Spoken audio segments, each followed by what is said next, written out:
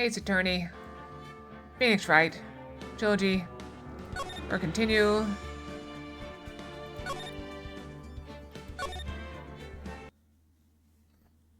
Right. Now, the moment you've all been waiting for. Who will be this year's Grand Prix champion? Who will be our hero of heroes? Moon's very pretty there.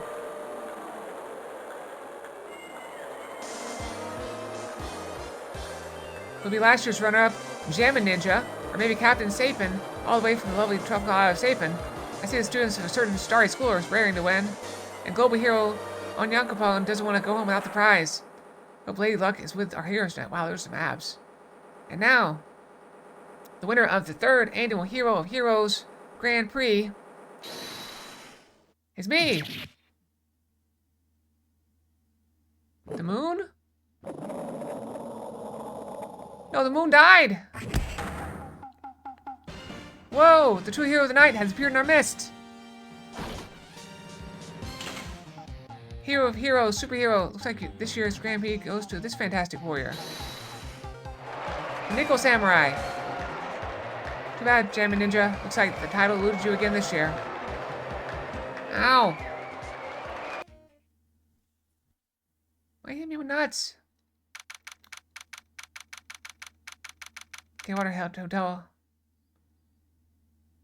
Viola Hall? I think so. Hey, yes, did you hear that, Nick? Did you? The Nickel Samurai, he did it! Yeah, he sure did.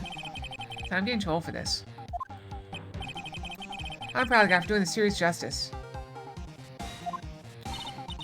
So the person everyone was cheering for? I guess he got the prize? Yep. You know who we're talking about, right, Pearly? The Nickel Samurai. No, every Sunday I only watch the educational channel's Kids Masterpiece Theater. Oh, poor kid.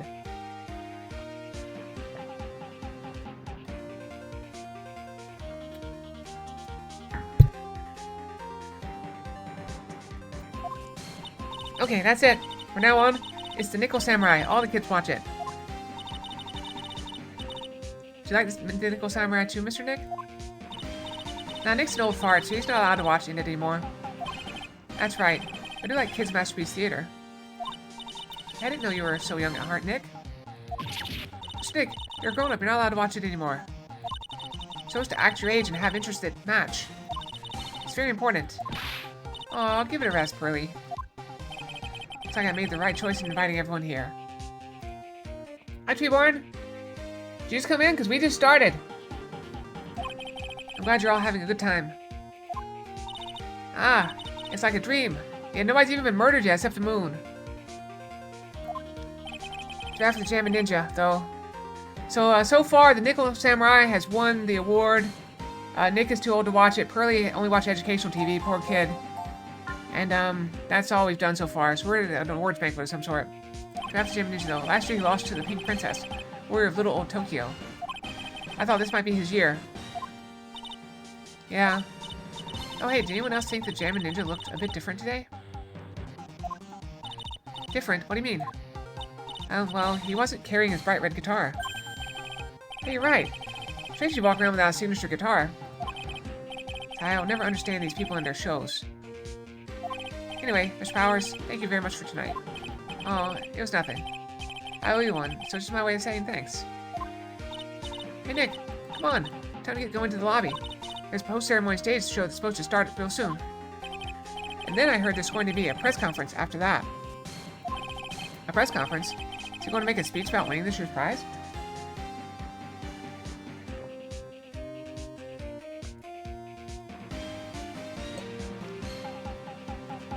I brought my good mug home. I like it. I don't spill any on myself. Oh, not exactly. Something about the Nickel Samurai confessing something. Confessing? Sounds pretty serious. Alright, Nick, come on. You don't want us to be the last ones there, do you? Yeah, Mr. Nick, do you? Well, I mean, the show doesn't even start for another 20 minutes. Thank you very much for inviting us today. Oh, it's nothing really. Guys like us don't get to come to a place like this often, so I thought I'd invite you all. Mr. Powers, what have you been up to lately? Well, since the Pink Princess successfully wrapped up last month, I've been on a kids' exercise show. Hydrate. I just finished up the last of my tea. Hold on a second, I'll switch in my water. Getting in the water.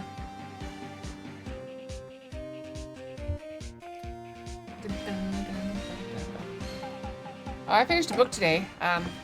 It's the 5th in the series. The last book, the 6th, comes out January 15th. So I'm just reading fluff until then. I'm in a kids' exercise show. While I'll be wearing a rabbit mask over my face. Oh, I see. To keep from scaring the children. I'm so really sorry about all the headache I caused you last time, Mr. Wright. Oh well, what's done is done, so let's forget about it. He kind of looks like a monkey. You guys get that impression from him? A very large monkey. My nose is running. That hand is in the wrong place. My nose is running. His willpower. He's an action star. There, I hydrated. I forgot to because I just stopped in my water. His top player exploded when he was a Steel Samurai. He was the first case Maya worked on with me. It's too bad you look scary. People know you're a real softie who's good with kids. Thanks. I can't believe they're going to make a movie based on the Nickel Samurai. Can't believe it either, but for a different reason. The Steel Samurai, an epic story of one hero in a desperate fight against his arch nemesis, the evil magistrate, in the city of Old Tokyo. And last year they started a new series, the Nickel Samurai. The new series seems to be a hit with the kids too. Why do you call him Nickel Samurai? Is he made of nickel? Only attached to the Steel Samurai as a show. So I was hoping maybe I'd get a chance to do something in this new one. Yeah, it's too bad. It'd been awesome to see you with the new actor, Matt Ungard. Super popular right now. Mr. Ungard? Looks like Pearl doesn't know who he is. This year it's going to be Nickel Samurai versus Jammin' Ninja at the box office. Jammin' Ninja? Who's that again? So who's this Jammin' Ninja again? He's a hero, duh. His symbol is the bright red guitar he's always carrying. Ninja's always carrying around a bright red guitar? How's that even work? With a scarf around his neck and a guitar in hand, he rises to stardom in an ancient time. A ninja who becomes a star? This guy has a star on his head. Yeah, a ninja who becomes a star. There's a little panda, there's a rabbit, there's a deer, and a bird. There's a strong rivalry between the two of them. Local Studios Nickel Samurai and Worldwide Studios Jammin' Ninja. They even air at the same time. You know what I heard? I heard those two don't get along at all. Nickel Samurai's on guard, and the guy who plays the Jammin' Ninja, I mean. Nickel Samurai speaks French? Oh, you mean Matt Ungard, the actor. I guess even the world of heroes isn't a sparkling, happy place. Yeah. You know, you think they would work together. Wait. Oh. Maybe. Let's examine the room. Let's look at this food. Look at all that good food. What can I say? This is really high-class hotel. I've never eaten this kind of salad before. Poor Pearl's having eaten only vegetables all her life. She's been missing out. Don't worry. Any leftovers belong in my happily awaiting stomach anyway. Such a glutton, Maya. I'll lose one to Maya. You sure can eat. Well, a growing girl needs her nutrients. Growing girl, exactly how big do you plan on getting? This reminds me, so I went to a Christmas party at work one time. They had it in this really fancy hotel like this. And they had these tables just lined with wonderful food, and it was amazing. Food was fantastic. And so I got my plate like everyone else, and you know, at the end of it, I was getting ready to leave, and my boss was like, why don't you go fix a plate to go? And so I went and fixed a plate, and I was like, hey, can I get a to-go box? And like, oh, nobody's allowed to take food home. I was like, what? Like, oh yeah, we can't have somebody getting sick. So I had this extra plate filled with food, and I'm like, I didn't mean to waste it. It was a buffet, but it was a work buffet. They paid for all the food, so it was just work employees, and everybody had eaten, so they were just gonna throw the food away. They would rather throw the food away than let people take it home. So that kind of bothered me, but then we never had it there again because they're too cheap. Sure is one luxurious hotel. Almost to the point of gaudy, with how it blends together everything fancy imaginable. Pretty fancy, didn't that bellboy give me something like that last year? That chandelier is really something, isn't it? I thought it was a kind of spaceship. Hey, Nick, how about we go get one of those for the office? Those hang from our 4-week ceiling? I don't think so. I mean, it makes logical sense, but at the same time, I hate seeing food go to waste. The award ceremony was just held on that stage. Really fabulous. It just reminded me of the circus for a second. Well, shows like that are guaranteed to be good, you know? There's a grand set of doors over there. Behind those doors is an equally grand lobby. Shall we go and take a look, Mr. Nick? Hey, wait up. This grand dessert is calling to me. It's saying, eat me now. Are there any ladders around? Wait, what is that? This is all a dream. I don't ever want to wake up. All the directors and stars that were here to see the heroes now. Wow. I had no idea who most of them were. Neither did I. Nick, you've got to cut that news-only habit out. Your new show is going to be The Nickel Samurai every Sunday morning at 8. Oh, I know. We can watch it together starting next week. I'll come wake you up extra early to make sure, okay? I'm fine, you know, we don't have to on my account. Yeah, that time I used to getting home from the grocery store and putting up my laundry. Alright, let's move. Oh wait, hold on before we go. I really owe you one. If it wasn't for you guys, I don't know what would have happened. What you did, it was a real tight spot I was in. You fought so hard to get me out. I don't care what happens. I'll never forget everything you've done for me. To the hallway! There's the bathrooms. Wow, what is with this place? Looks like I've stumbled into Oz or something. Way in the back, there's a sign for the bathroom. Maybe I should visit it while I can before the show starts. There are toilets in each room in this hotel. Since all sorts of events are held here, there are bathrooms for people who aren't staying here to use as well. There are people like me who can't afford to stay here in the first place. To Mr. On Guard from the Global Studios staff. I'd be nice if lawyers got flowers too, something like, to Mr. Wright, from all your grateful clients. There's a bear! Don't say flowers in front of dressing rooms. What are stuffed bears doing here? Could be there's an action star with a soft spot for teddy bears? Nah, it can't be. Compared to the flowers on the other side of the hall, these are much more gorgeous. Let's see, record companies, fan clubs, company workers, family. Carrying all those flowers home would be hard, I think. They probably don't carry them. Piece of paper taped to the door that says, Juan Corrida's room. Juan Corrida. His name just sounds like a star's name. Actually, it sounds like One Corridor. I've heard it before, but I don't know anything about him at all.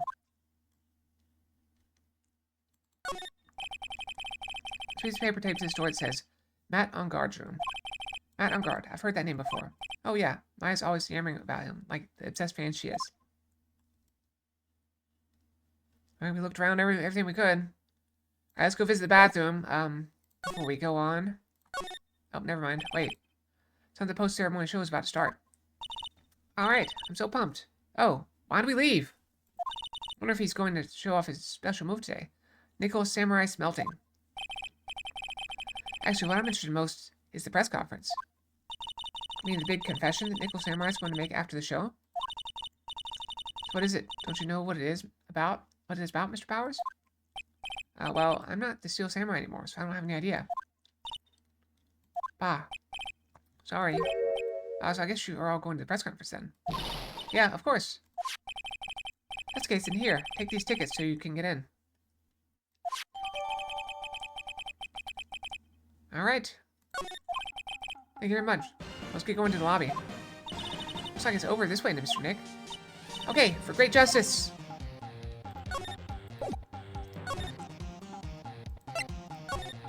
Let's go. No crimes even happened yet that we know of. Only a real gaudy hotel would have such a large, gaudy lobby to match. I think they're going to have the post-ceremony show over there. They're using a compact stage, I see. Oh, I'm all ready to use my special samurai power. Maya looks like she's ready to start a fight. Your attention please, your attention please. The Nickel Samurai's post-ceremony stage show will not be held tonight due to unforeseen circumstances. What? Why? It's unforeseen. Ow.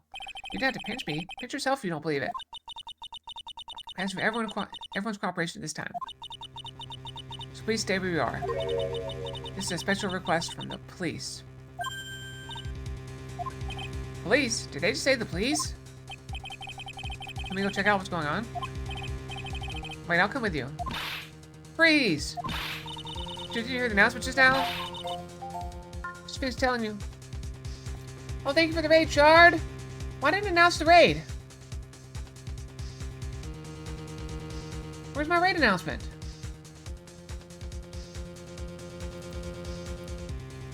Oh, you got it? Are you playing Infinity Nikki? I think I messed up my raid announcements earlier. Let me see if I can go fix it. Where was it? It was like, I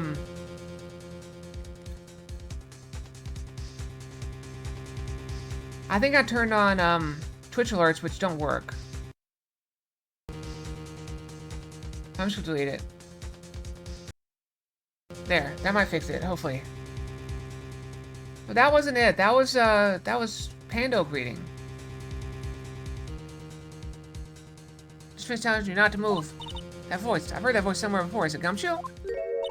Oh no, I honestly use these days. Can't be bothered to listen to other people when they talk. So today, it was the same thing. There was a small shop that said the bridge out. Along comes down this little punk to the bridge to try to tell the boy the bridge out and it was dangerous. But he listened, no, of course not. He said he'd be careful and walking on the in part. The bridge out part is dangerous. I'm not kidding you here. The kids, wait a minute. Well, I'll let him have it then and knocked him clear off that bridge. Honestly, kids these days don't know where that, I'll tell you. Happy New Year's! Have you had New Year's yet? How was your stream? How was Infinity Nikki? Okay. Well, it's good to see you. Yeah, I'm gonna be streaming until the fireworks stop. You're on the West Coast? Oh, yeah, I'm on the East Coast. So I'm streaming until the fireworks stop. So probably another 6 hours? I don't know. It's non-stop chatter. It's the security guard. It can't be. The game's so fun. That's awesome. Yeah, I've heard a lot of good things about it. You got further in the story? That's good. Making progress. It can't be. Miss Oldbag? What's it? You young whippersnappers? Do I know you? Well, thank you. And thank you again for the raid. I appreciate it. Wait, you're Powers, aren't you? Yeah, about what happened back then. You didn't even get nominated this year, did you? Well, that's right. You're doing that children's exercise program, trying to play nice. Oh, yeah, that's me. Thankfully, I still have a job. I love that show, and you're a hoot. You're the Big Brother character, right? Even your face covered by a mask, I know you're that giant rabbit. Go to work hard, but that's how it is, you know? I mean, if you didn't wear that mask, who knows how many TVs you'd break? Really, shame on those kids extra around you. They're getting what they deserve. That's why I thought you shouldn't be... what are you doing here?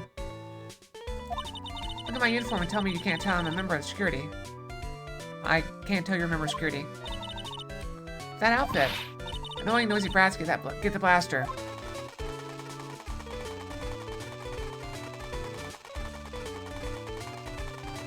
I'm speechless. Let's look around first. Stage for the post-ceremony stage show. There's supposed to be a press meeting after the show, but now looks like no one will hear what this Nickel Samurai had to confess after all. I'm going to say these cameras are set up to cover the post-ceremony stage show. I wonder where everyone's gone. They abandoned their cameras like this.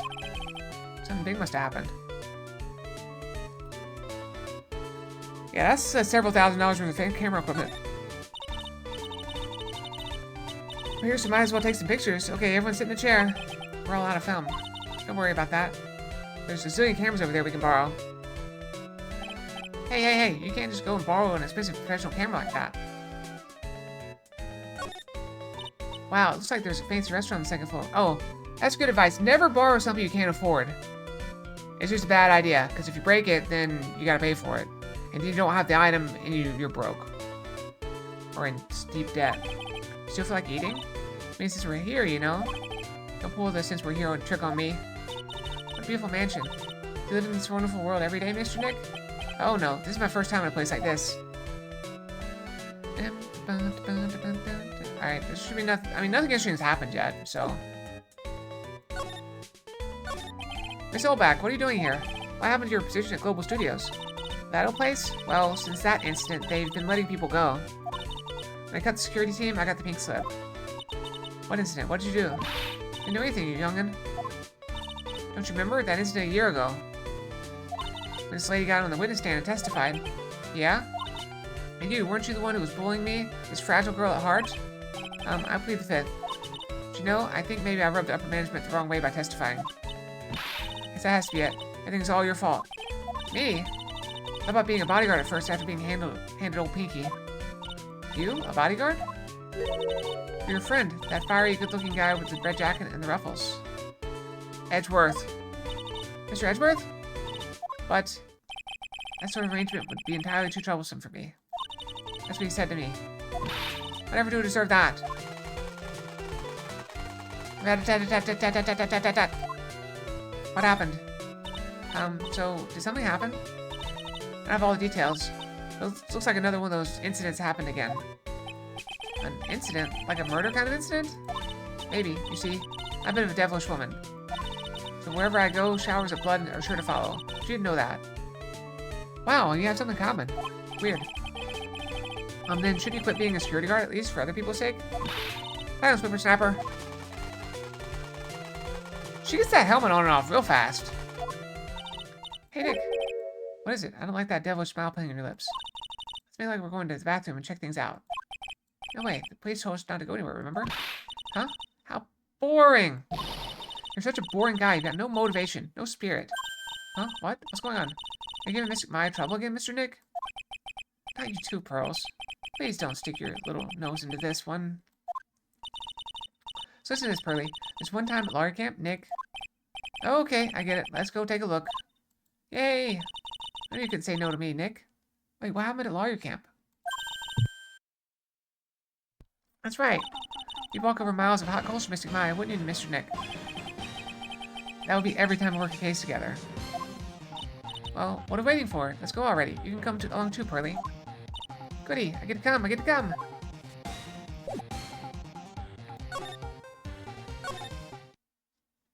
Back in here. There's nothing really out of the ordinary here. You're looking for the incident that the old lady was talking about? Don't like it happened here. Well, we better go look somewhere else. Alright, then let's try... Excuse me, Ack. You by chance Miss Maya Faye? What happened to your face? Yeah, that's me. You have a phone call waiting for you at the front desk. But he doesn't even have a musical instrument.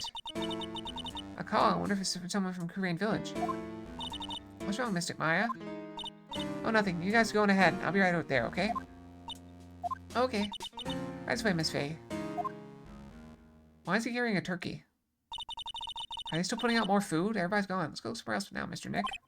Yeah, okay. This is a little exciting. A little scary. Anything new here? Wait. It's a feast fit for a king. Yeah, it was the first time I ate that food. What was it called again? I think it was called... Started with a key. Kiwi? That's right, a kiwi. I don't know what to say. It's a sweet but sour fruit all in one. Poor Pearls, haven't eaten. Only vegetables I should be missing out. Okay, I think we're good. Let's move on. Wait, stage again? So we just held on that stage. The fabulous. Which reminded me of the circus for a second. Heard that the very big circus just recently started holding performances again. I'm sure they're all fine, Pearls.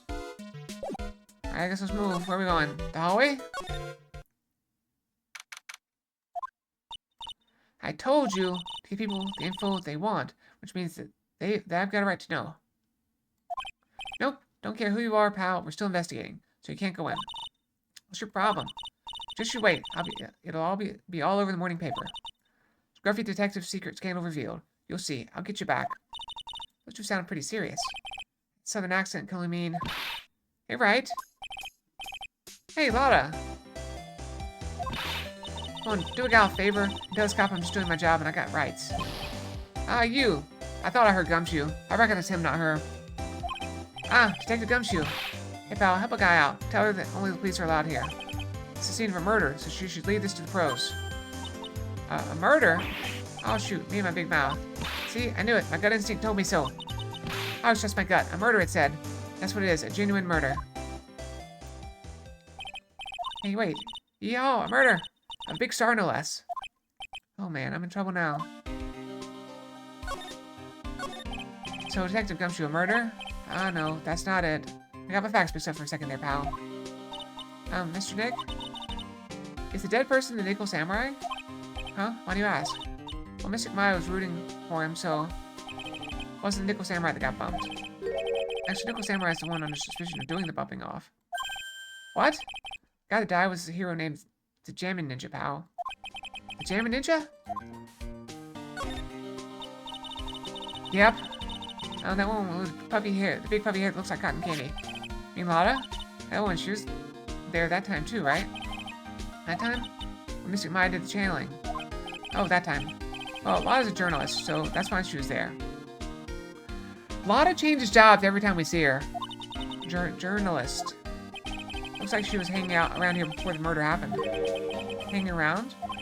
Yeah, hiding in wait in front of the Jammin' Ninja's door, pal. But why was she... She wouldn't tell me, pal. She said something about getting my big scoop. Scoop? What sort of news could she be after? The victim was the Jammin' Ninja. Mr. Jammin' Ninja? He was on a really popular rival TV show to Nickel Samurai. Oh. The victim's action star, Juan Corda. Is he holding a flower in his mouth? He's got a huge push and rode the express train to stardom. I mean, even I know who he is. Even I recognize his face.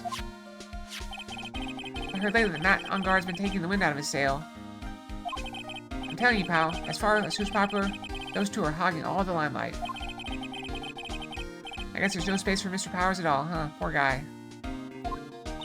Mr. On guard, that's Nickel Samurai, right? Yep. I mean, no, you got to say it with more oomph. The Nickel Samurai! Anyway, now that Juan Cord is gone, that means Mr. On guard has the whole stage to himself, wouldn't you say? Wouldn't bet on it, pal. We can't have that happen, you know? Can't have that happen. What's that supposed to mean, I wonder?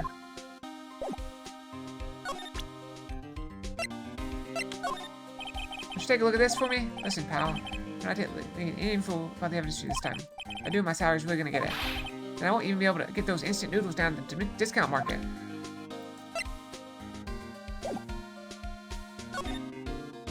Anything to look at? I mean, we can present everything. He's not leaking anything. Got it. Alright, got nothing. I mean, we present this, but I don't think he's lying. Yeah, no good. Wait, can we present people? Nickel Samurai, he really took the Grand Prix tonight. Maya's a big fan of his. Really? Oh, I'm sorry then. Why are you sorry? Matt on guard was just arrested, pal. On suspicion of murdering Juan Corda. What?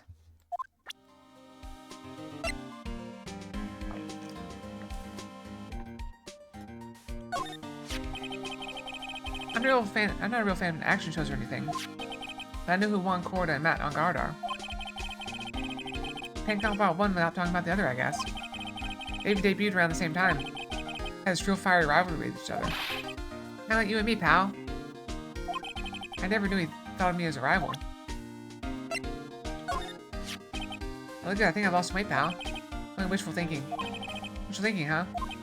In that case, I wishfully think I've lost some weight. Wishfully think he might face the facts one day. Like I've been on that instant noodles only diet, pal.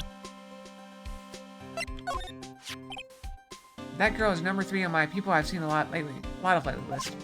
Oh? Then who's number 1? You need to ask. It's you, pal. Ah, so who's number 2? Maya Fey.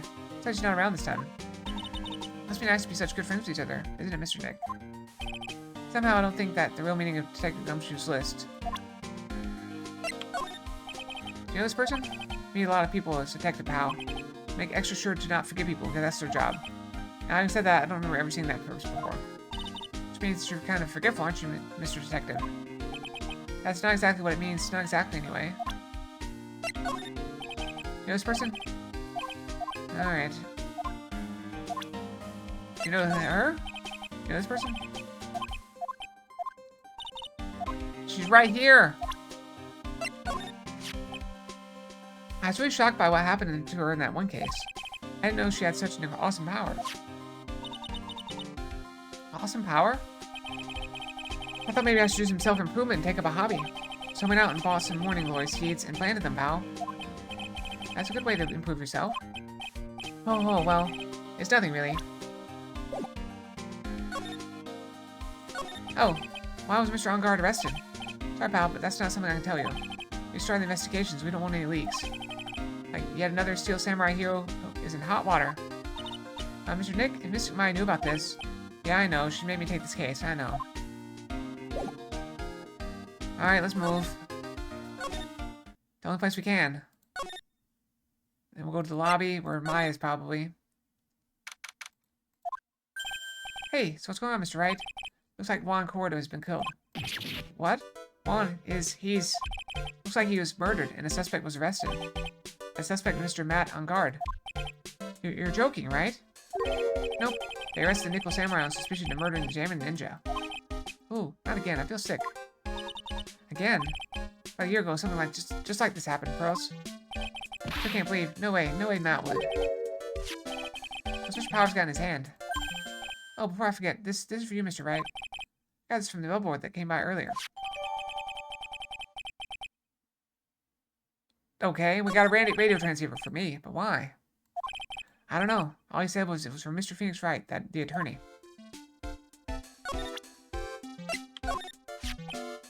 It was almost right after you guys left. An old man who was a bellboy at this hotel showed up. So he told you to give this to me? Yeah, why give me this transceiver?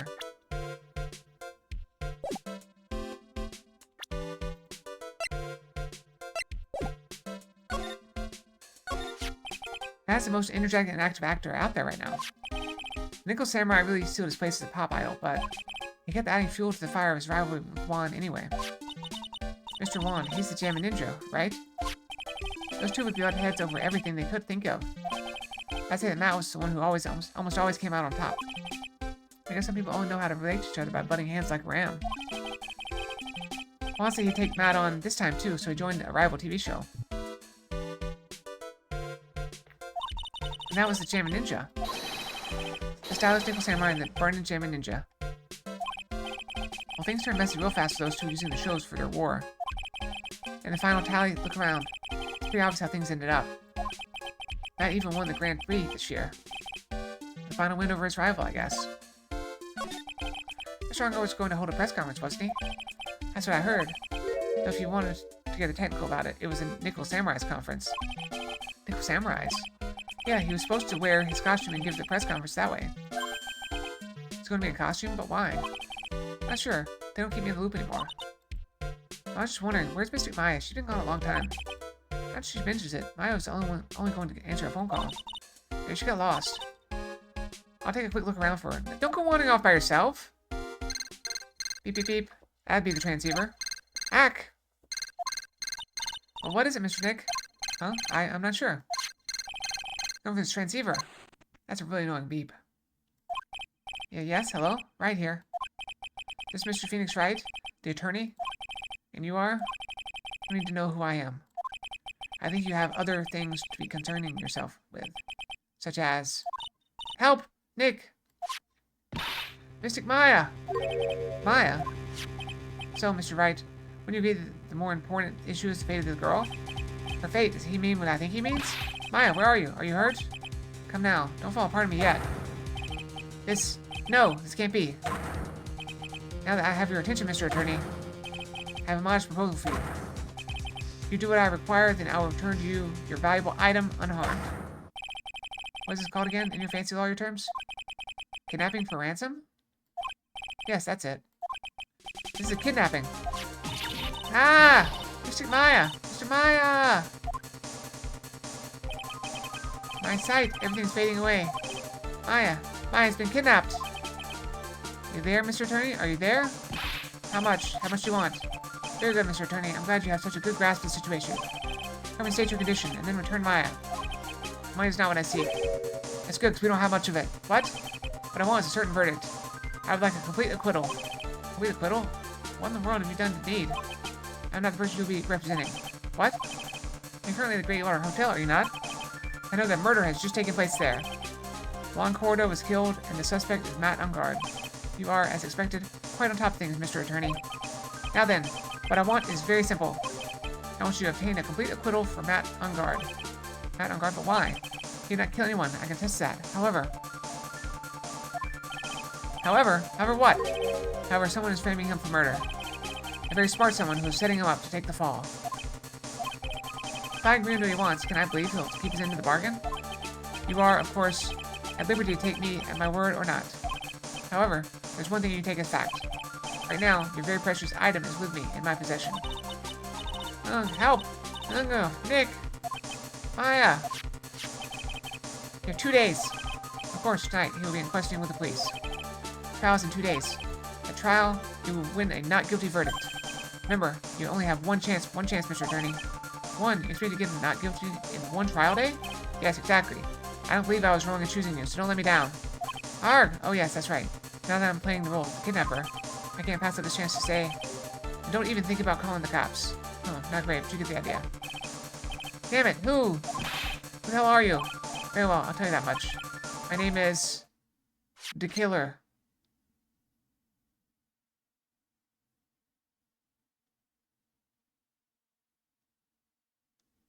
Wow.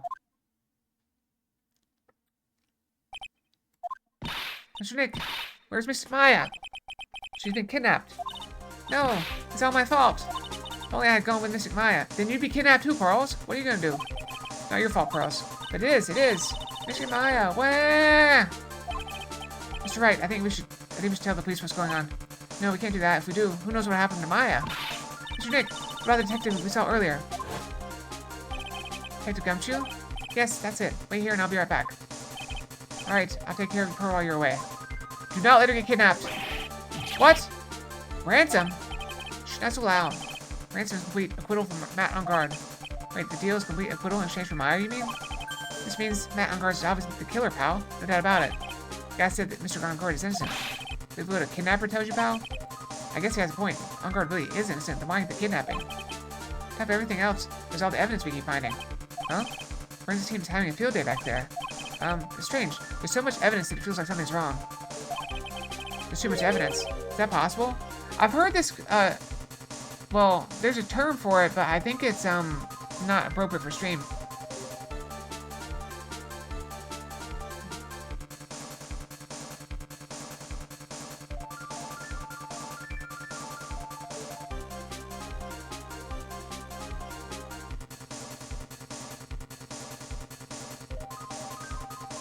Oh, maybe not. Okay. There's no term for it. Is that possible? Actually, didn't the kidnapper say something about on guard being set up? Anyway, it looks like you won't be leaving here tonight, pal. Just attack and cooperate with the investigation. Tomorrow you can start yours. Alright, isn't there another way? Also gotta be careful about pushing the kidnapper the wrong way. You're right.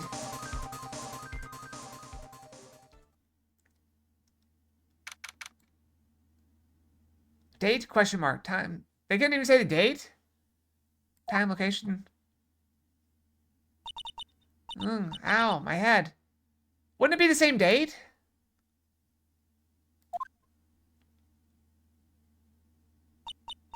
Where am I? You're in the basement of the hotel. What if I'm still in the hotel? This is the wine cellar of the hotel.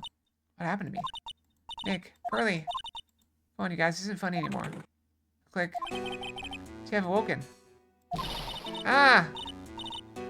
Who are you? That's a costume. I thought it looked weird, so that's a zipper. Me, I'm known as the Killer. The Killer? You mean like an assassin? I'm too young to die. Don't worry. You are not my target. For now, anyway. Ah, Nick, where are you? Help me. Yes, that's right. Only one person can save you now. And that is Mr. Phoenix Wright. Huh? Oh, what? Nick? Nick's gonna save me? Calm down and be a good girl. Think of this as a business transaction. A business transaction? I'm gonna contact him now. Hope you'll cooperate and play your assigned role well. Nick. What's going to happen to me, Nick? Pearly. Sis. Is this Mr. Phoenix Wright, the attorney? You need to know who I am. I think you have... Okay, so it's basically the same thing. So that's right before... the thing. Good morning! Ah! Morning, Pearls. Mr. Nick, come on, let's hurry and go see Mr. On guard. Right, wait a bit, Pearls. Visiting hours will start until 9 a.m., so... Oh, I see. Mr. Maya, if only I had gone with you. Poor Pearls. Been like this since last night. We managed to get home somehow yesterday evening. Thanks to Detective Gumshoes gently holding her by the hand and leading her here. By the looks of it, I don't think Pearl's got any sleep at all last night. Mr. Nick, Mr. Maya, she's alright, right? Yeah, she's alright. Either way, I'm going to save her. You can trust me on that. Please, please, help her. I'm only able to stay this calm and collected because Pearls is doing the crying for the both of us. Pearls, you're really worried about Maya, aren't you? I don't have anyone else left in the world. What do you mean? My family's all gone. My family. My father, he left my mother and the village behind and went away. I'm sorry. And my mother, she did that thing, all for me. Mystic Maya, she's like a sister to me. She's all I have left in this world. I have a thought, huh? You're going to represent Mr. On Guard, aren't you? Yeah, I don't really seem to have a choice. But what if he is the real murderer? What would you do then, Mr. Nick? Would you fight to get a not guilty for a murderer to save Mystic Maya? Pearls, let's talk to Mr. On Guard first, okay? We can think of all the bad things we want, but it doesn't change a thing. Yeah, you're right. I'm sorry. I can't stop thinking about it. We're gonna show her our attorney badge. Pearls, looks out of it. Maybe I should leave her alone. Okay. Alright, let's move. That conversation took long enough for it to be visiting hours. Oh, we're a little bit early. We couldn't wait for visiting hours to start, so Pearls and I came down here early. To visit one Nickel Samurai charged with the murder of the jamming ninja. He looks very upbeat. Good morning, how are you today? I know the situation might be a little tough for you.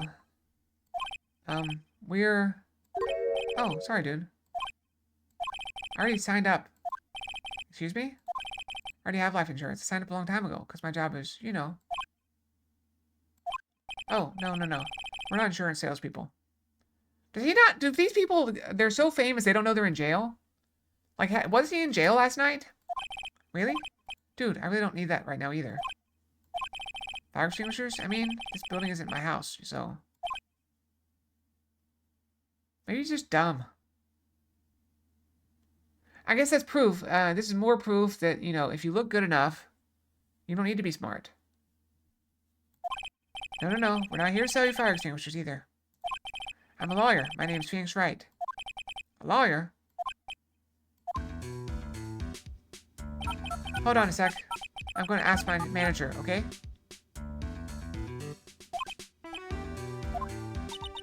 Nick Samurai sure is a strange person, isn't he? Also, why is he allowed to have a phone in prison? Then again, we have a woman with a whipping cord, the guy that had the knife in cord. I think strange is an understatement. Sorry about that. You're just in time. Huh? You're a lawyer dude, right? The manager's looking for a good one right now, so how about it? Mr. Nick, this is our chance. I have to make him let me take his case. I have to. Let's present lawyer's badge. It does kind of look like handcuffs.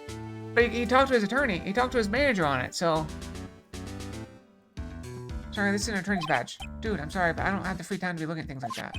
Huh? Why don't you busy with Nickel Samurai stuff right now? I have the time to take a lawyer's correspondence course.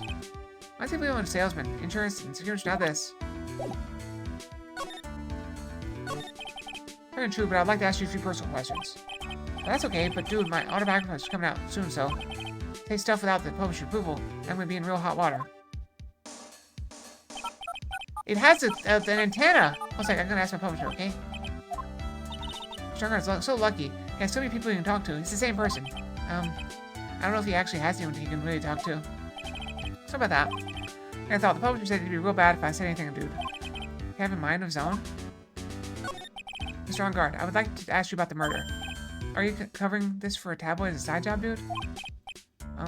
Well, if you want my statement on this, you should ask through my staff. No. I'm not asking on behalf of the tabloid.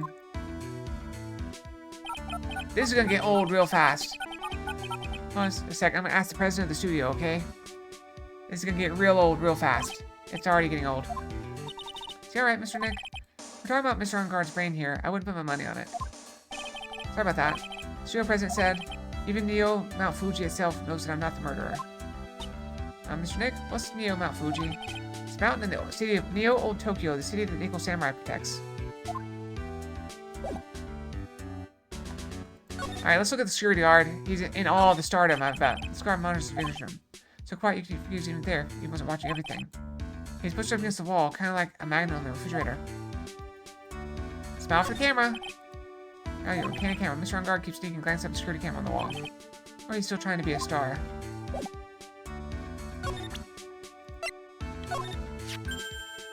Mr. Nick, what are you gonna do with that? I don't know yet, but I figured I could show it to him. That transceiver? Looks like a real nice one, too. I got it as a present from someone. Interesting. I've also been instructed to take your case. Is that what you heard from the transceiver? Yes. Dude, that's terrible. Don't let some disembodied voice boss you.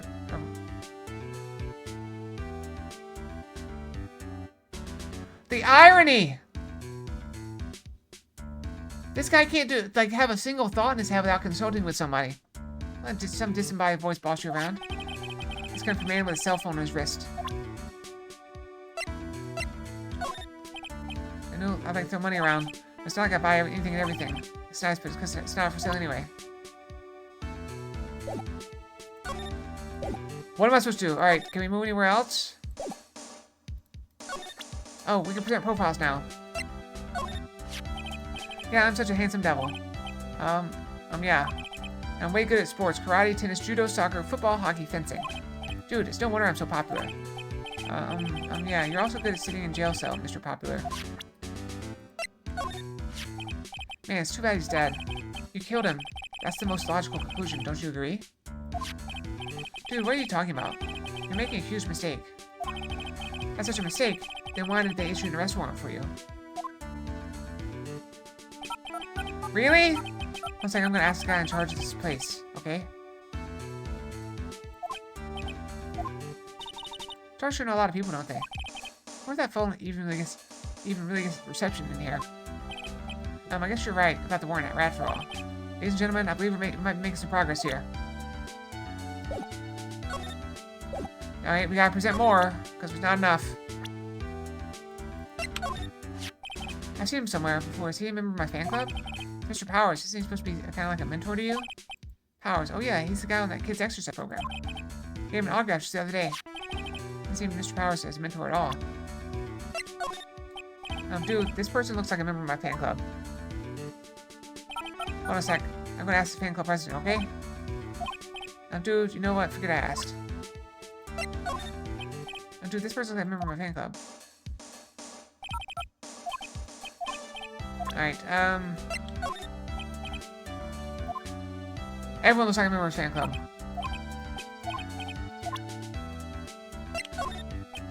Dude, this... We're not making any progress. Well, let's check one last person. She's literally right beside you. Alright, we got nothing. Oh, while we're on the subject, there's something I want you guys to be thinking about for a little bit. I have a bunch of open emote slots. So I was looking at the person that I contracted last time to get emotes done. And so I can get 10 static emotes and 2 animated in a package. So I was thinking, getting 6 emotes, static emotes, 2 animated, and updating our badges, because, you know, we all have the same badge. All subs have the same badge. So I was looking at maybe getting upgrades for, you know, long-time subscribers. And also, there's bits emotes. Even though, you know, not a lot of people have them. So I was thinking about getting 2 advances to that and 2 advances to the badges as well. If you guys think that's a good idea. Like here, I can show you the... Wait, that's the wrong button. Emote. Like here's the current bits emotes. Where are they? And there's that one, and this one. So I was thinking about advancing... I was thinking about adding 2 more emeralds with the treasure piles, you know, with larger treasure piles. And also, you know, advancing the subscriber badge. We have 6 emotes, so I was thinking maybe making one a spray bottle, because I feel like we need that. But if you think it might be better to do that one, you know, outside of, you know, that, but... So we can have the same one, like all the ones like the Confused. Same person did those, so... I don't know. Just be thinking about what we might want to do for emotes, and maybe I'll make a channel specifically for that. Like what might be a good idea. Feel free to steal stuff from other channels. We'll be making our own version of it, so it won't be like we're directly stealing emotes or anything like that. Just like, oh, this might be a good idea. You know, just things that might fit. So just be thinking about that, if you don't mind. And I can make a Discord channel for it. Let's see. No, no, I don't think we want to do brick. We're gonna do, that's a separate thing. That's a separate thing. Alright, let's see. Let's see here. Can I make a new channel?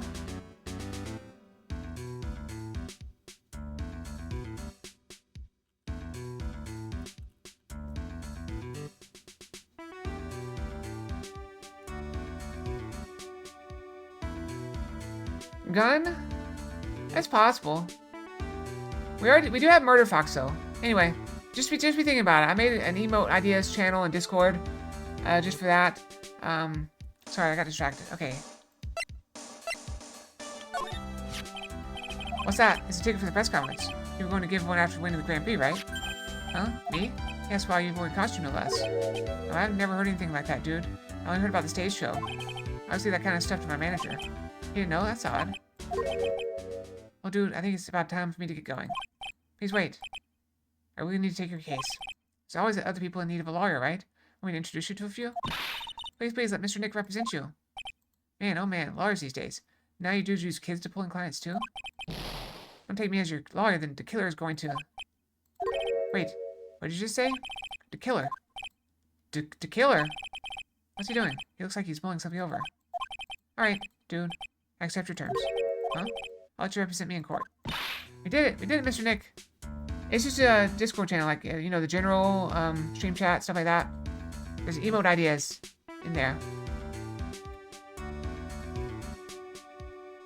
It's not locked or anything. I assume people can still talk in it.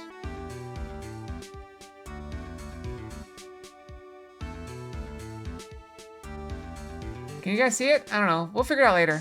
Yeah, Zelda can get into it. So. Alright. So it's clearly working. We did it, Mr. Nick. Yeah.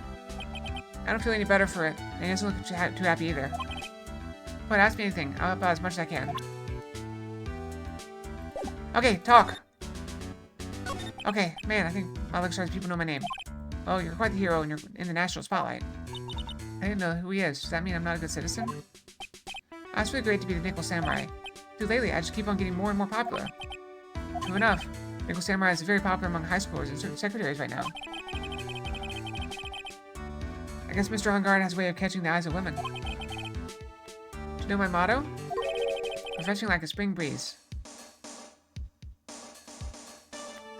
See, that could be a cute one with, like, Emerald. Refreshing like a spring breeze, that's what I am. Spring breeze. That's why this kind of scandal is disastrous, dude.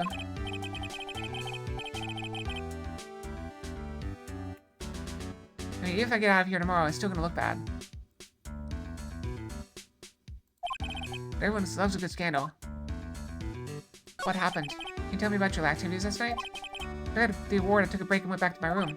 I had that post-ceremony stage show to do. I was in my Nickel Samurai costume. And you were all alone the entire time? The manager was running around being busy, so yeah. There's a press conference you were supposed to hold after the show? I told you, dude. I have no idea about any press conference, alright? That's strange. I thought Nickel Samurai was going to confess something. Anyway, I was leaving my room. That's when I noticed it was kind of noisy. Fox Ray, okay, that's a good idea. Good idea. This is kind of noisy. That's a good one. Make sure that gets in there. Well, that's why I want to make my own. We gotta get our own, so we can stand out a little bit. everyone was already dead at the time. Yeah, that's what I gathered from my manager. Beginning to gather that this guy can't do a thing on his own. That's when the detective in the green coat showed up. That's another thing that, like, you only get so many emotes. The cap right now is 20, like, all streamers all use the same ones. Well, I mean, I just don't have any ideas. Like, I can't think of anything that's unique that nobody else is doing. If you can think of something that's unique, that'd be great. So, happy to hear ideas.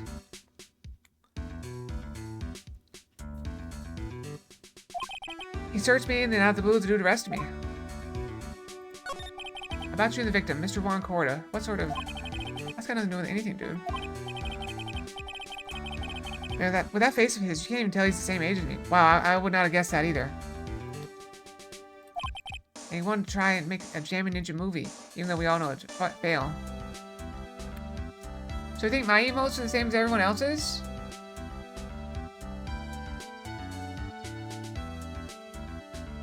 This one's been a popular one lately.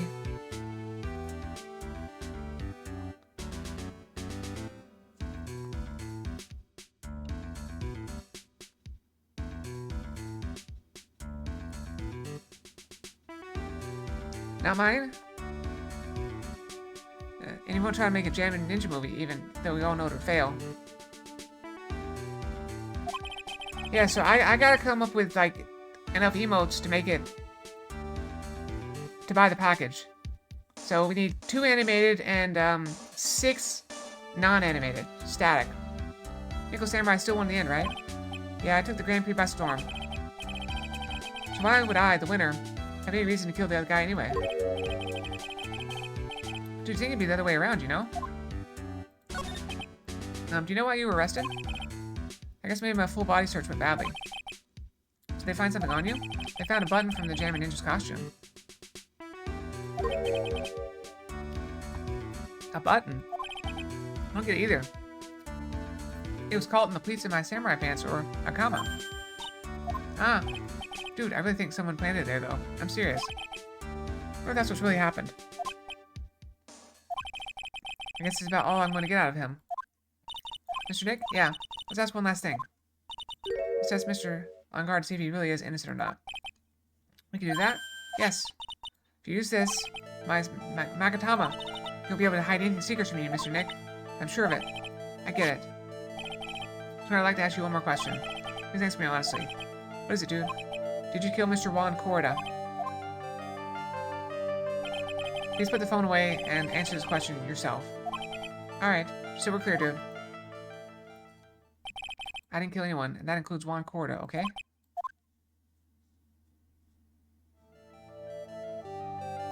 Well, Mr. Nick? Nothing. Not a chain or lock in sight. Which means it's alright to trust him. Yeah, we have time. It's not like I'm not going out right this second to purchase a packet of emotes. Okay? So, I just need ideas. I'm willing to reach out and see.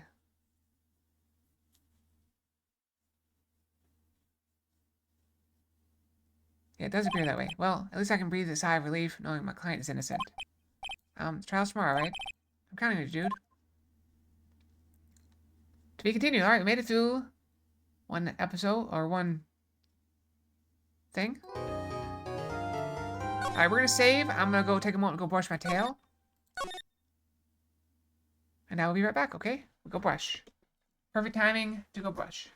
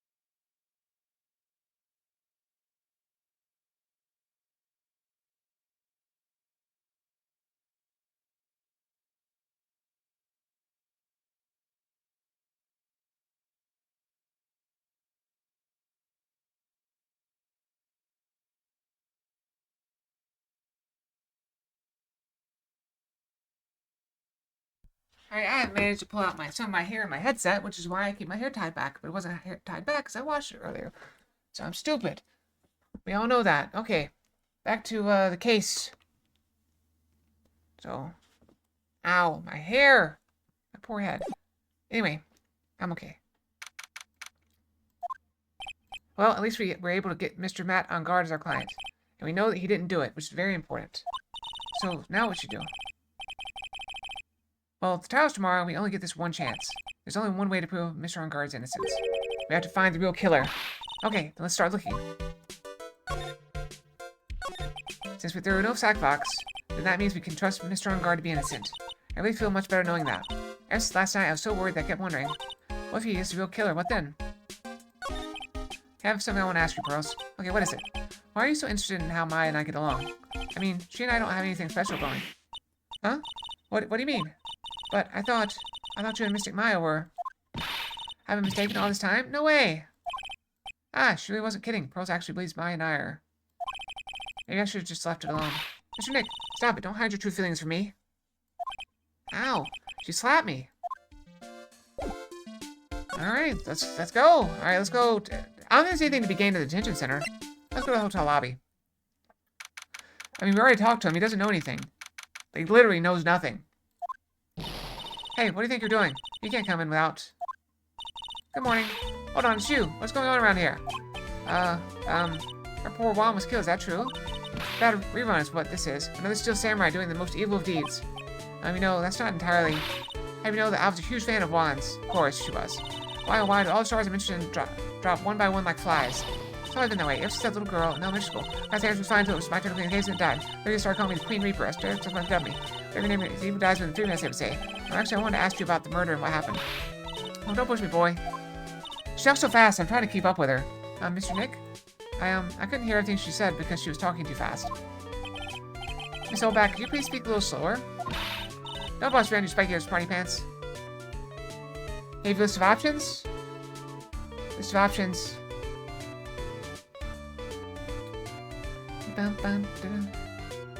Fox technology problem. I actually have a good idea for the Fox technology problem. That's a good idea. Oh, digging. Oh, yeah, that's a good one, too. Listening. Oh, I really want Fox News, but we gotta make sure it doesn't, like... hold on. Let me look up.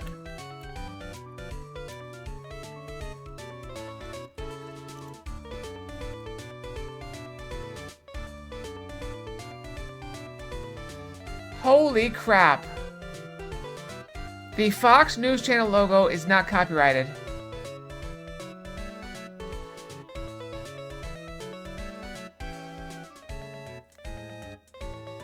So we could literally just steal theirs.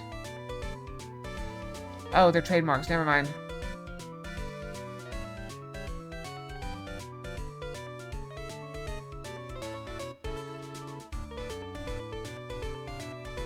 Okay, never mind. It's trademarked. It's not copyrighted, but it is trademarked. Stop shooting me with your gun. My dear Hammer died a year ago in that dreadful murder. And only recently did I finally find a star that makes his heart go ba-dump again. I don't know what to say. I ask you, why does every star I cheer for always end up kicking the bucket? I'd watch your words. No one's going to get away with saying anything bad about my wand. I haven't said anything. Well, I don't believe a word that woman says anyway. Huh? What woman? That irritating backwater girl with the afro and the horrible country accent. I mean, what's that manner of speaking supposed to be? And why does she never stop? This lady's complaining about people never stopping? Honestly, women these days, they don't know the meaning of the word modesty. When I was a young maiden, I was so beautiful even the flowers and fields blushed. Despite this, I pressed flowers and red stars and wrote beautiful love poems or... Pearls? Are you thirsty? A little. Okay, I'll go get you a juice or something. Thank you very much. Hey, are you paying attention? Youngest today. I'm guessing Miss Oldbag heard everything from Lotta. I want to ask you about what happened around the time of the murder. I don't know anything about that. I was here getting ready. Getting ready for what? The show, of course. Well, and the press conference afterwards. Cue mysterious music for the magical press conference. Anyway, I don't know anything about the murder. Ah, I see. But you're talking about what I saw that's different. I saw it very clearly. What? I saw the most important moment of the night. What you witnessed? The most important moment. You don't mean... Oh, so now you treat me with respect. You disrespectful child. When you speak to your elders, you should always be polite. Really, kids today. Please tell me, what did you see?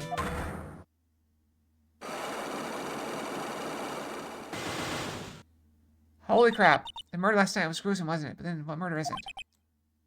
Please don't stray onto another tangent, please. Want to hear more and show your respect to bringing this lady a present.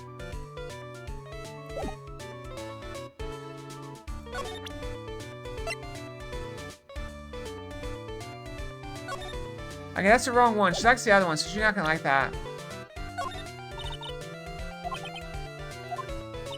Please, anything will be helpful. Then how about I tell you my measurements? No, that's okay, really. She doesn't like you, does she, Mr. Nick? I know. Alright, we're not gonna bother right now. It's not worth the time. Anything worth seeing here? Stage they were going to use for this post-ceremony stage show. At the show, there's supposed to be a press conference, but even Mr. On Guard himself didn't seem to know, huh? How's the person who's supposed to give a conference not know about it? Cameras belong to the press conference. The press came to cover the conference. They're all basically doing the same thing, staring at the empty stage. Seats for spectators, the post-ceremony show, and press conference. It's too bad neither event is going to be held now. The lobby of the Grand Staircase always feels enormous. Right now, the only thing filling this enormous room is anxiety about the murder. I really hope nothing else bad happens here. Alright, let's go here, I guess. Looks like the investigation is still in full swing. Hotel staff and the police are running around like a bunch of headless chickens. What if we can do the investigating of our own in this kind of atmosphere? Well, gotta roll up the sleeves and try, I guess. They left all the food out here. We had this table last night, didn't we? Yes. So really happy then. Wish I could make you smile again, even for a second. Oh. I must have missed it. It was flowers. Sure, it's one of those screws. Alright, that's the same as before. It's really fabulous. Alright, same as before. Nothing new. Such a beautiful sight. Chandelier? Yes, but I can't believe it. I can't believe that such a terrible murder happened under such beautiful lights. It's shocking. There's a grand set of doors over there. It's the doors Maya followed to the bellboy out of, only to disappear. When we had all gone together. What if we had all gone together?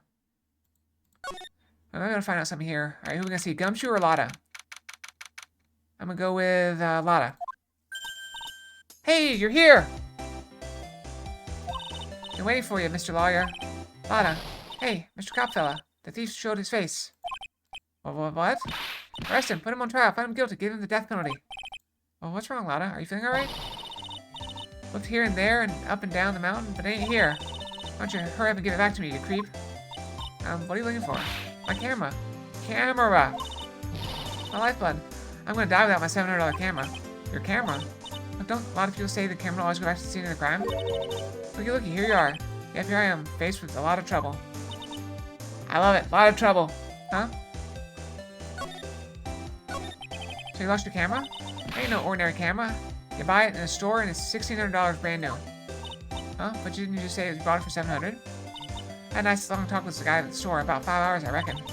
Made this itty-bitty scratch on it, and the manager got all huffed up in the face. He was talking to and was real mean about it, too. He made me cry at that. When did you lose your camera? Last night after murder happened. Must have been when I was busy running around looking into things. I lost sight of my dear, darling, expensive camera. Sweetie, sorry. Dear, darling, expensive sweetie. Lotta, what did you capture with that expensive camera of yours? I don't rightly know. I snapped a shot of anything that caught my eye.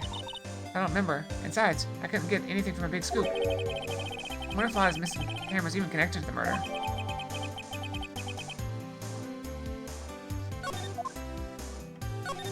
Lotta, please tell me what you know about what happened at the time of the murder. Well, before the ceremony last night, I was hanging around here in this area. Yeah, actually, I was here until around the time Mr. On Guard was arrested. What were you doing here? Sure you went to school, city boy? Wherever Lotta Hart goes, there's a story to be found. A big scoop to be had. A big scoop? I told you before, I'm going to be the best tabloid photographer the world's ever seen. And of course, that means I'm always looking for the perfect shot.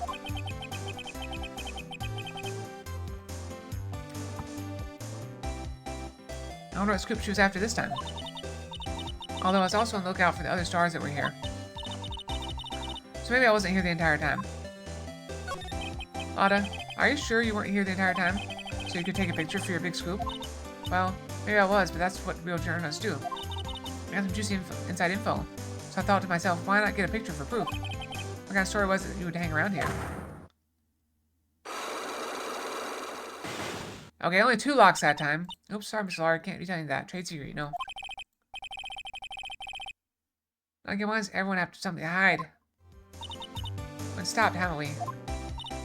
Yeah, take that, Mr. Lawyer. Glad someone around here is happy. Miss Lotta and your eye rule smile. Alright. Postage room at this hotel. Blah, blah, blah. We already saw this. Mr. Gar was here during his break, right? That's what he claims. The crime scene. If he had wanted to get to Mr. Corrado's room, he'd have had to pass this hallway. Piece of paper typed the doors to Ron Corrado's room. He's seen the murder, I reckon. There was something going on that night. But I'd never think it was murder. I can understand the flowers in front of the desk. What is stuff bears in here? I didn't touch them. It wasn't me. I tell you, I give my word. Why do I get the impression Lotta helped herself to one of them? Much more gorgeous. That's what I thought too. So I was nice enough to gouge Linda a helping hand. Secretly, of course. I have a feeling one of these days I'm going to end up defending her in court. Mr. On guard from the Global Studios staff. That's his lawyer got flowers too. Alright, can we go in? Ah, yes, we can go in. Alright, let's start here.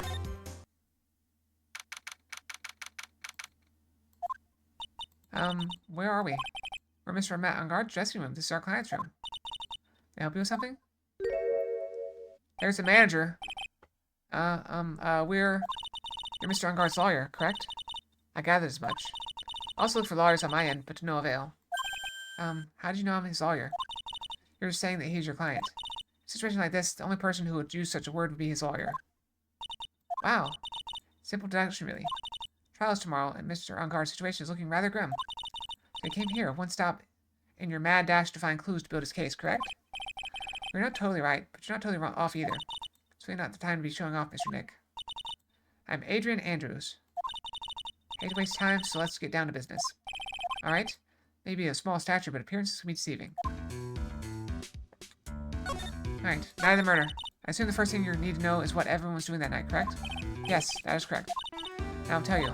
Or the award ceremony at dinner with Mr. On guard. What's she holding? What is that? I don't know.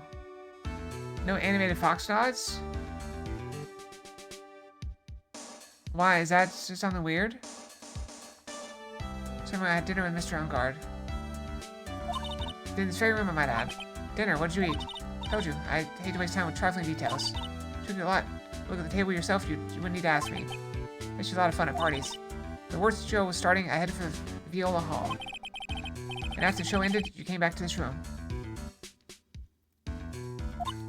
No, I had some small errands to run. Help with the preparations in the lobby. Oh, preparing for the post-ceremony show, I guess. Time for the post-ceremony show, I came back to call for Mr. On guard. You've been using them out of context? Happy New Year, Varmy! You're ahead of me. I'm still a few hours away. We're gonna stream until the fireworks stop and so I can sleep. Time for the post-ceremony show, I came back to call for Mr. On guard. I went to visit Mr. Corrida. And that's when you found his body, isn't it? We held strong through everything. Yeah, she just seemed to be mentally as tough as nails. So, about you and... Stop right there. You aren't seriously about to ask how Mr. On guard and I are related, are you? Sorry. I had no idea how he could choose you as his lawyer. Why'd you have to go and say something like that? Mr. Nick, calm down and hang in there. I'll give you a shoulder rub to relieve your stress later, alright? I gave you my name earlier, but I'll add that I'm Mr. On guard's manager. His manager. Speaking of managers, did the victim, Mr. Corrida, have one? Corrida. No, he did not. He didn't. Global Studios has a very different policy from Worldwide Studios in that Worldwide Studios does not assign individual managers to their stars. I see. This industry is very ruthless and unforgiving. Actually, you're quite ruthless and unforgiving yourself to your poor partner. Try Dragging a little girl like her to places like this? Honestly. You're wrong. I'm doing this to help Mystic Maya. Pearls, calm down and hang in there. I'll buy you juice later, okay? Alright, let's look around. What do we see? Looks like dishes left over from dinner. A dinner for two at that. Served their Mr. Ungard and Mr. Andrews plates. Looks like they had T-bone steaks. What's with Global Studios and T-bone steaks? There's some samurai-looking clothes on the sofa here. I think that jacket-looking thing is called a happy.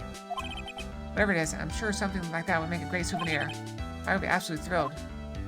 Good thing she's not here. She would probably be stealing stuff. That's the bedroom over there. It's a bed? Wow, they have really big beds here. Probably Mr. Ungard's suitcase. Someone who is only going to be here for the award show. This is a lot of stuff. Peggy has about 3 days worth of clothes in here. Cars really are different from us, aren't they? Yeah, they can't travel light. There's a giant bone sitting on the plate. I don't really like meat. Something weird about this plate. Wish I could put my finger on what it is.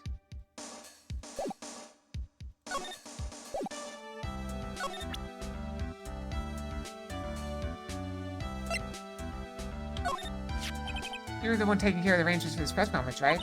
Yes, that's right. Mr. Ungard said he didn't know about it. Is that what he said? Huh? Actually, I didn't know all the details either. There's a request from the publicity department.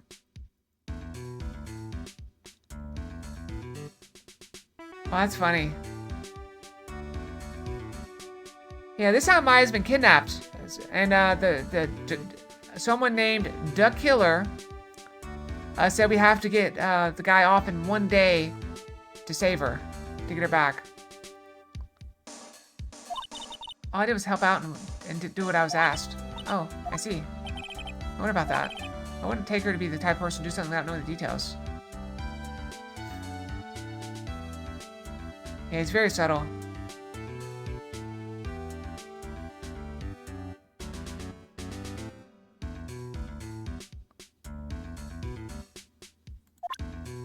Alright,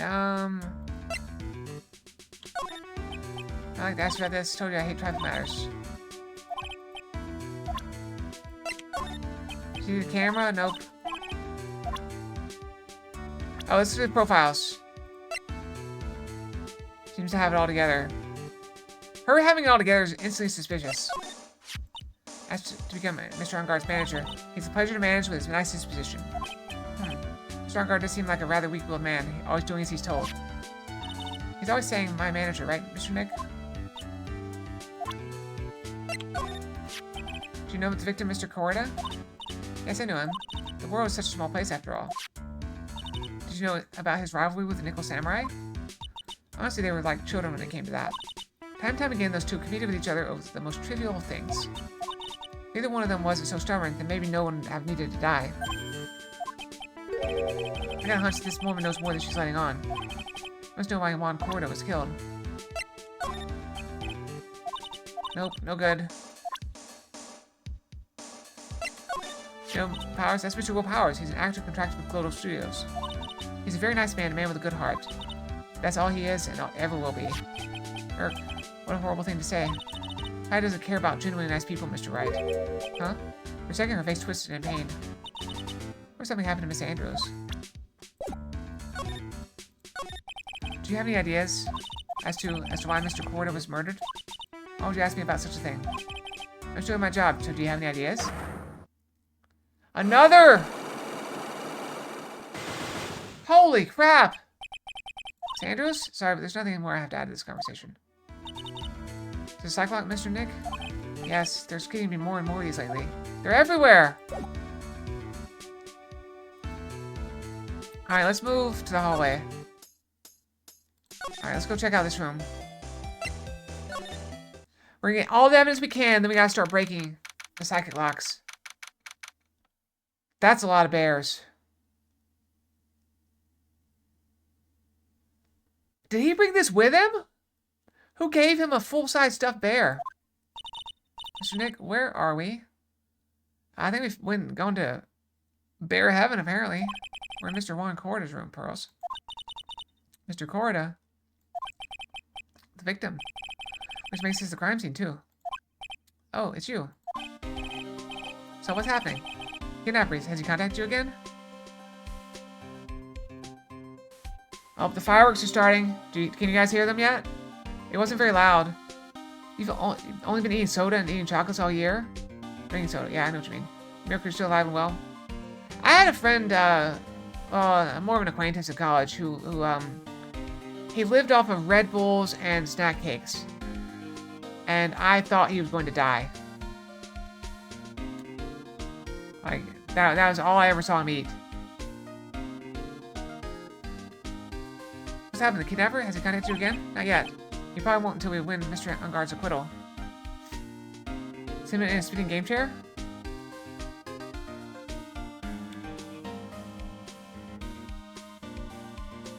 He probably won't until we win Mr. Unguard's acquittal. You doing okay, pal? Hanging in there? I just want Maya to be alright. We don't have a lot of time left. I'm going to help you as much as I can, pal. Can you do that? Even if you want to look around the crime scene? Just once. Special circumstances, right, pal? I can tell you everything I know, but you gotta keep quiet. My neck on the line here. Thank you. Oh, that's right. I got you guys a map of the hotel, pal. Here you go, little missy. Oh, you're giving it to me? Thank you. I wouldn't want you to get lost in a hotel too big for its own good. How to develop hyperactivity disorders 101? Yep. Mr. Nick, I got a map. That's great, Pearls. Mr. Nick, I can't read what it says. I got a guide map. Alright, do you know what was the cause of death? Well, technically the final autopsy report isn't out yet, but we'll look at the victim should tell you, pal.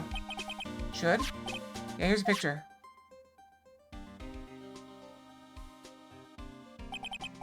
There's a knife in his chest.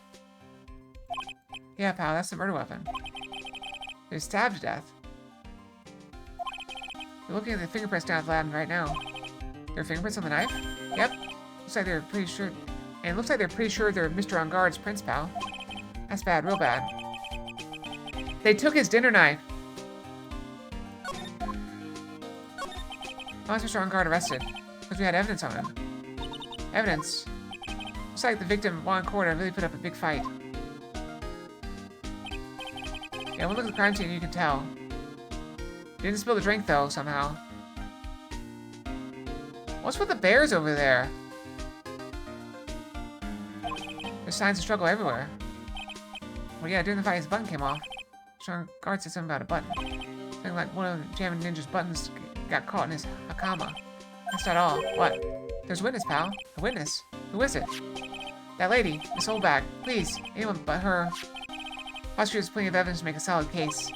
I mentioned there's something around where the victim that was a little bit off.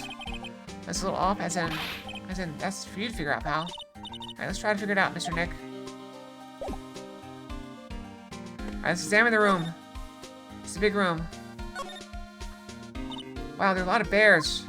A long block ones, collector's edition, stuffed haze, plastic models. It's pretty overwhelming. Is there a kind of bear he doesn't have?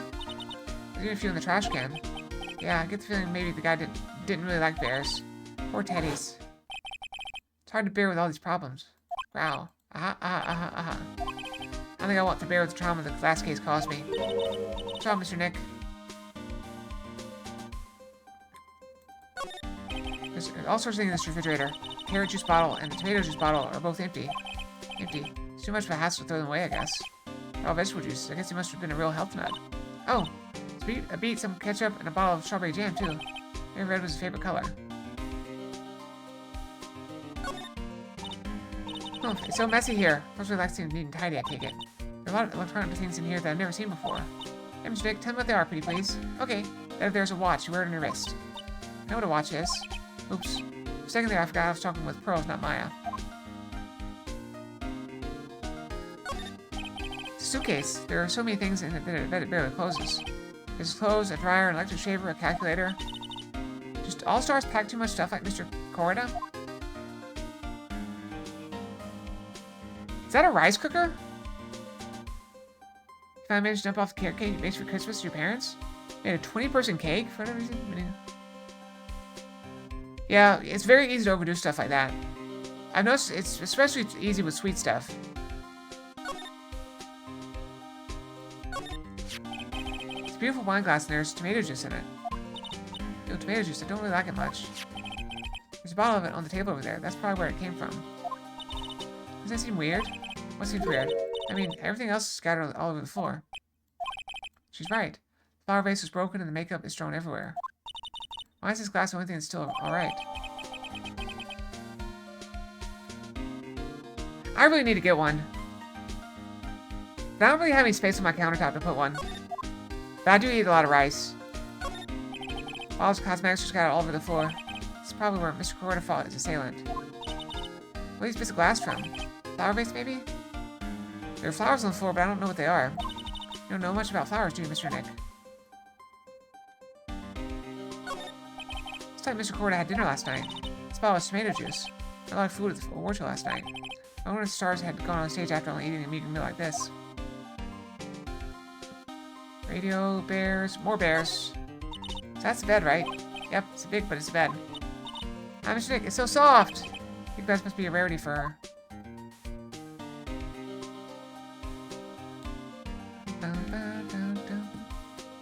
Where's the guitar? This is the guitar case, I guess. It's a little beat up, but still usable. That's strange, the guitar's not here. Maybe you forgot to bring it to the show? Skamaya said the bright red guitar is a Jammin' Ninja's signature item. That's true. Huh? This guitar case is wet. There's only wet on the top of the lid. Yeah, there's no water inside the case. This is water, isn't it?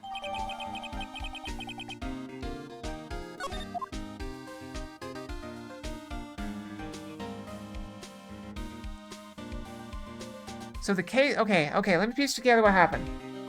So, this case is closed, right? Here's press button to have it come out perfect 40 minutes later. I don't need to keep track of stovetop for the entire time. Yeah, that's what I normally do, but then again, normally when I make rice, I'm putting some other stuff into it afterward. So I cook the rice and then I throw my other stuff into it. Alright, so here's what happened. Sweet's here. The case is closed. I'm saying this happened. Okay, yeah, we're going back in time, Farmy. So the case is closed. This is before the show. This is before the show. The case is closed. There's a struggle. They fight. The victim gets stabbed. We have the picture.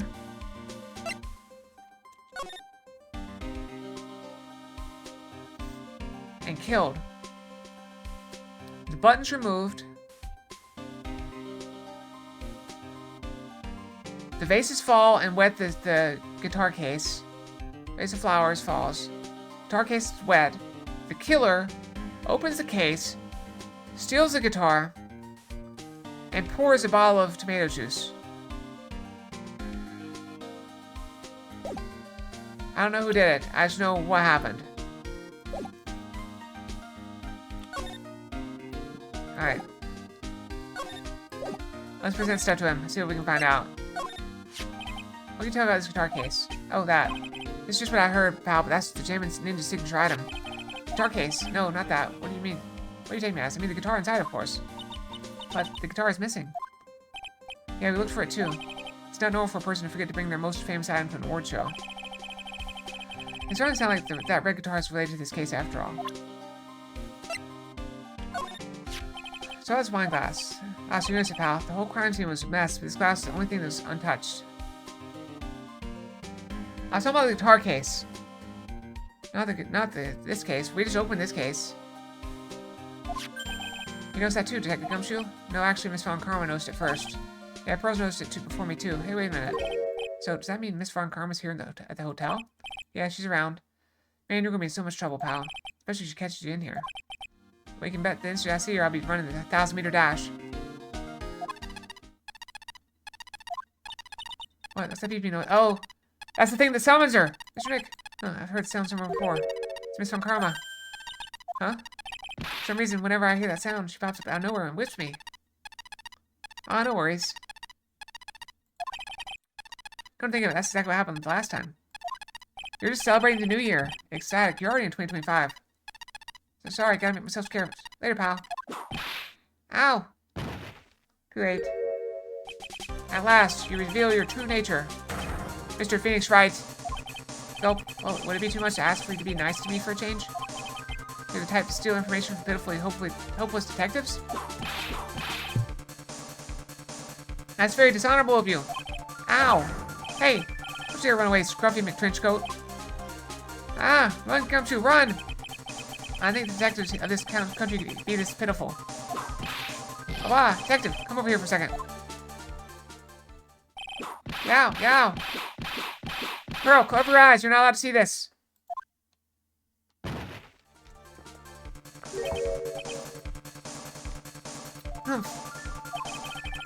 I feel better knowing at least you were man enough to face your punishment.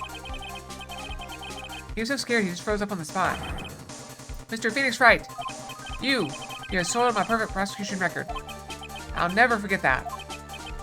This time, victory is mine. Victory is yours. Is that all this means to you? What? Humph. Come on, Scruffy. The investigation briefing is about to begin. Yes, sir.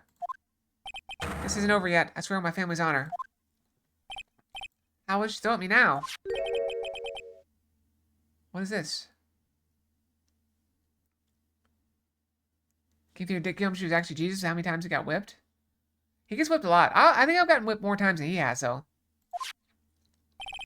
Well, I guess this means I've got to get back to the precinct now, pal. If you ever need me, come down to the criminal affairs department, alright?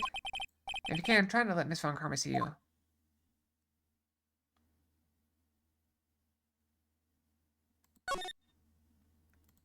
Yeah, she brings the whip to court. Okay, who do we want to try to crack first? We got some clues. So we got her. Alright, I think she has the fewest, so we can try to crack her first. I think she's got 2. Everyone else has 4. The big scoop, okay. Will you please answer my questions? On the night of the murder, why were you loitering around the victim's room? I told you, didn't I? For my scoop. What I want to know about are the details of this scoop. That's not something I can tell you. I mean, there's my bread and butter. Right then? I'm a pleasant tabloid photographer looking for a scoop. I'm going to say that you're looking into a scandal. Grr. Really, you, a lot of heart, were looking for a break with a huge story? Perhaps an unfolding scandal between Juan Corda and this person? Wait. Okay, this should be easy enough. What the heck is that? You think as journalist or all bunch of idiots? You can't fool me. I'm a pro. What? Oh, really? So, who's this person anyway? Mr. Pro, why don't you do your own research and figure it out? Let's try that again, shall we?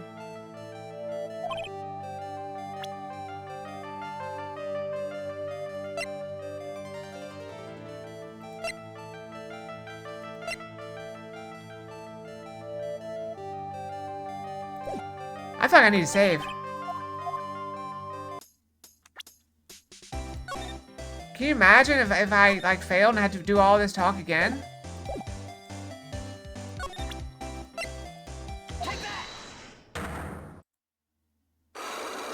Alright, let's try again.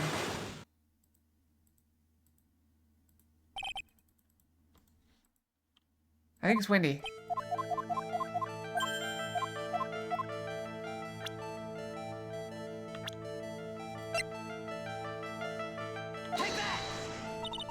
Nope, not her either.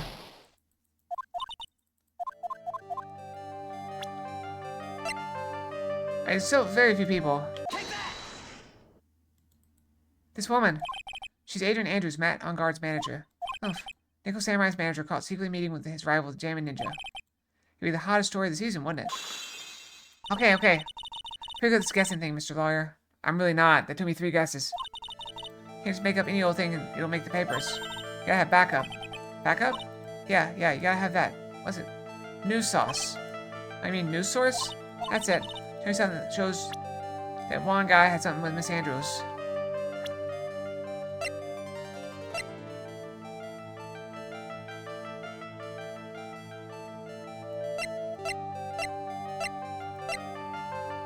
I got nothing.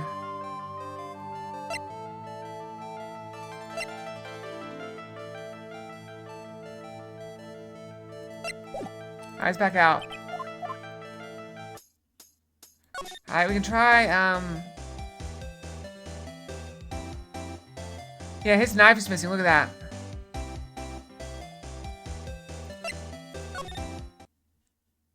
Oh, wait, something new just happened here. Mr. Wright, how are you? Mr. Powers, have you been here the entire time?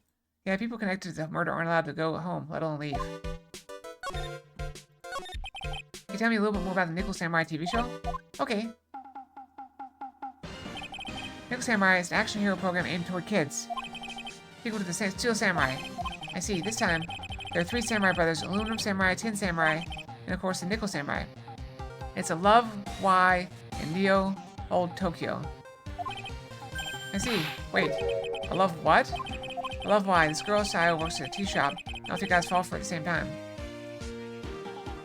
I've never heard that expression. I thought he was saying love triangle, but he's wrong. It's a different thing. That's why shapes like the 3 brothers colliding over this one girl. Anyway, Sayo is actually the daughter of the evil Strawberry Clan leader.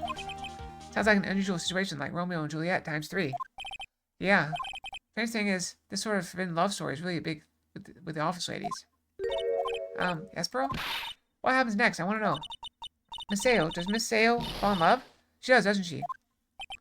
Every Sunday at 8 a.m. I'm going to stop watching Kids Masterpiece Theaters starting this week. Maybe she's really considering it. So what's the Jammin' Ninja TV show like? It started from a remake of an old movie, to tell the truth. Jammin' Ninja, like the samurai shows, is geared toward kids. It's the story of a ninja who can't scale a wall but becomes a big pop star anyway. What? He's a really lousy ninja. Absolutely couldn't do any ninja things right at all. But boy could he sing. With his trusty bright red guitar in hand, he took the ancient world by storm. A ninja with a bright red guitar. And then, final fight in front of his beloved Princess Misola. Jammin' versus the Muromachi 5. Suddenly, our brave hero catches a not-so-jammin' cold the night before the battle. Before Battle 3. That's too bad for him. Yeah, this kind of pop music based on love stories is something high school girls really like. Yes, bro? What happens next? I want to know. Jammin' Ninja, will he be able to sing? What about Princess Misola? Yeah, I get it. I've never heard of a Love Y. Very strange. I guess it's better than a Love X with, 4 and 1 in the middle. Every Sunday at 8 a.m. What show should I watch? Maybe she's really considering it. Well, isn't the Jammin' Ninja over because the guy's dead? That guitar case, that was Juan's. I'm guessing you've seen this case before? It's pretty famous by now. It stands out because it holds the bright red guitar. Bright red guitar, the Jammin' Ninja's signature item. But the guitar is so important, how could you forget it for the award ceremony? Does seem a little strange. Sorry, thanks for taking the time to take it out and show me. There's how nothing about it. Alright, no good.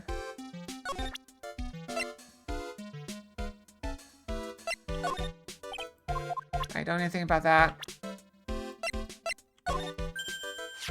Hey, that's Miss Andrews. She's Matt's manager. Actually, I was interested in her for a little bit. Just a little. So Mr. Powers likes this type of woman. What do you know about Miss Andrews?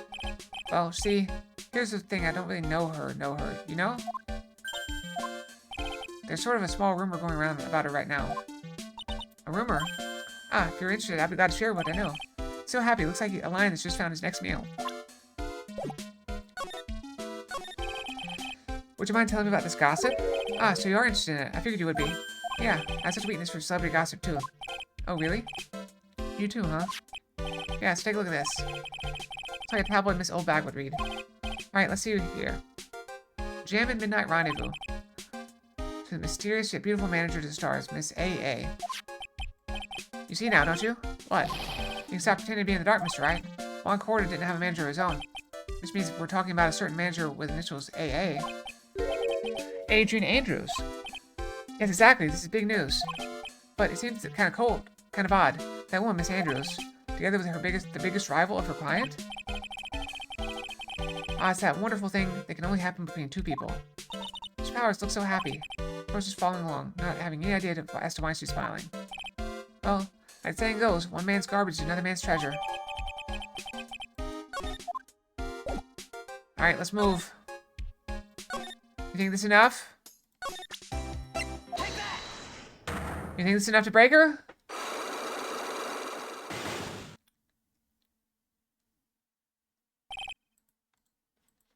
Alright.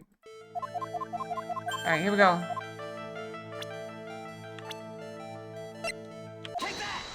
Alright, we got that. Pretty good at this guessing thing, Mr. Lawyer. You can't just make a million things thinking only the papers. Yeah, back up. Back up? Yeah. Yeah, that. What is it, new sauce? You mean news source? That's it.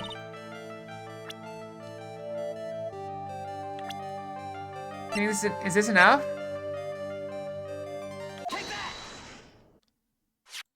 This is the article from a certain weekly tabloid. Gem and Midnight Rendezvous. The mysterious yet beautiful manager to the stars, Miss A.A. Ah! Mr. Corda didn't have a manager of his own. What's more, his rival, Mr. Onguard's manager, Adrian Andrews. Speaking of red instruments and cases, you've been lucky enough to play a concert with trombonist Niels Langren? He always travels around with his trombone and viola case, because airline policies lets you bring string instruments in the cabin, but not brass instruments. Wow. Yeah, I mean, I guess they'd both be, you know, equally dangerous. I wonder why not brass. Very strange.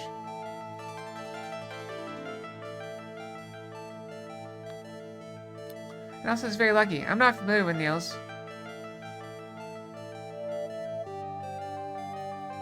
But I once played the trombone in high school. I still have it. I can't play it, but I mean, I guess I could technically play it, but it sounded like garbage. Last time I broke it out and tried to play it, it sounded like garbage. I can barely remember how to make a note. And this was AA. You saw this article and thought to take some pictures of them as proof. Saw you were lurking around Mr. Corda's door last night. Wow! Alright, that should refill our health. Okay, health refill. Good. We need that. By the way, can you guys hear the fireworks? I can hear them even through my headphones. You're looking into Mr. Corda and Miss Andrews' affair, weren't you? You got it. I was gonna get myself a scoop by catching them in a secret meeting. Can't hear them? Okay, good. There's already an article about it in one of the weekly tabloid magazines. This is about the point that my dog would come in and get under the desk. It's not bad yet, but it's getting to be, like, frequent. Yeah, enjoy that redeem. It's gonna have to go away maybe tomorrow. Maybe I'll wait till Friday to get rid of it. I heard an article about it in one of the weekly tabloid magazines. It's no longer breaking news. What'd you say? Minister AA, what kind of vague thing is that? Ain't no proof of nothing. People are gonna want to see real proof. At least I do. That's what I was doing, getting photos. Oh. I'm gonna whip up the reader's interest with some gossip and a little misleading. Then spice it up a little and have myself an exclusive story. Wow, a lot of nice journalistic integrity you got there. I finished writing up my spicy article, you know. But the paper I wrote it on, my note to myself is gone. Your note to yourself? It's inside the case of my $1,600 camera. It didn't run off together. Came from a big story. They come here to have my treasure disappear on me. Yeah, I understand. Gonna make a gal go bonkers, I tell you. What's with people now, anyway? Never thought I'd see the day when someone done steal something from me. You want that note back, huh? I have no idea why, though. The story on that note is probably a bold-faced lie. Things that are delicate for some reason? They're a bit more fragile than brass? Yeah, that makes sense. Let them throw your $5,000 instrument? Yeah. You have a $5,000 instrument? Yeah, my trombone costs like $200, I think. I don't know, I don't remember. I didn't buy it.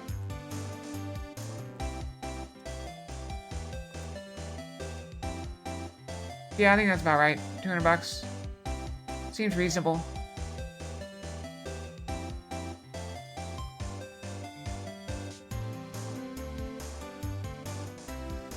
Intermediate trombone is $2,400.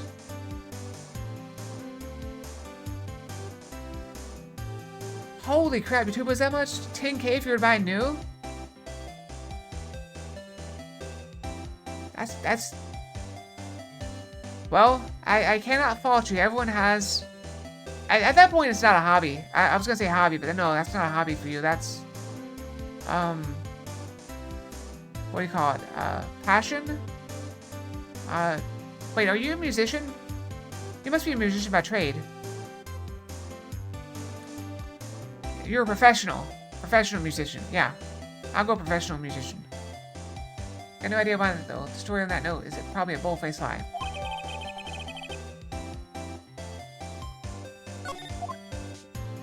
Went to music college a bit beyond a hobby. Yeah, that's what I was saying. I didn't want to. I didn't want to downgrade you to hobby. Is what I was saying. You're definitely above. So I'll put you as, you know, professional or semi-professional at the lowest.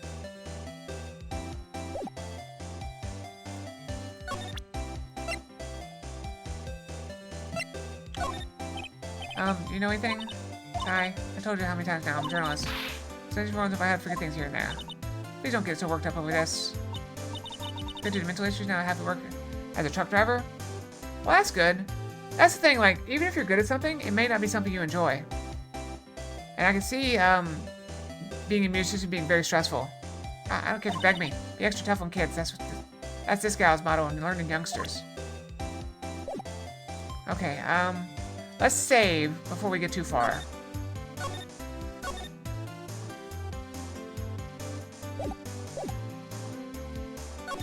I mean, wasn't that the whole point of Office Space? You remember? He really hated, his job, and he ended up becoming a construction worker. He went from a, like, programmer or software analyst or something to become a construction worker. And I know most people would consider that to be a downgrade, but it made him happy. I know construction workers can make a lot of money, but I think he just wanted to be, like, just, you know, out there. I knew a guy, when I first started working, I worked in a chemistry lab, and he had been like a vice president or a director of a chemistry lab. And, yeah, he quit that job and came to work as a basic benchtop analyst, which is what I was at the same time. So this guy had like 40 years experience all the way up through the job, and he's like, he wanted a job that was lower stress. And so he's in there working, you know, just doing benchtop stuff. And the funny thing is, like, he had done it before, but he'd done it like 40 years before. So his practices were way out of date. To the point that he was actually dangerous. He was actually a safety hazard to himself. Alright, so we got 2 people to break now. We just saved it. Do we go? Let's go ahead and start over here.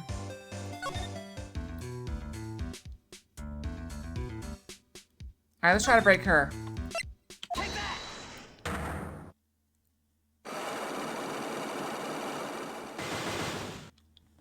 Four locks. Yeah, that's the way my job typically is. But, and that's one of the reasons why I like my job less. I've said this many times. My job, I loved it. When I first got it. Awesome manager. It was great. I could go in, do my work, come home. I didn't have to go in on the weekends. I didn't have to work at night.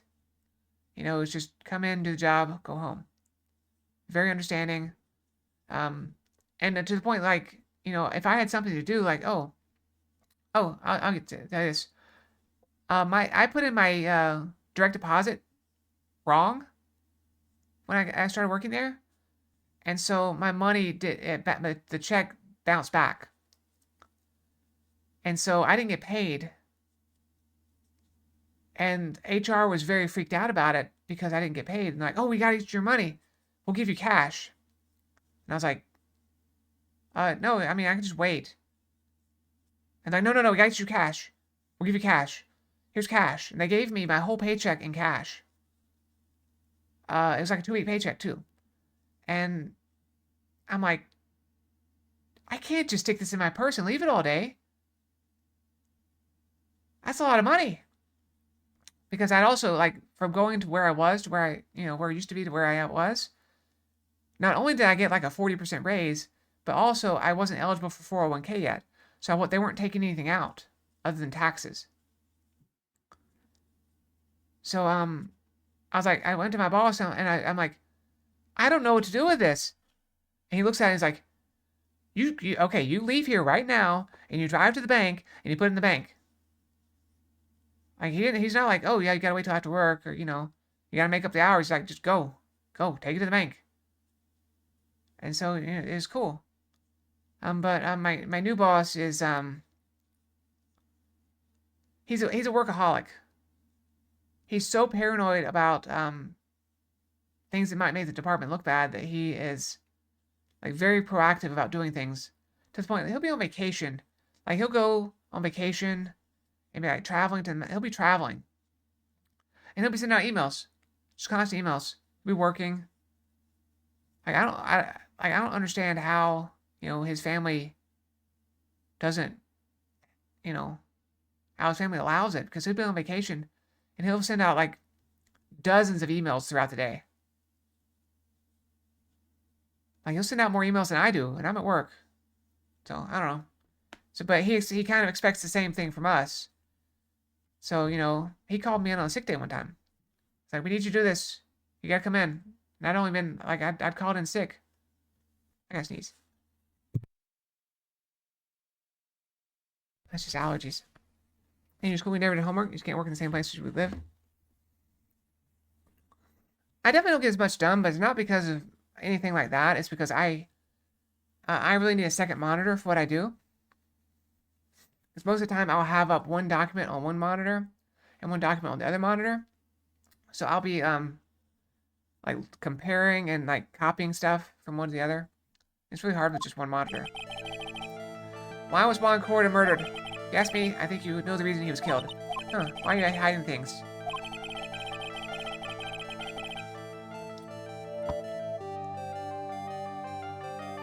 Don't you realize you're putting Mr. Unguard's life in danger by your actions? Why do you ask questions for which I have no answers? Truth is, I was not that close to Mr. Corda. You're not that close. That's right. I've never been good at being intimate with another person. You're not good at being intimate with another person. Somehow I highly doubt that.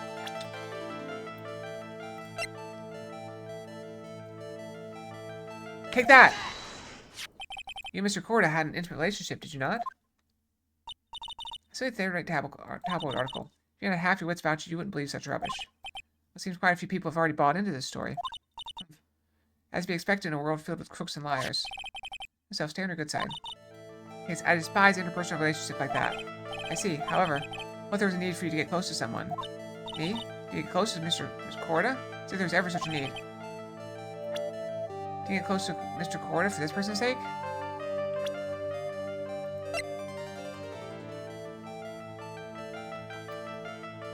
Since boss absolutely low? Yeah. Oh yeah. And my work made it worse recently. They reduced how much we could carry over. So like you're allowed to carry over a certain amount of vacation. So I went from being able to carry over 6 weeks of vacation from from December to January to being able to carry over 2 weeks. And they made a new policy that if you leave the company, any hours you have, you lose.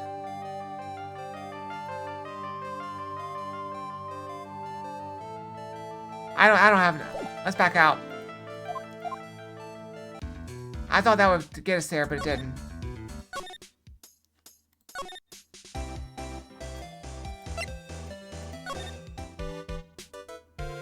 Yep.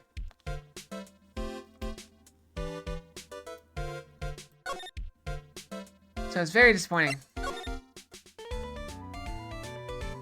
So, a lot of people were upset about it, and some people left over it. They took all their vacation and left. So that's why I've been off so much lately. That's why I've been able to stream so much. Because I had to burn so much vacation time.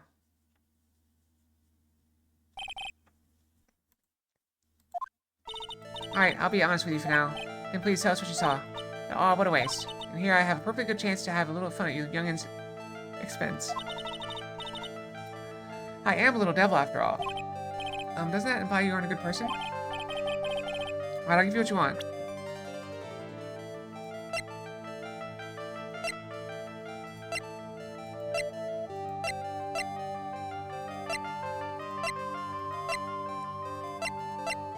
Wait, did we get a note?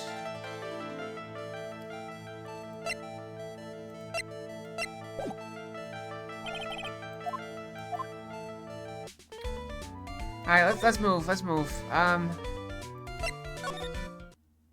see if we can get some more information. Oh, it doesn't look like Mr. Scruffy Detective is here. Great, now even Pearls is calling him Scruffy. Thanks, Francisca.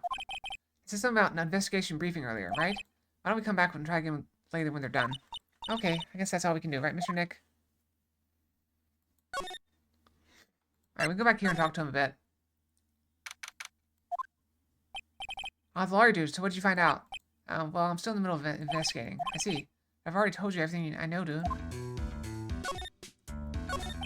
Tell me about your activities last night. After I got the ward, I took a break and went back to my room. I had that post-ceremony stage show to do. So I was in my nickel samurai costume. You were alone the entire time? My furniture and I mean, this, yeah, was a press conference you were supposed to hold at the show. Dude, I had no idea about any press conference, right? That's strange. So I just confessed something. Anyway, when I was leaving my room, I noticed it was kind of noisy. Score was already dead at that time. Yeah, so I gathered anyway from my manager. I gathered this guy can't do a thing on his own. That's the detective in the green coat showed up. He searched me, and out the blue, the dude arrested me. You can bank annual leave and sick leave, but you have to use the sick leave before you retire. Yeah, we lose it all. All of our sick leave goes away at the end of the year. So I used mine. I took some today. I used as much as I could anyway. So I probably lost, I don't know, maybe... Technically I lost about...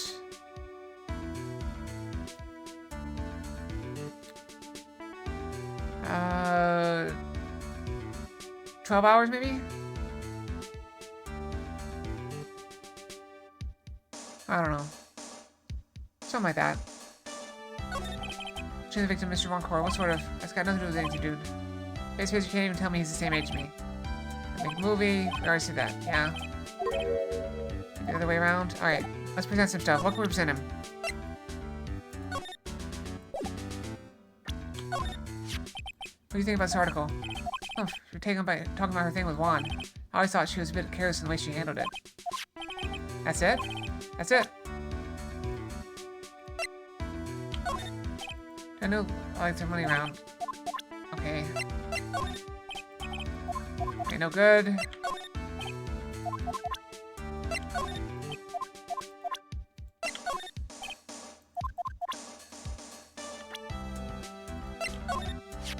That's my manager. Did you meet her? Yeah. What'd you think? Strong woman, right? And she takes good care of me. You're such a mama's boy.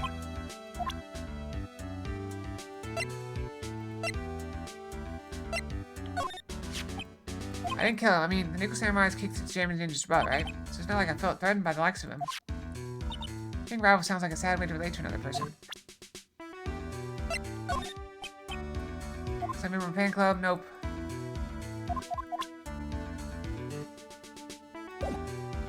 Alright, nothing. We're not getting anything here.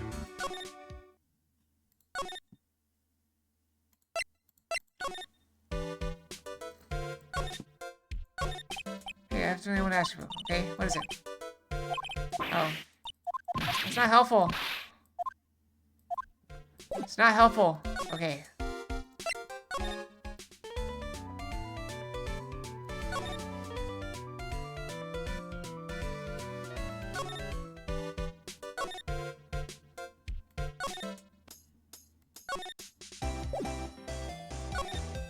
Alright, we're gonna have to break in there.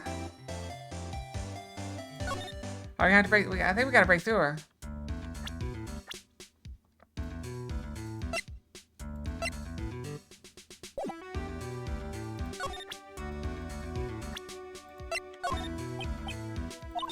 I hate drive matters. I shouldn't know this person either.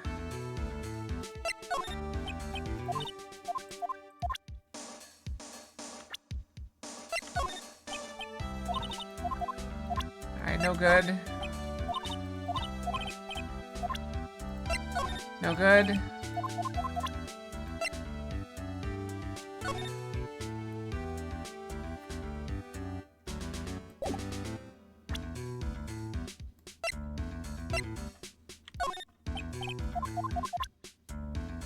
I don't think we have a choice.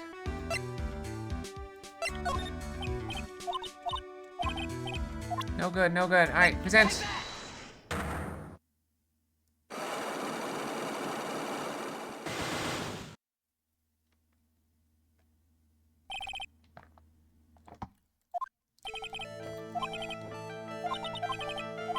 How was he killed?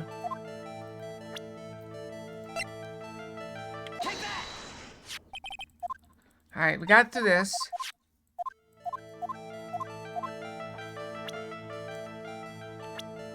This person. Do you really still not understand? What? Not in my nature to enjoy doing things for others. But you're a manager. It's called a job. I'm in charge of Mr. Engard the star, not Mr. Matt Engard the man. Oh, and you're not my client. I'm dedicated to sick leaves. Sick, yep.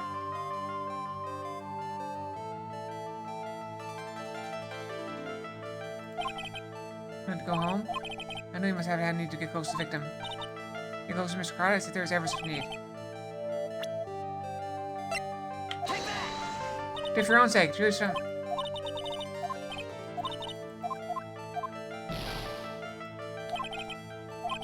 Are we doing bad?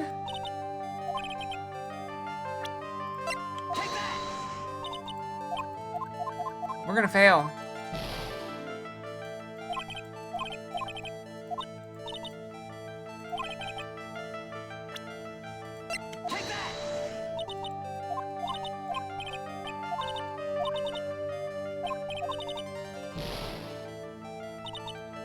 Nick, if you push me more soul shadow, please come down and click so let's try again. Oh wait, we don't die from that. We're gonna do it anyway though. Usually you die from that. Alright, we already got that.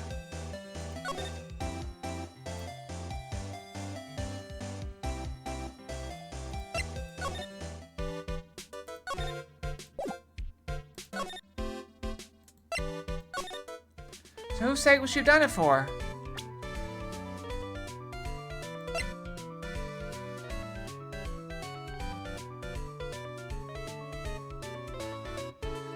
We tried that one, that one. No, we didn't try that one. Okay, her, him, her. So it could be this one, it could be this one. Let's try to crack this one.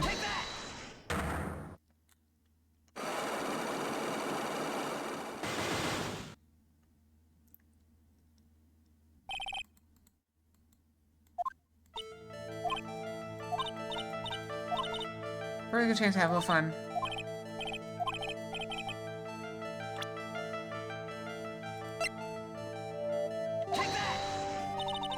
You're a lawyer, aren't you? Oh yes, but yeah, that's the way I'm telling you. But why? Well, devil after all. You should apply at the Social Insurance Agency? Yeah, America's definitely worse on working.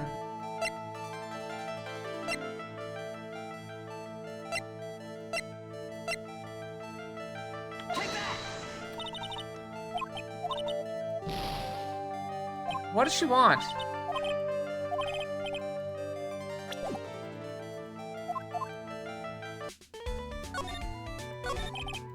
What did you see tonight of murder?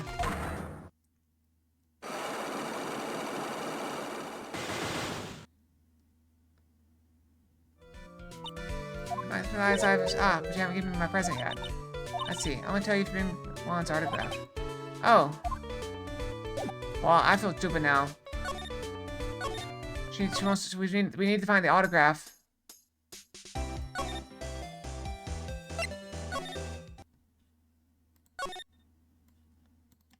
It's right there. Nick, what's this piece of paper? It's got an autograph. I thought we picked it up, but I guess we didn't. Autograph? It's got Mr. Corder's name written on it, so it's his autograph. Can't read it all. To be honest with you, I've never seen writing that looks like this. It's a special way of writing called cursive. I can't read it all. Could say Jesus for all I know. Look here, see how it says my dearest Wendy in the more normal letters here? Sloppy, unreadable writing. It's crazy and cruel to give this to someone. Hold on. Wendy, I've heard that name somewhere before. Hi, Drake! Welcome, welcome. Alright, okay, we got the thing now. Let's move. Let's go try to break Winnie. Oh, thank you for the pets. Alright, back to the... Hotel lobby. Alright, let's break her. Hydrate, you got it.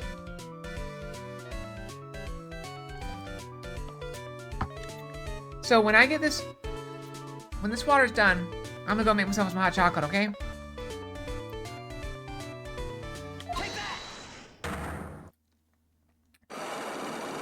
And get myself more water, too. Make sure I have plenty of water. Alright. What'd you witness? I'll be honest with you for now. Then please, tell us what you saw. But oh, what a waste. Here I have a perfectly good chance to have a little fun at you youngins' expenses. I'm a little devil after all.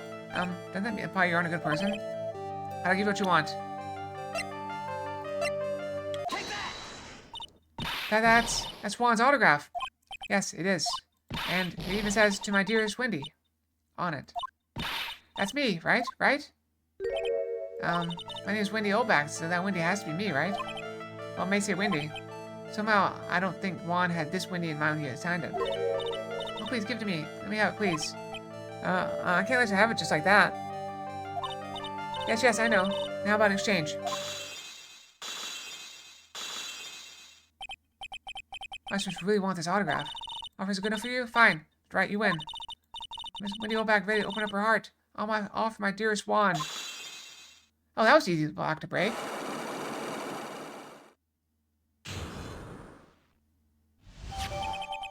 I'm giving to Wendy, dearest. I'm really having some hot chocolate in a little bit. That's it. What'd you witness? I feel bad for you now. Huh? I tell you, I saw him that night. I saw him coming out of Juan's room. You're kidding. Oh no. It was about 10 minutes before Juan's body was discovered. It's a coincidence. I was on my way to the toilet, minding my own business. And did you tell that to the police? Well, of course, I thought I could get a gift certificate or two out of it, maybe more. That was sweet. Okay. Thank you very much, Farmy, and thank you for coming.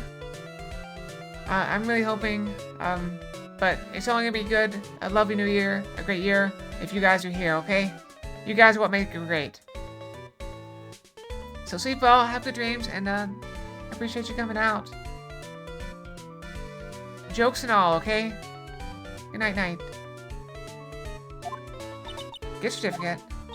I've been recruiting again for that part of the trial. You know, the trial tomorrow? This time you're gonna get it. I'm gonna work hard to get your client pronounced guilty. Mr. Ungard hasn't done anything bad. I don't care about details like that. I know he did my dear poor Juan in. I just do. Yellow-bellied chicken? Yellow-bellied chicken? I don't know what that would look like.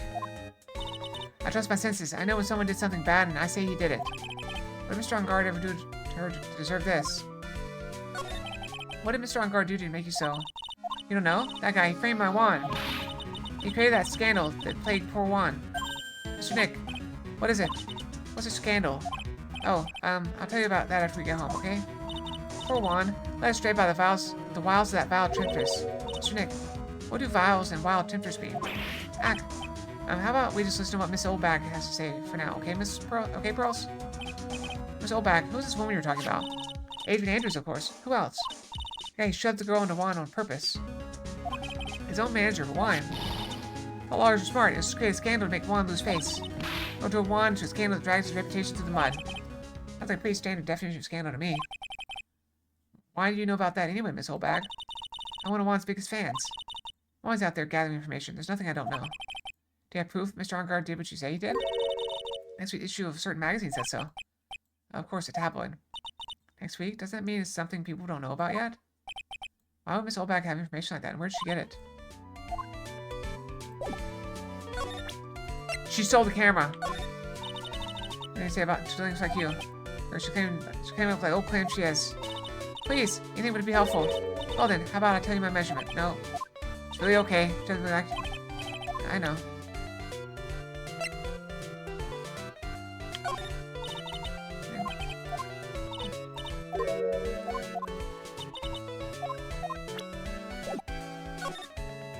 Alright, so let's move. Let's see if anybody else has anything new.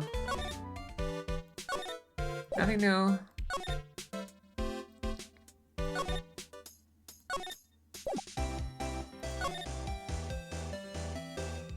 We can't break her yet, I don't think. We can save again, just, you know, while we're here. This is getting hard. Okay, but we only got one set of locks to break now. I just bought that camera. Who did it? Demon Rascal? Don't look straight at me while you say that.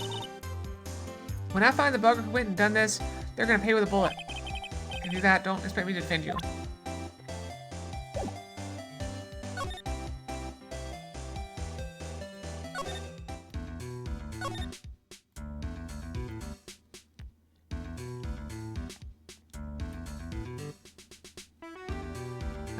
What do we do? What do we do?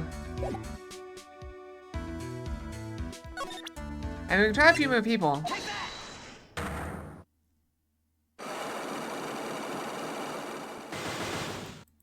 We could. There's like 2 more people we could try.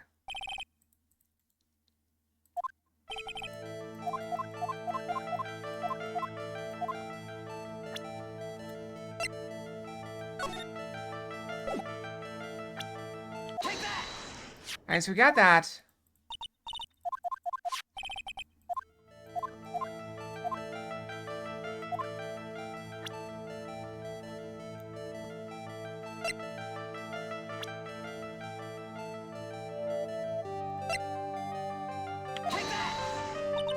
You can stone him.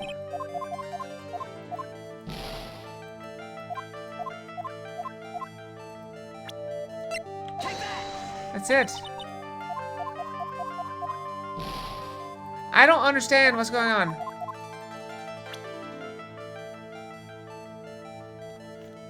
That. So somebody we don't know yet.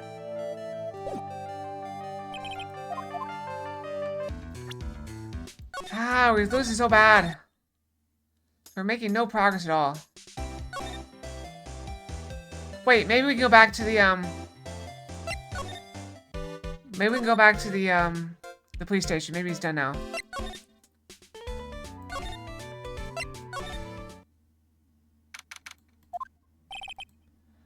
Gumshoe said they had an investigation briefing. Yeah. Oh, he's back. Hey, so you came, pal. Okay, cool. Why the blunt greeting? Oh, because there's nothing to be friendly or happy about. What do you mean by that?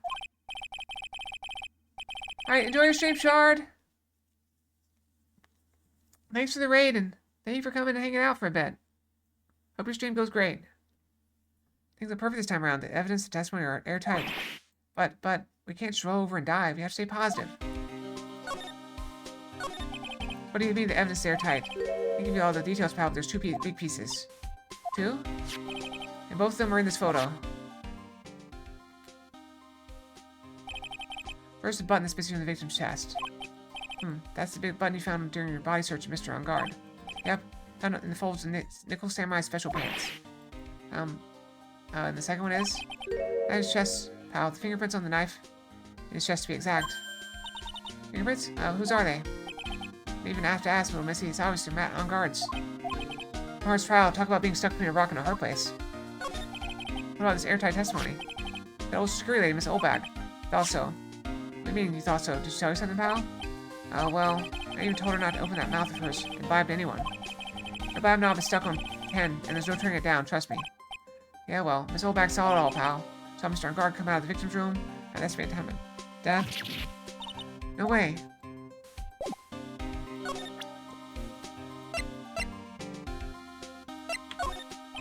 I'm caught leaking if you're gonna be my next to me in a ringer, pal.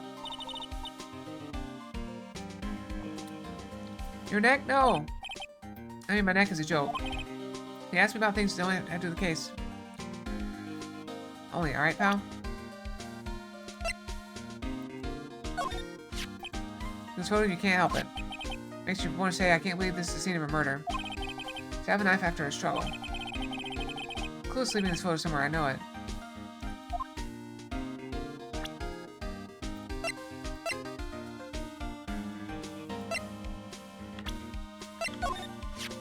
There's nothing interesting about this woman, pal. What is that? You don't know? Haven't you heard the gossip about her? Gossip, huh? What if you don't say anything about the article?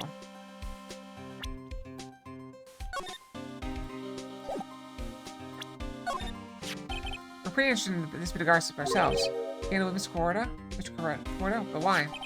Well, 2 years ago, a woman committed suicide.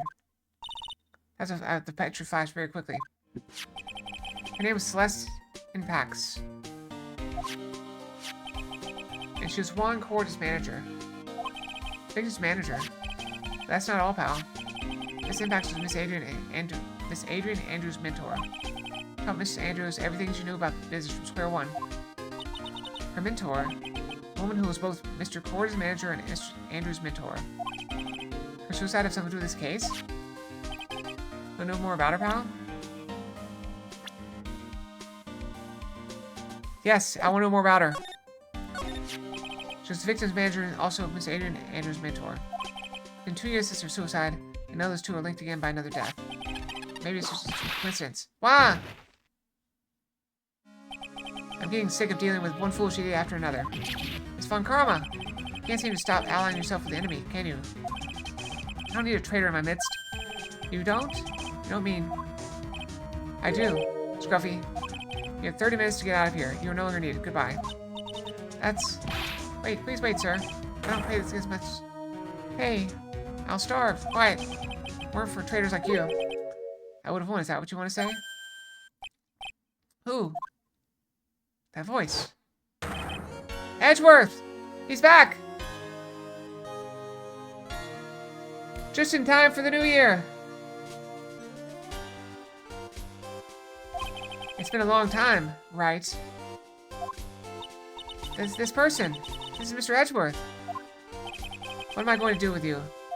Still blaming others when things go wrong? You haven't changed a bit, Franziska. You! How dare you show your face to me without a shred of shame upon it? You soiled the Von Karma name, dragged it through the mud, and ran away with your tail between your legs like the ill-bred dog you are. Are you talking about the Von Karma family creed? To be perfect in every way? Let's hear it, Franziska. How are things going? I hear you are having a rough time maintaining perfection in this country. You seem to be getting crushed under the weight of it all. Crushed under the ride of it all. Get it? That's why I came back. Keep your assumptions to yourself. I haven't given in yet. I won't lose. This case is mine. I'll never hand it over to you. Never! Mr. Phoenix Wright. I will see you tomorrow in court. Yep, still there. It'll be a clinical lesson on the meaning of total victory. Humph. Still the same wild mare she always was. I thought you, the prosecutor Miles Edgeworth, had gone and died. Mr. Nick. I never wanted to see you again. I think that's enough of a warm welcome for someone you haven't seen in a year. I'm going to run tomorrow's trial? You heard her, right? That wild mare hasn't given in yet, it seems. So, no, I don't think I'll be making an appearance. Your hatred for me is quite unhealthy, not to mention one-sided. I'll say one thing. You can't win on your own at the trial tomorrow. What's that supposed to mean? That's something definitive that you lack. Working together is the definition of teamwork. It's the power to find the truth. The truth. In order to understand this case, you have to understand a certain truth. Well, if you ever feel the need for my assistance, it's available to you. I'm not in charge of this case, so I can be a bit more generous with information. What is going on inside his head? A lot of things may have happened, however, Manfred von Karma was still my mentor. And a perfect win record is proof of Von Karma. 1 year ago, you could not establish guilt in a few cases. Are those losses the reason you suddenly disappeared from the prosecutor's office? Did you leave because you had lost your perfect win record? I think your motivation for prosecuting trials was so selfish. It'd been better for everyone if you never came back from the dead, Edgeworth. I see. Then let me ask you something. Why did you stand in the courtroom? What is your reason?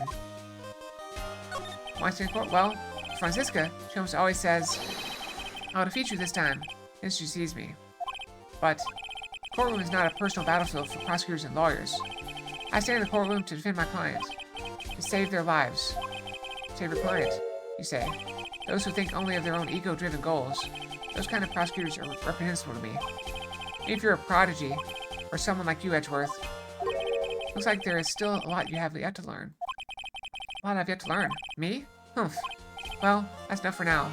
Time when you will see is coming soon enough.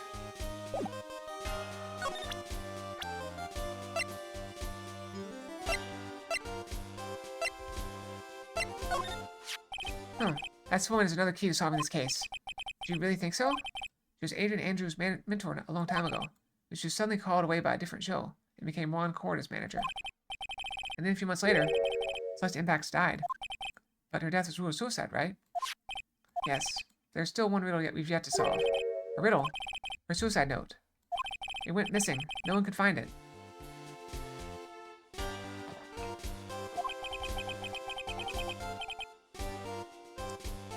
A suicide note that just vanished, huh? We're looking at leads. We can only look into a few key players or limited resources. That's you! There's reason for us to waste our energy investigate this person. Why don't you tell it to me straight and say I don't have any info? Adrian Andrews. She holds a large secret within herself. Secret? Can't help but feel the whole case revolves around her. Alright. No info. Hold on. While it's abroad, these deplorable types of actions became popular, I take it. Well, refreshing like a spring breeze is his motto. Refreshing? What's so refreshing about a spring breeze? It's like the pollen is not treating him well this year. There's an interesting rumor about this man. You mean the one about Miss Andrews getting close to him? That's pretty common tabloid fare, isn't it? I don't take things at face value when there's more to be found. Alright, no reason. Okay. Think about this, I have no interest in talking about useless evidence. A little more thought than what you saw me. Here's Wright, so stuck up as ever. That's no okay. Nothing?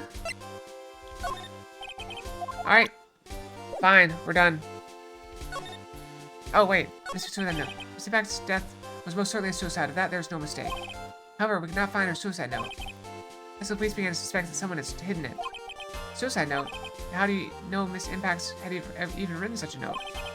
There's no solid evidence, however. We did find traces of ink on her right index finger. Which makes the likelihood of a suicide note very high. Who would hide such a thing? Police think it was Mr. Juan Corda himself. Victim.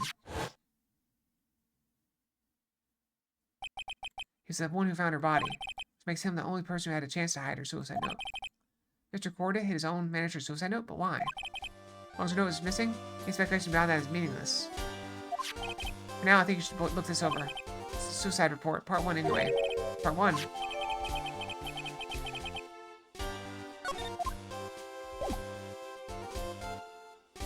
I just had a horrific thought. What if the suicide note was the thing he wrote the, what if her suicide note was on the back of that thing we gave to Wendy?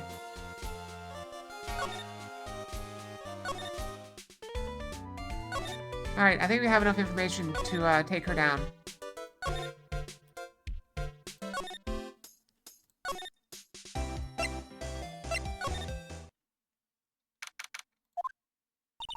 Huh, looks like Miss Sanders isn't here. That's not good. Still have a few questions I want to ask her. She has that sack lock on her heart, right? Well, we don't have much of a choice. I guess we'll have to come back later. Wait, is there anything we can examine while we're here?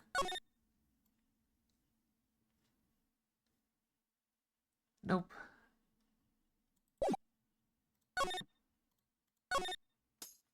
What do we do now?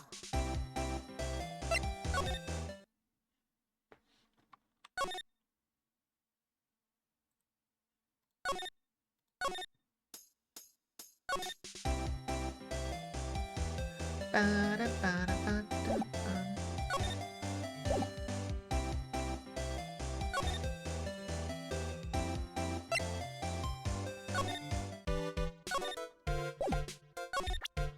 you know anything about this person? Why you ask me, but I have no idea who that person is. Sorry. You don't have to apologize so much. Sorry. Alright, I think we already got everything out of her.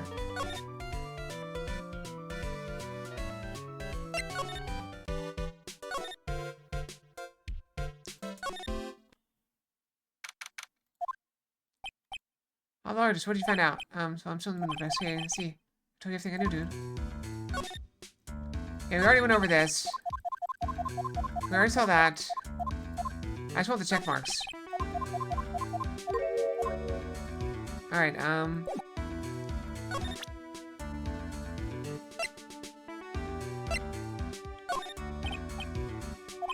Alright, no good on that.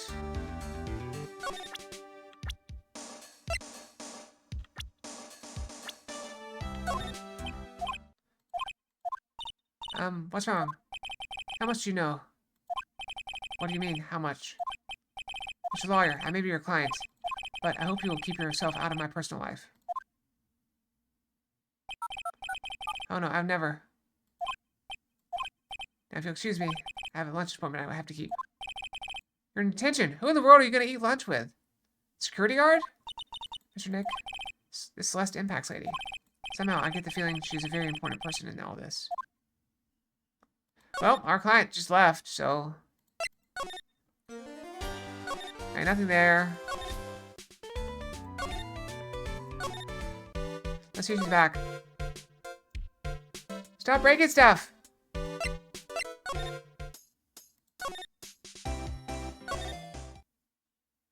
She's still not back.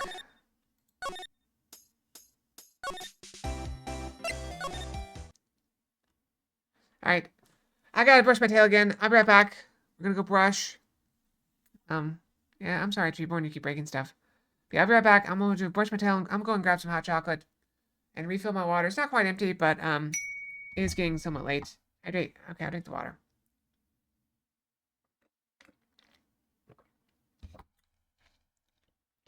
So I'll be right back. Okay, we brush. Oop, missed it. Oop.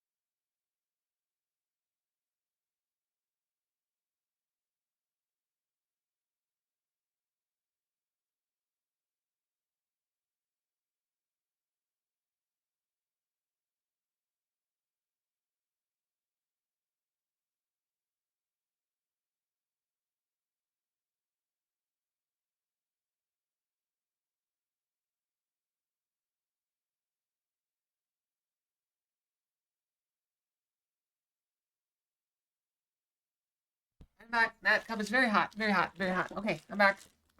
Sorry about that. I had to heat up the water. Alright, so I have my hot chocolate here. And the fireworks are getting more constant. So they're getting a little bit more frequent. Cat's probably starting to hear them. Not very close yet. I'm just going to stir my hot chocolate for a second. Stir the hot chocolate. Okay, that's probably fine. And I have some marshmallows. I should probably put the marshmallows in, right? How many marshmallows do you think is a good number? I have a bunch. They're mini marshmallows. So I probably have like, I don't know, 30? Should I just do all of them? Could be gunshots, Reborn. Could really be. Think all of them? I'm gonna eat one.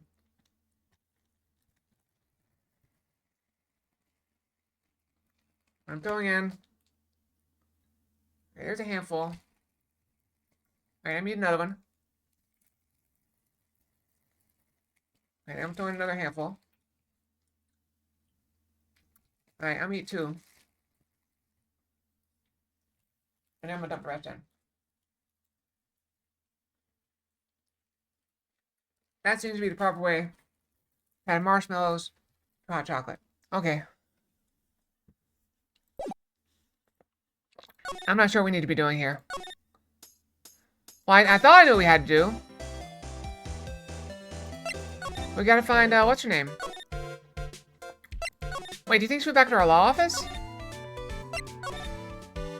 Nope.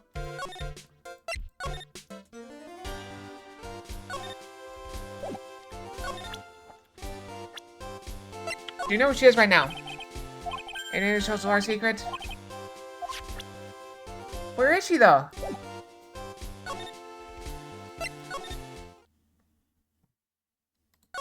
Where is she?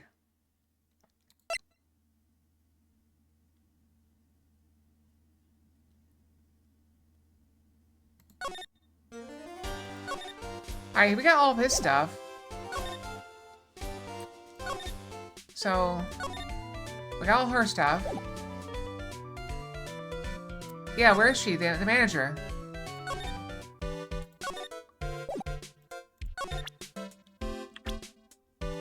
Where is she? Hey, that's Miss Andrews. She's Matt's manager. Actually, I was interested in her. Oh. I really know her. Yeah, we heard about the rumor. Alright,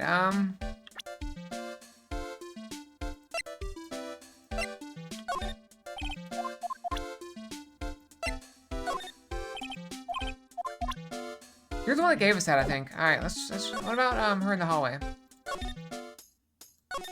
She's got one more thing.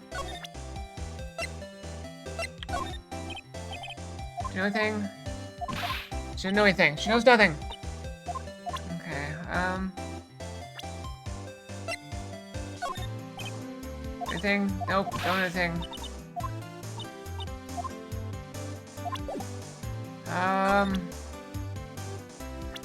At this point, I'm just kind of throwing stuff at the wall.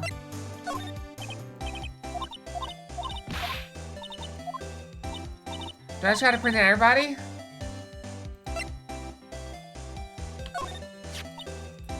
Okay, when the personality is like she's whipped without her whip. Ah, how's that? A pun worthy of a joke book, huh? Sorry, I zoned out. Ah, well, I'll forgive the wax in your ears this once, and I'll tell it to you once more. I'm doing anything?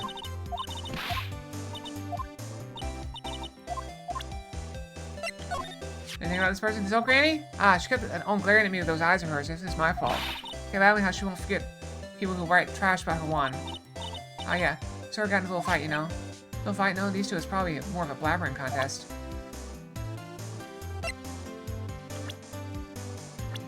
I really care for heroes or whatnot. Oh, I see. It shows I got for kids, so it's adventure is just plain old boring. Now adults, we get more caught up in messy, sticky, real situations. Even me. Oh, the type's getting what I'm going with this. Wait a sec here. Don't go around getting her mixed up and things like that. I care for heroes. Same one. Alright. This kind of hairstyle is pretty hard to get, you know? Hard to care for, too. The other day I ran my hand through my hair to fix it up. Suddenly I bought this dollar coin. I felt like hitting the jackpot. Oh, that's really lucky. What a deep conversation that was. Don't know anything. Okay. Ha, I don't keep begging me. Well, detective,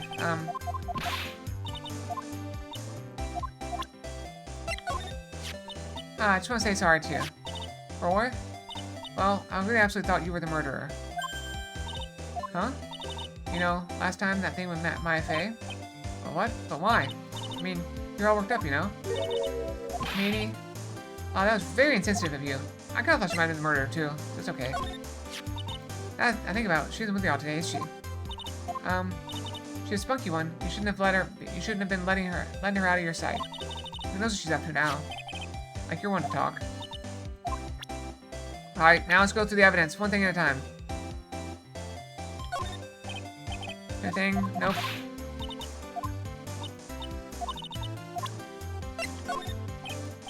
Anything? Nope. No, nothing.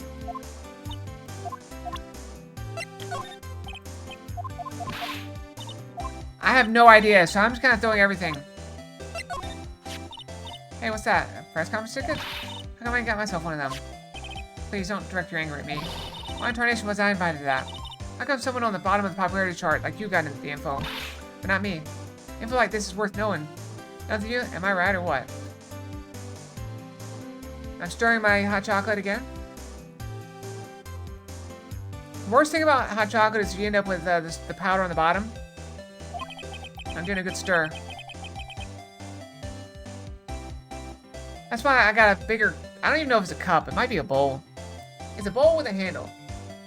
But it's the biggest like coffee-style cup I could find. I've never used it before. Where do you think I am? Are you going to stand there and take that, Mr. Nick? Don't know anything.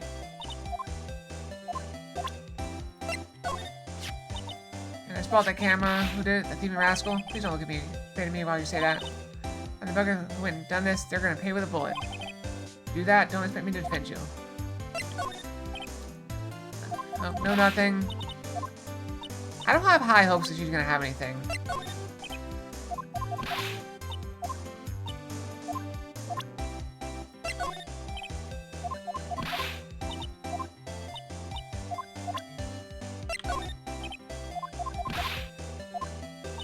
She does not know anything.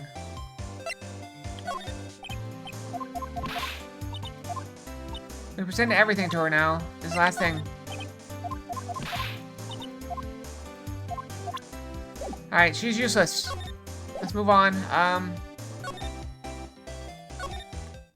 I really want her to be here. Are we supposed to find something? Or are we supposed to...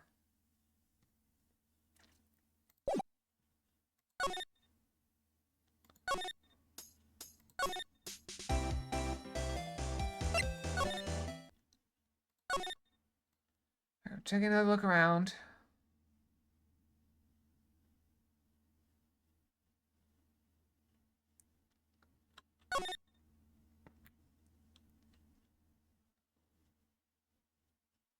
Haze is still wet days later. See, there's even some in the trash can? Where's the trash can? Oh, right there. Alright, so you're useless. Alright, let's move into...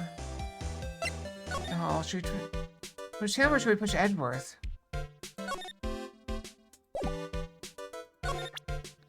He's not gonna have anything.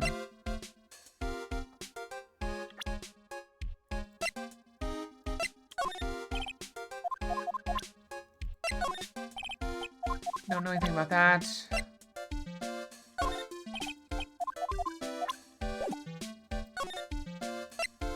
I feel like she knows something she's not saying.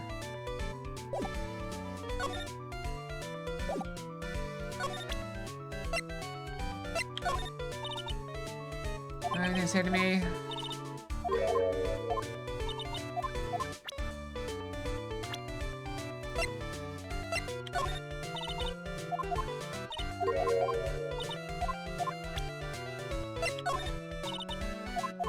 Nothing. Wait, Lotta. Nope, no good. Do we need to go through on her too? Like, the only one I feel like has something left is him. Because he's only got three topics.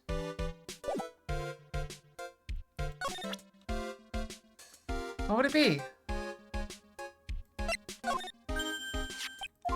I already saw that.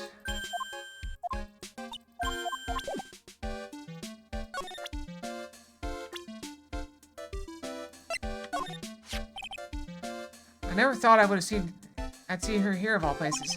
Last time we saw each other was during that really bad incident, you know. I mean, when I look back now, it was a good thing, so it's not that bad, I guess. Yeah, I'd love to go back in time and relive a few of those good things. I'm taking my spoon out of my hot chocolate. I think we're done stirring it. That's got waiting to cool off and become warm chocolate. All the marshmallows are gone now.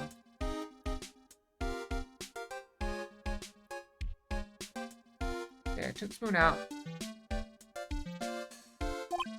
That's not funny. Yeah, I guess not. Alright. That's younger than me, but you can practically see his star potential. His star potential? I got his autograph the other day. Feels kind of wrong now, doesn't it? I don't care what people say. Matt didn't kill Juan. I know he didn't. He beat around the same time as Matt and everything, you know. Really? He started out small. First it was singing contests and swimming competitions. Then his bowling tournaments and those who could throw the best New Year's parties. Well, I was always trying to one-up Matt. Hey, New Year's parties. Those two were escalating to more and more dangerous things. I thought that no good would come of it at all, so I began to worry. Too bad Juan's story ended so soon. No idea. Hey, is my face really all that scary? Kids won't come anywhere near me. When I cover my face, they're all shocked because then they figure out who I am. I think your face makes you look like a very kind person. Oh, Mr. Powers getting teary-eyed. You don't know? You Maya's little sister? I'm sorry, but no. Oh, you must be Mr. Wright's little sister. Again, I'm sorry, but then whose little sister are you? I'm sorry, but I'm an only child. Oh, I see. I'm sorry. She looks so sad. She looks really sorry, too. I am sure you won't hurt her, and he'll let her go soon. Yeah, Mr. Wright. I believe in you. You will save her. Thanks. Alright, let's go to the evidence. I have to owe you one. Most of you guys don't know what happened. I already did that. Don't know anything. He's the one that gave us this. Because it's so suddenly that something about it just seems off, you know? In the press conference? Yeah, he said, there's something I'd like to confess if I win. He faxed a request for a conference into the office only yesterday. Yesterday? Yeah, this is kind of sudden. Guess his manager set everything up somehow, so he was lucky.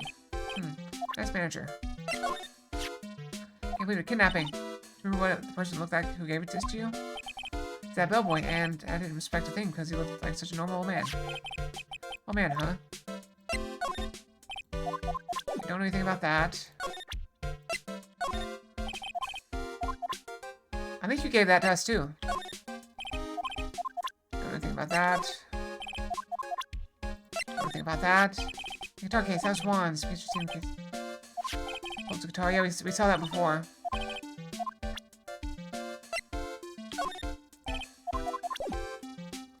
Alright, one last thing. Alright, nothing. We got nothing from them. Okay, let's go back to Edgeworth. The only thing I think of is we must need to do something with Edgeworth still. Even though he doesn't have anything for us.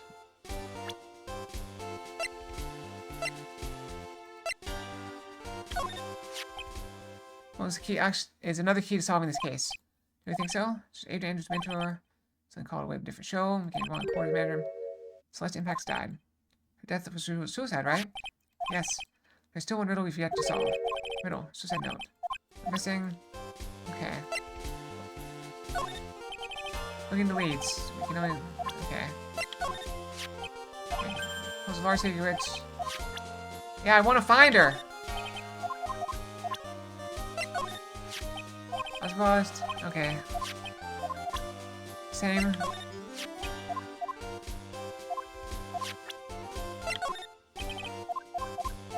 Alright, no good.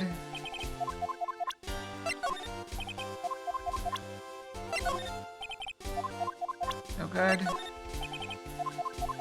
Okay, so he's got nothing.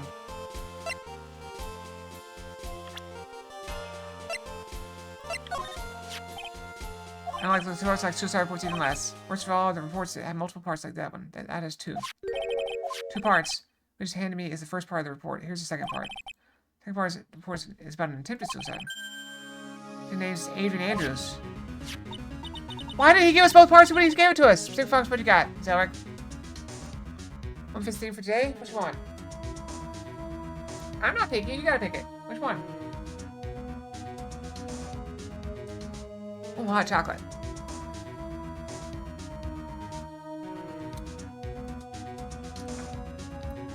We don't have a Detective Fox. Bun, dun, bun, dun, bun.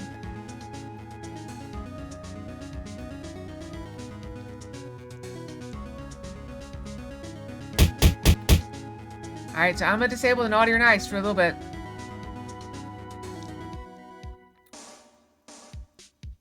Like, Anniversary Fox? Dun, dun, dun, dun, dun, dun, dun. Alright, 1 second. We'll change it, we'll swap it in.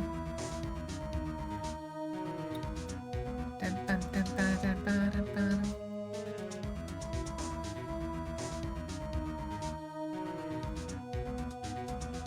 Alright, now we'll resume the game.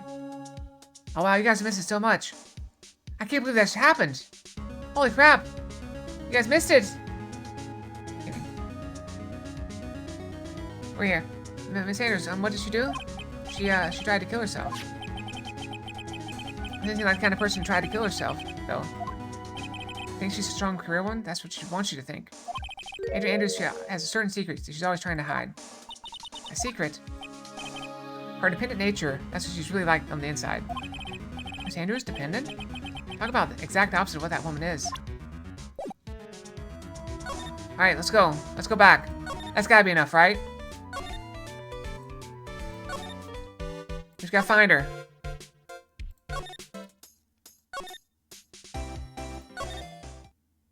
She's still not here. Is it still not enough?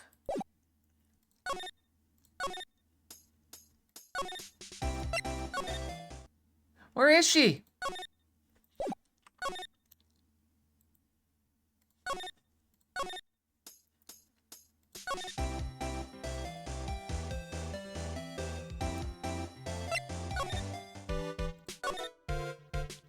I need to talk to that woman and she disappeared.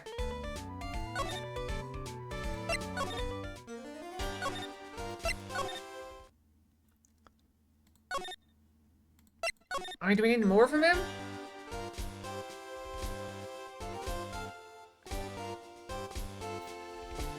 Drink more hot chocolate.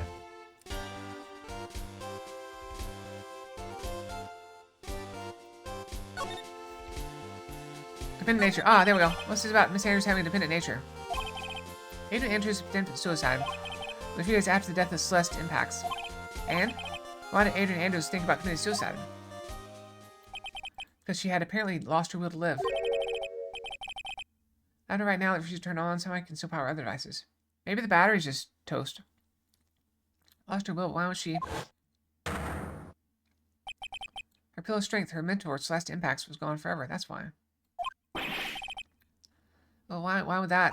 That's what they call following someone to the grave? After attempted suicide, Adrian started attending counseling sessions. Someone needs a person in whom she can trust absolutely. Once she finds that person, she'll do anything she can to keep them near. As such an anchor in her life, her crippling anxiety stifles her ability to live. And that's the nature of her dependency on others. When Celeste Impacts died, suddenly committed suicide. But before her turned pitch dark. That's according to Adrian Andrews herself. Then, that means her super confident attitude. It's all a facade. She's only copying her mentor's behavior to hold herself together. How terrible. Alright. That's gotta be it, right? Alright, we're gonna go find her now. I hate that we have to click like 500 times. You better be here. Alright, she's here. She's here. Okay. I'm gonna sip my hot chocolate.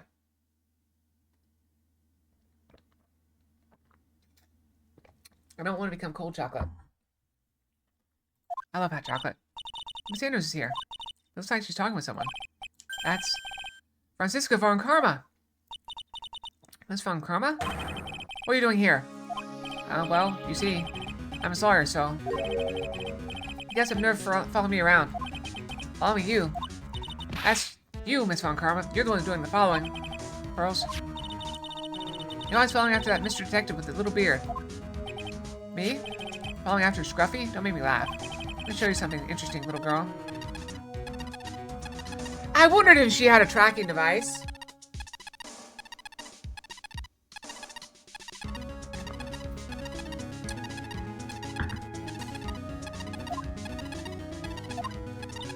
What is that?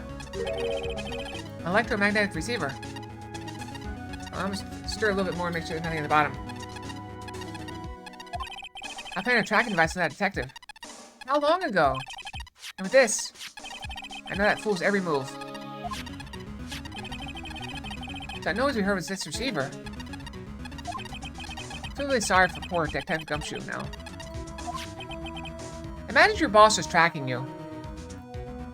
Now then, let's stop wasting time. Adrian Andrews. Yes? Think hard about what we just discussed. Understood? Alright. What are those two talking about?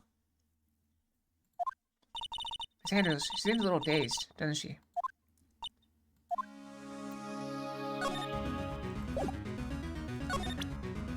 I think we can crack it now. Right.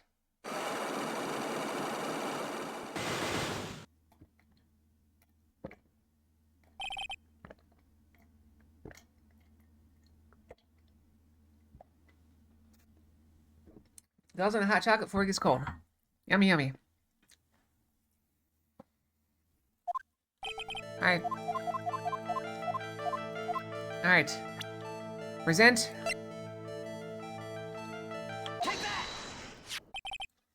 An intimate relationship.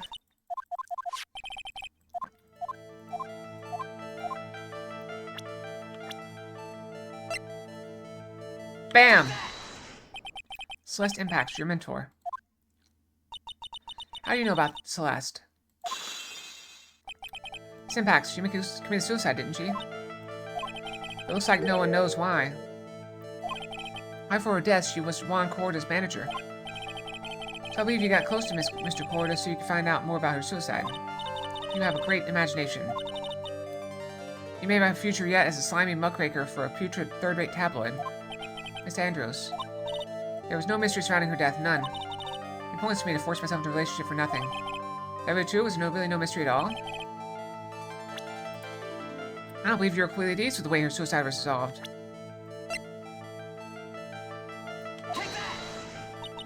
Get a hold of yourself. Huh? If you want advice on doing yourself in, let's just ask someone like the police.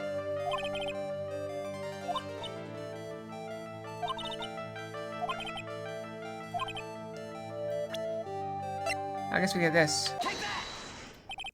This back suicide note was never found, was it? Looks like the police were under the suspicion that someone had hidden it. Maybe the person who discovered her body, Mr. Corda. Juan? Miss Andrews, I believe you thought the same thing. That's why you became intimate with Mr. Corda. I sat back quietly and listened to your insulting ramblings long enough. So this Celeste was my mentor, however, allow me to say this again. It had nothing to do with me. I didn't even know that her suicide note was never found. I'm a person who doesn't care about what goes on in the lives of others. That's the impression you like to give, however. I don't think that's who you really are. What? I have evidence that says otherwise. This proves that Celeste's impact is very special to you. Okay, now it's time for that one. Andrews, you nearly went through with it too, didn't you? Went through with what? Ending your life? Andrews, you look like and act like a very strong woman who has it all together. You don't ask for anyone's help, relying only on yourself.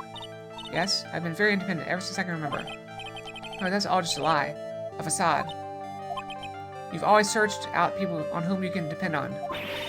That's You were dependent on Miss Impacts, weren't you? Which is why, when she passed away, you lost everything you had. Stop. When Celeste passed away so suddenly, like that, I died a death of my own, but no matter how hard I tried, I couldn't stop thinking about what had become of her. Note. You must have heard about the police report. The one that said the police suspected Mr. Corda of hiding Miss Impacts' note. I heard about it and thought to recover it from him by getting close. Am I right? If that's the case, then everything changes. What do you mean? What topic did we start this conversation on again? It was why was the victim killed? Exactly. Tell me, Sanders. It seems like you have become the one with the reason to want Mr. Corda dead. Me? Miss Impacts was everything to you. And then she died. And you would do anything to find out why she was killed herself. Even commit murder. Murder? We did it!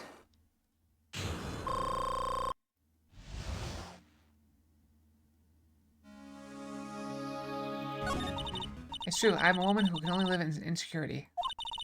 I'm physically small and I don't really have a lot of self-confidence. I pushed against all that, though. I tried to live strongly. I never wanted anyone to find out the truth. Poor Cinnamon, always hungry. It's Andrews.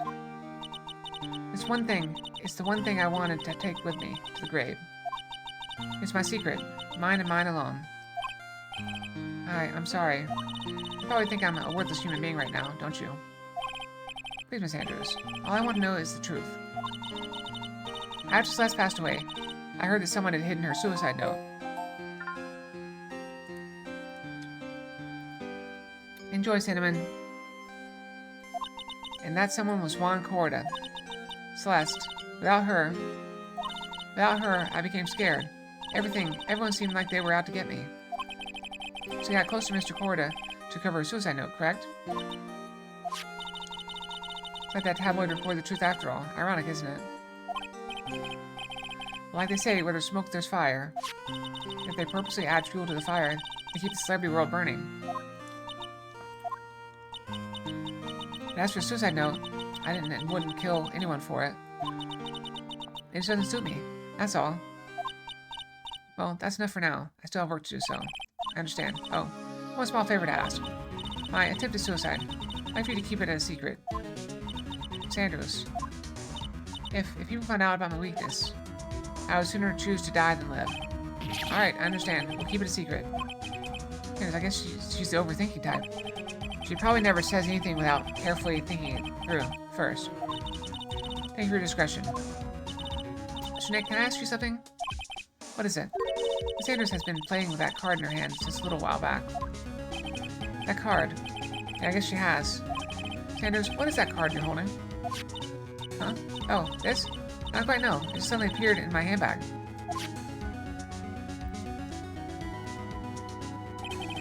What is it? Looks like a seashell? That's what it looks like, doesn't it? I honestly don't remember owning this card. I wonder where I picked it up from. I'm not remembering something clearly. It sounds like it would be a rare occurrence. Must be off. I'll leave Mr. on guard in your capable hands.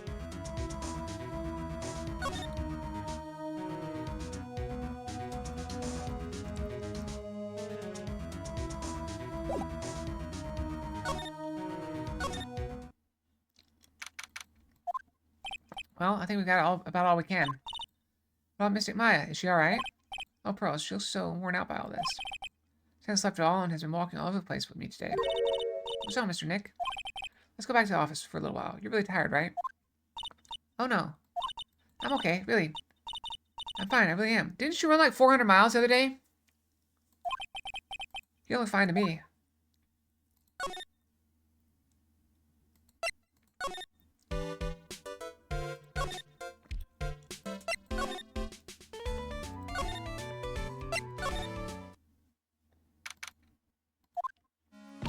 So, what now? Well, we did find one thing out for sure. Miss Sanders has a motive. You mean Miss Impacts' suicide note. That's right. She's also the one to discover the victim's body. Clever. Mr. Nick, the transceiver. Hello? Wright and Company Law Offices. Mr. Attorney. You're not answering a phone. Maya, where's Maya? As I promised, I have not gone within a few feet of her this whole time. Phew. Which is why I suppose she's absolutely famished. What? Such should win a quick acquittal, my friend. At any cost. Wouldn't you agree? Wait, Maya, let me hear her. Very well. Ask my... Maya, is that you? Sis. Ask my sis. Maya! Damn it, you cut me off. Mr. Maya said ask my sis, didn't she? Sis. What do you mean by that? Oh, Phoenix? Oh, you're a hopeless one. Call Mia! Dummy. I'm sorry. Ack. There's Mia. Mia! I have a message from Maya. So come, ask me anything you want about her. How's Maya? She's safe for now. My kidnappers want to keep his word, it seems. I'm glad to hear she's safe, but Mia, how did you know? Since she was locked up, Maya called for me. I had the note she left. I gathered as much information about her surroundings as I could. Didn't know you could use spirit channeling like that. Pretty smart of her. Kidnapper, what's he like? I don't know. Apparently Maya went to answer a phone call at the hotel and was drugged there. And she didn't see the face of her attacker. Arg! Maya's locked up in a very dark place right now. I'll tell you everything I heard when I was with her. You're with her?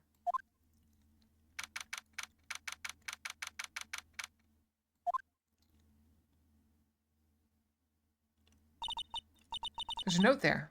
I'm starving. I could really go for some apple pie. I mean, at a time like this, sweets are the only way to go. I have to stay positive. I promise you won't kill me. I'm not going to die. I wonder if you're with Nick right now.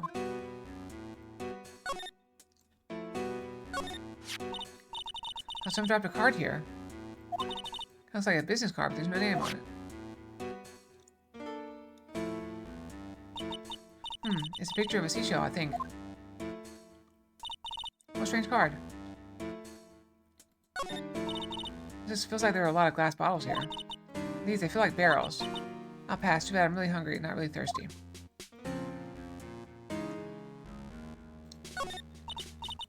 Try it, it's locked. Door's locked, it seems easy enough to open. On TV, the hero always uses a plastic card or a stiff piece of cardboard. And click, they magically open the door. There's a card like that around here I could use. That's it. This shell card. If I use this, maybe I can get the door open. This might be my key out of here. I have a feeling this card might be useful. Such a genius. Alright, now if you excuse me, Mr. Kidnapper. I did it. Okay. Now I'm getting the heck out of here. I shouldn't keep Nick waiting or worried. So Maya got out.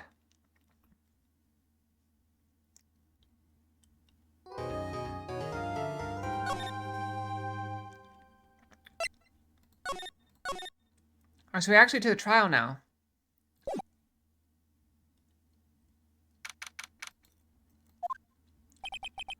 Adrian did it.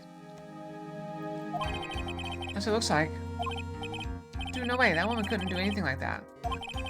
In court today, there will be a mountain of evidence that will implicate you. A mountain of evidence?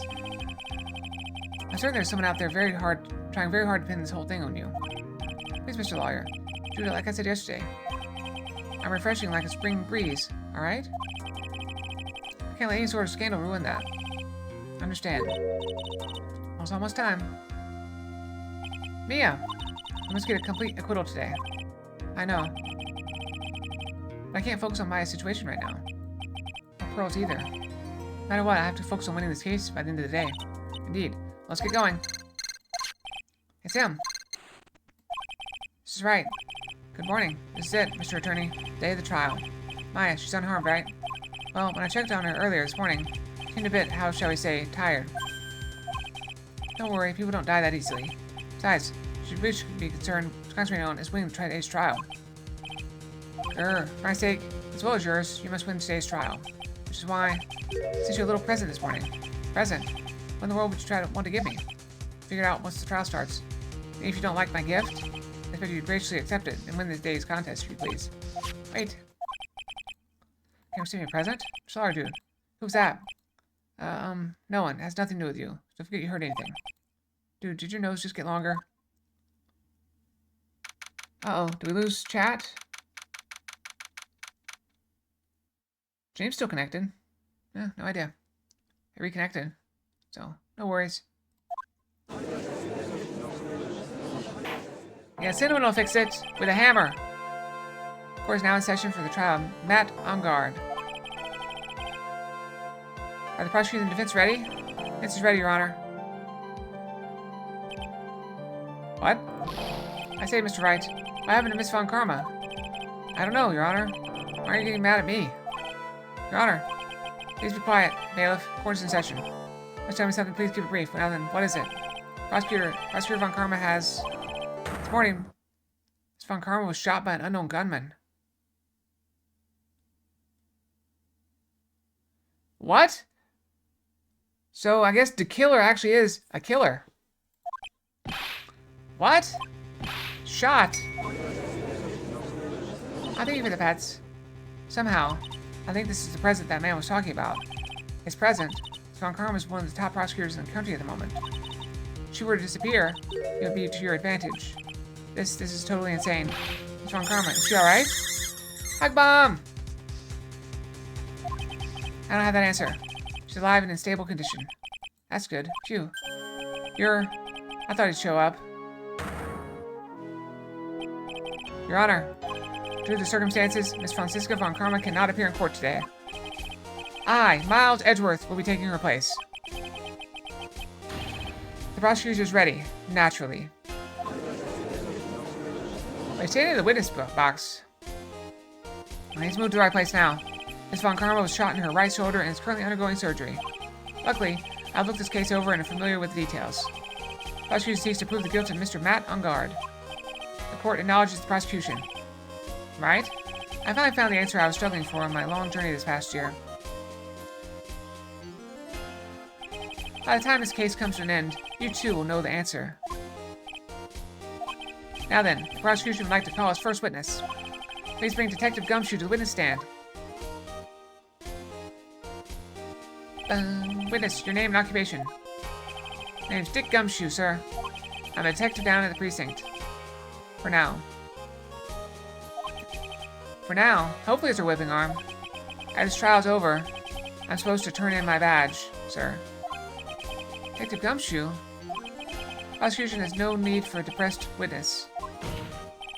Put your head up and face forward like a proud officer, Detective Dick Gumshoe. Yes, sir. Now, let's have your testimony. Want to explore the various facets of this case? We must start with that. Get ready, Phoenix. It's going to be one very rough fight. Yeah, it would have to be with Edgeworth as my opponent. Answer you're struggling for. Interesting. Show me this answer you finally found, Edgeworth.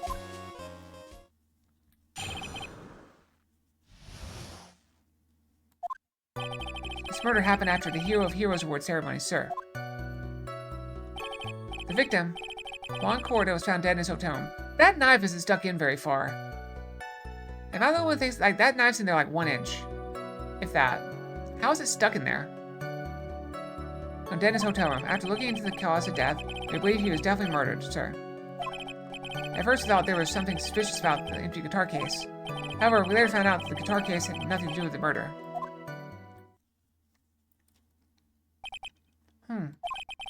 After the award ceremony ended, the victim was alone in his room. Yes, sir. Both victim and defendant went alone to their rooms, sir. I see. Miss Wright, you may begin your cross-examination.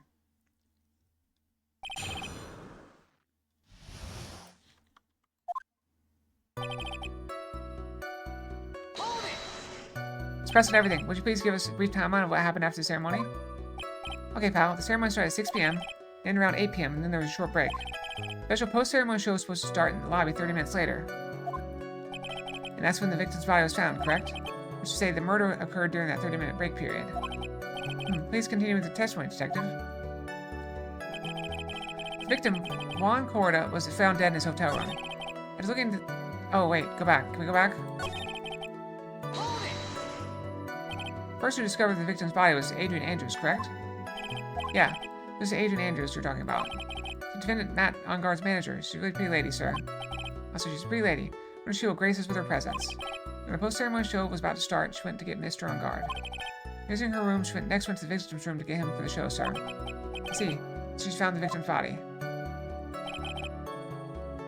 I'm just gonna double check. We only had 2, right? Okay. Yeah, we pressed on both of those. Looking at the cause of death, we believe he was definitely murdered, sir. Cause of death? Wasn't that because Mr. Corrado was stabbed in the chest?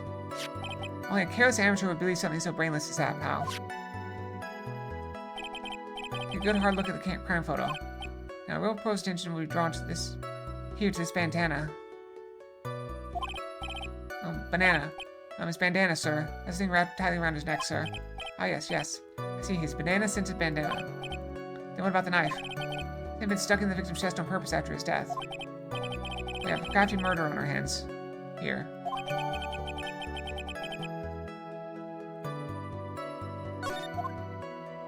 Okay, so he was killed after show. At first we thought there was something suspicious about the empty guitar case. Why do you think that? Because it was empty, pal. Jimmy didn't go anywhere without his bright red guitar. We couldn't find it anywhere at the scene of the crime. Oh, then how about this theory? Maybe we wanted the guitar and did the crime to get it. How's that? We thought that too, but... No fingerprints on the guitar case for the victims. On the victims, huh? I see. Ah, so much for my theory, then. Or they could have been wearing gloves.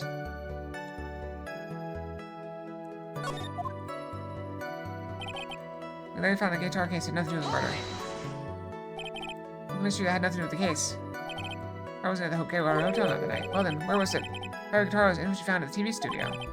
Even Juan Corda had apparently only taken the case with him, sir. You got to put the guitar inside the case? Yes, sir. Even when he was on stage for the ceremony, he didn't have his guitar. It was empty even before he got to the hotel. That's right. So it really had nothing to do with the case after all.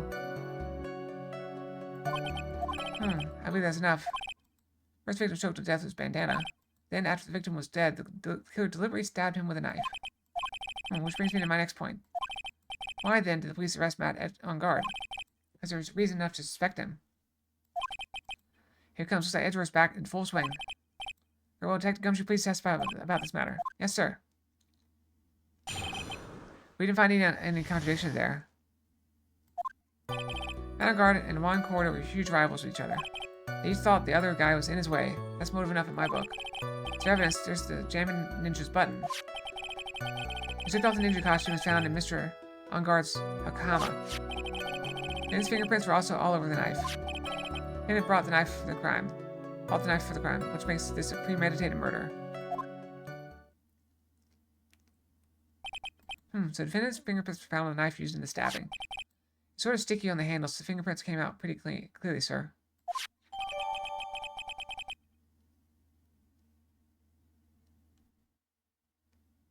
It's a hotel knife. They didn't buy it. There's this button. It's found in the defendant's clothes, was it? And this button also covered in blood? Yes, and we know the blood on it is the victim's blood, sir. What? Jamming Ninja's button added to the court record. This points very clearly to the defendant, doesn't it? Yes, it most certainly does, Your Honor. Ready given yet, right? Oh, I'll find the hole in your argument somehow. Press as hard as you like. Just hurry up with your usual pointless questions. Grr.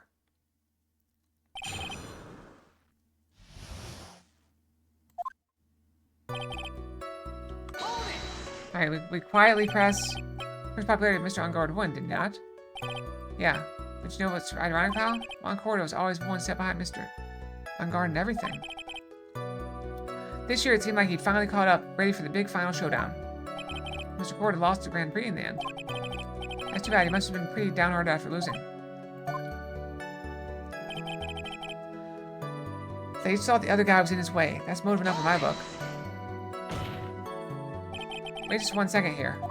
Mr. Ungar was beating Mr. Corda in the popularity polls. 1 second, I'm switching in my water. Here's my hot chocolate. I need some with this. Oh, it's not gonna fit back there. Okay, no. Okay. Well, yeah, I guess, but... Which means that in the defendant's eyes, the victim was not a rival at all. Which means he had no motive to kill at all. Alright, poking holes. We're poking the holes. I guess I quite agree. Well, Detective? It's not, well... I guess if you put it that way, then yeah, the defendant would have had no motive. Detective, I'm beginning to see why you were fired. Eh? No, not you too, Mr. Edgeworth, sir. That's... Look forward to your pension negotiations. No! Now, Detective, let's continue with the testimony. Sniffle, no, not my poor pension, too. Detective, if you value your money, I suggest you proceed. Yes, sir. We can talk about my pension later, sir. What was I saying? Hello, anyone? It's evidence search the Jam and Ninja button. Do you have any proof that the button belongs to the victim? Huh? What do you mean, pal? Oh, let me put it this way. I asked you if you have any evidence to back up your claim that this button was ripped off the Jam and Ninja's costume. Huh? Can't you tell just by looking at it? And the victim's blood is on it. Anyone could have smeared that blood on there afterwards. Mr. Edgeworth, help me, sir. Alright, I knew it. Had to be this piece of evidence. Now to reel this one in. Thread? Huh. The button was attached to the costume by thread, obviously. That thread snapped off when the button was torn off. Match the ends of the thread on the costume and the thread on the button. It's a perfect match. That's it, they're a perfect match, pal. Irk. Edgeworth's free, never misses a beat. Ripped off the ninja costume and found in Mr. Ungard's Hakama. Who was this button found? Pretty soon after the body was found, we rounded up everyone who knew Mr. Kurata. And then we did a search on them all. That's when we found the button. So it's almost immediately after the murder. We just didn't have the free time to lollygag and play tricks, unlike some people. What is he trying to say about me here? His fingers were also all over the knife. How are the fingerprints arranged on the knife? Huh? What do you mean, pal? By examining the fingerprints, you can determine how the defendant held the knife. For example, did he hold it normally or overhand? Oh, that's what you meant? Well, we didn't actually think of that. Can't believe the bumbling of this department. Hopeless. Were you paying attention to the testimony, right? His fingerprints were all over the knife. There's no way to determine how the knife was held at the moment of the murder. Is the defendant the owner of this knife, then?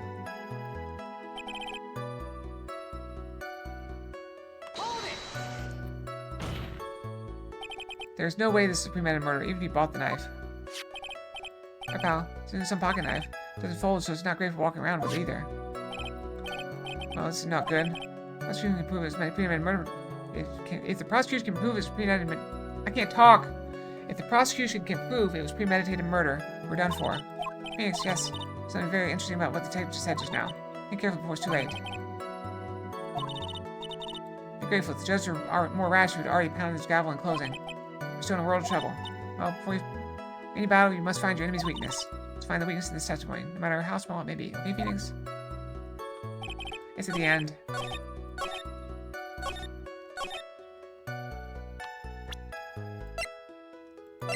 This knife. Wait a second. What? So the basis for your argument that this is a premeditated murder is simply that my client bought a knife beforehand? That's right, pal. Defendant did not buy this knife. Huh? Take a good look at the handle of this knife, and you'll see what I'm talking about. Huh? That's Gatewater seal set into the handle. Gatewater? I think I've heard that name somewhere before. That's the name of the hotel, the Gatewater Hotel. Uh-oh. The murder knife was actually property of the hotel, which means this murder was not premeditated. Yes, that is very true. This is very big. Hehehe. What is it, Mr. Edgeworth? Sorry, but the defense is simply too careless. What? I think whether the crime was premeditated or not has already been determined. How so? I admit this knife is hotel property. There's no one currently on the police force that is dumb enough not to realize this. I didn't know. Oh. Poor Gumshoe. Question is, where did this knife come from? Why is that? Why, that's obvious. It came from the victim, Mr. Porter's room. Sorry, Your Honor. That is not incorrect. The victim ate a last meal before he was murdered. With that being the case, I'd like to draw the course scene was on top of the table. There's a knife and a fork on the table. Then, where in the world did this knife come from? If it pleases the court, I'd like to first recall the room of the defendant, Mr. Matt Ungard. Yeah, I noticed the missing knife there. This is what was on top of his table. There's something missing, perhaps it's a single knife? We investigated leftover digital fingerprints, and while we were investigating, we came to the conclusion that Mr. Matt Ungard's knife was missing. Mr. Ungard had gone to the victim's room with the knife. he had used during dinner. Why would he carry a knife on a visit? To kill, of course. And with that, I believe the prosecution has proven this is a premeditated murder. Amazing, Mr. Edgeworth. Absolutely brilliant. A brilliantly clear deduction. Now, Edgeworth had this plan from the very beginning. Must be one of those traps, and I just walked headlong into it.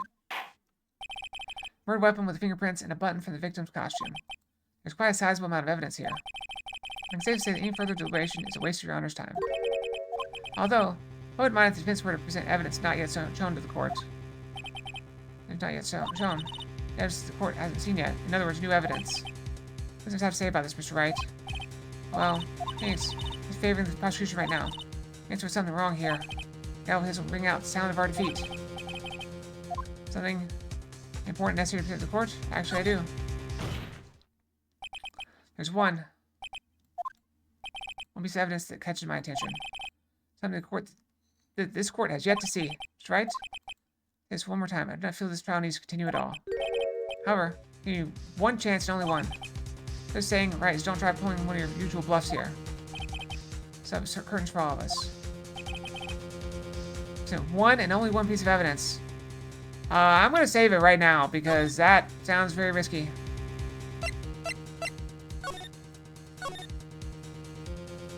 It's very risky. Now then, what is this important evidence you must show the court?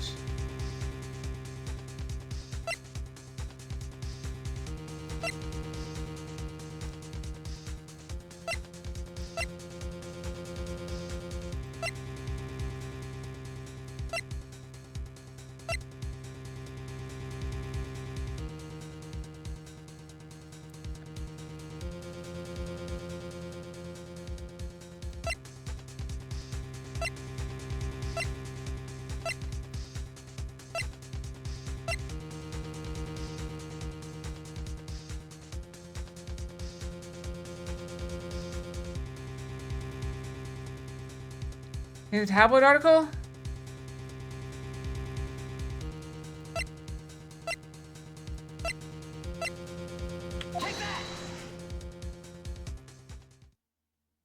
It's alright, but this time your bluffing steered you wrong. There's nothing strange about this piece of evidence. Wait! Man of my word, Mr. Wright. That's enough. Let's get the court to be. Come on.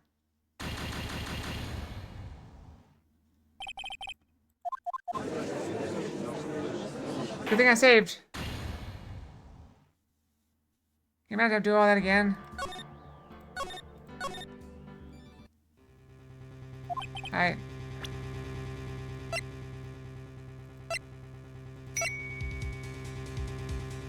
Cookie? No, no, no, no, no, no, no. Eat a cookie. No, no, no, no, no. Cookie. I did not eat the cookie. I failed to eat the cookie. Cookie, get in my face. Cookie, face. Get in my face. No, no, no, no.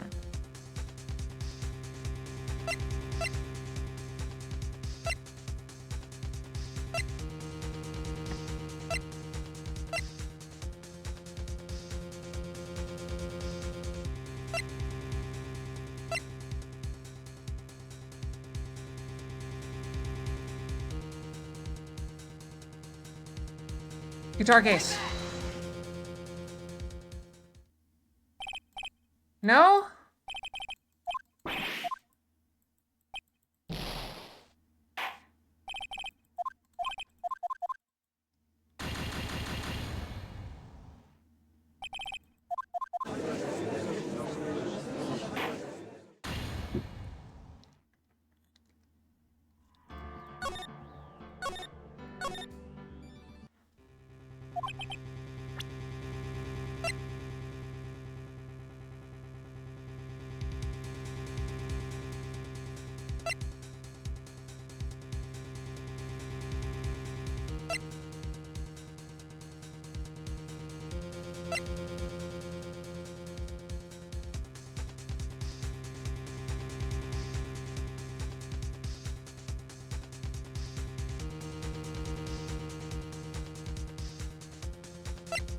That's important, but I don't think it's relevant right now.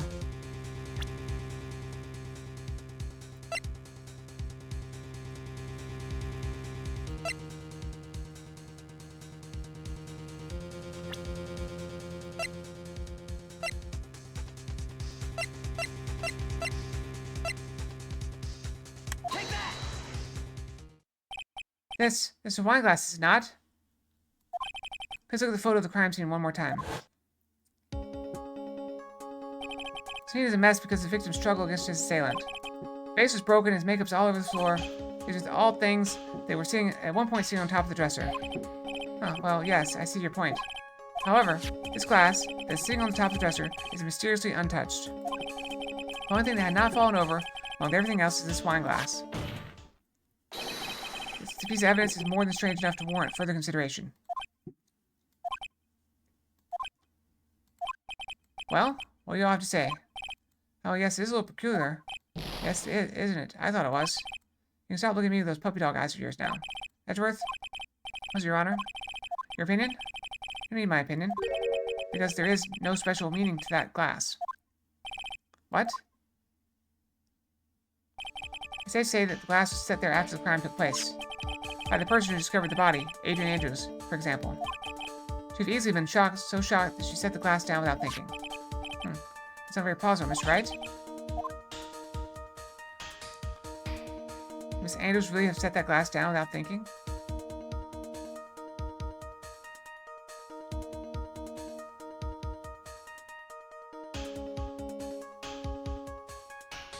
No. For a week here, the trial's over. I can look for my proof later. I should trust my instinct and point with certainty. It's my fault for it if you're thought-provoking enough. This would like to challenge the prosecution's theory. I'd like to see something that proves it was Miss Andrews who set the cup on the table. Turn the situation on its head yet again as usual.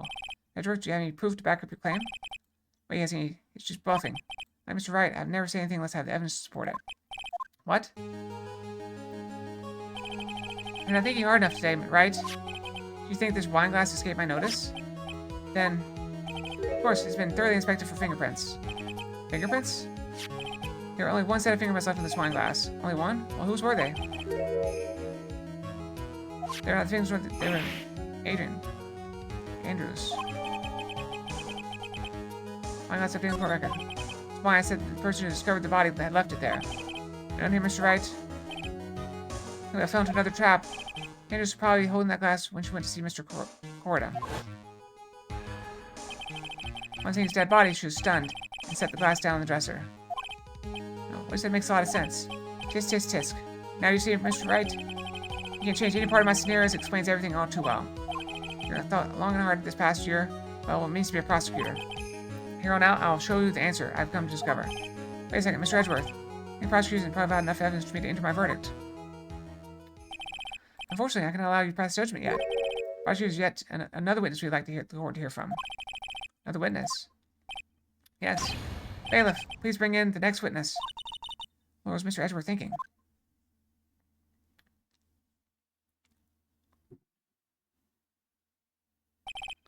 Another witness, please state your name and occupation.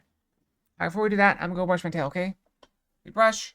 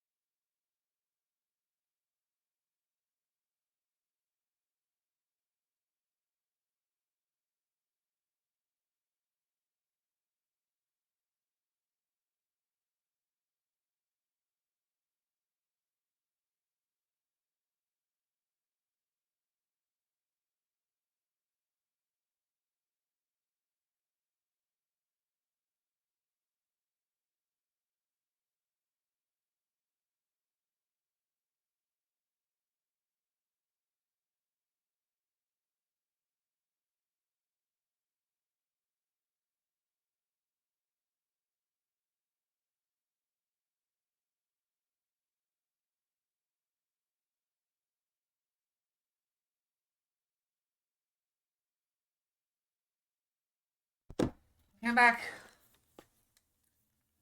Let's do it. Now then, witness, please state your name and occupation. She's wearing the space helmet. Witness, your name and occupation, please.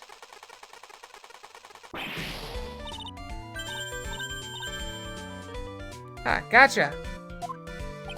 Grrr. I wonder what happened to that calm composure we had earlier. Oh, edgy boy, it's been what, a year since we last met, hasn't it? You seem more happy to see me. I saw the report with her testimony, but who knew that was that under the helmet? It was the Wicked Witch of the witness stand. I tell you, this time I know what I'm supposed to do. Today, I'm going to tell you anything and everything. Even things that don't have anything to do with that terrible crime. This witness, that terrible crime is all this court needs to know. And thank you, Treeborn. Oof, shush, I'm talking to my dear Edgy Wedgie right now. Don't interrupt us, Gramps. Yes, madam. No, please, by all means interrupt her, please. Anyway, witness, your testimony, please. It's true what they say, that youth are hot-headed nowadays. Not that I mind at all, Edgy. Now then, what should I start with? The witness was on security detail at the hotel on the night of the murder. Is this correct, Miss Oldbag? It's a great job being able to see my dearie Juan. It's almost too much for my little heart to handle. You mean you were a fan of the victim? Look, everyone's crazy over that on guard, saying he's cute in a fresh way or something. But not me. I wouldn't say anything so silly. After all, I have no interest in a little child like him. Only interested in a real man, Juan Corrida. Those two were the same age. Anyway, as I was saying, I was pacing in front of his room that night. Very well, please tell the court what you witnessed the night of the murder. Leave it to me, Edgy Poo.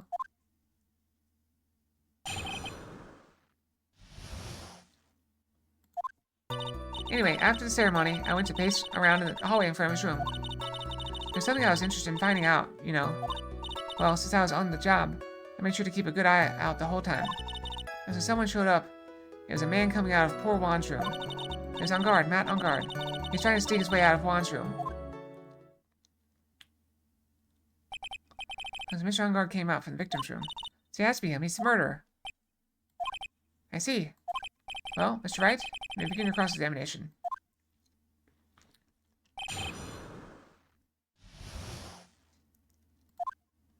Wait, after the ceremony, I went to pace around in the hallway in front of his room. So back, what was your post on that night? The lobby. I was supposed to help set up the stage for that trifling show, but I refused to help. I'll have you know, it was for that lead-headed samurai show.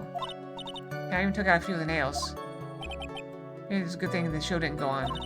Besides, that manager with the glasses seemed to be working hard at it without me. So I thought I'd take a little break and spread my wings a little. And that's when you went to hang around the victim's door? There's something I was interested in finding out, you know. So you're interested in? And just what was that? Not some little thing I could just go around telling everyone, you know. It's top secret between me and Juan. And Edgy Poo, of course. What is this thing she was interested in? I have no idea. I despise gossip, Your Honor. Gossip. Should it prove relevant, we can always have it appended to her testimony later. I say we shouldn't force it right now. And did the witness stay in the vicinity of the victim's door the entire time? Once I was on the job, I made sure to keep a good eye out the whole time. No? Can you tell us the number of people who went in and out of Mr. Corrida's room? I have no idea. I wasn't born so I could count things for those who didn't pay attention in class. That's why ever since I turned 20, I quit keeping track of how old I really am. Yes, well, that would explain why your age was not included in the report. In any case, Winston saw someone, correct? I saw someone showed up. There's a man coming out of poor Juan's room. Who in the world was that? I'm not allowed to say. For information is to be carefully guarded from the masses, Sonny. He came out of Juan's room. Yes? He was? I'm too scared. I can't say his name out loud. Oh, what I wouldn't give to have Francisca's whip right about now. Well, I guess I can tell you, since you're such a bad boy anyway. He was on guard, Matt on guard. He's trying to sneak his way out of Juan's room. Tell my client, are you sure about that? Yes. Really? Knowing Brat, when I say I saw someone, I saw that person.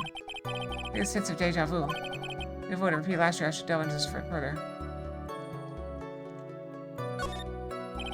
Let's tell the court about the man's face in more detail. I need me to tell you about his face. I saw a gentle look in his eyes and his effeminate lips. His right eye covered by silky hair, sparkling shiny teeth. He was shining? Well, he's shining all around in this week's pinup poster, dearie. His pinup, why do you? I mean, I don't care how he looks in this week's issue. Please stay with what you saw that night. What? Or his face is the same no matter where it is. You know, you whippersnapper? Mr. Wright, this testimony is now important and relevant anyway. I believe that's important. No, when I say time's valuable, it's not a suggestion learned. Students is woman's youth. That's more valuable than gold to me. I feel old in the presence of her childish whining. She may not remember things or be mistaken here and there, but I don't think she's lying. Bad for us, really bad. It's also how the human mind is. It also has a tendency to jump off topic. She strayed on a few interesting side topics this time, too, hasn't she? So it makes her a sweet old lady, right? Because you're not the one who has to question her.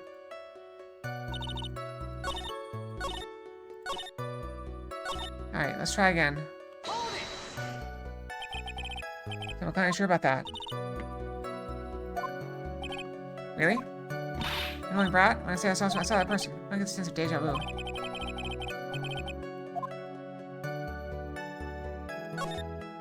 Please tell the court more about the man's clothes in more detail. Tell us the man you are, really, as if something like that matters. But it does. Now what's the thing? Yes, it was that thing. What thing? The only thing he's always wearing, that racing jacket. I was wearing that at the detention center, too. It's meant for nothing but seducing women out of their pantaloons. Oh, men. I'm right. It's right. Since when it's now important and relevant? Yes, it was. Very important. Of course it was important, Your Honor. Perhaps you would like to point out what part of the testimony was important. Don't you see it, Edgeworth? Your Honor, I request what the witness said about the jacket be appended to her testimony. I'm going to see where you're going with this, but alright, witness, please. Well, I don't like to badmouth anyone without reason, but if I must...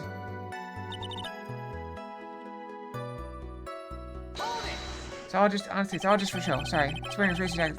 Are you sure this defendant was wearing a racing jacket? What do you think? It's not like I've seen him in anything other than that horrible thing. I'm sure he was wearing it. So sure of herself is to the point of self-absorption. Everything's mistaken in there. Alright, alright.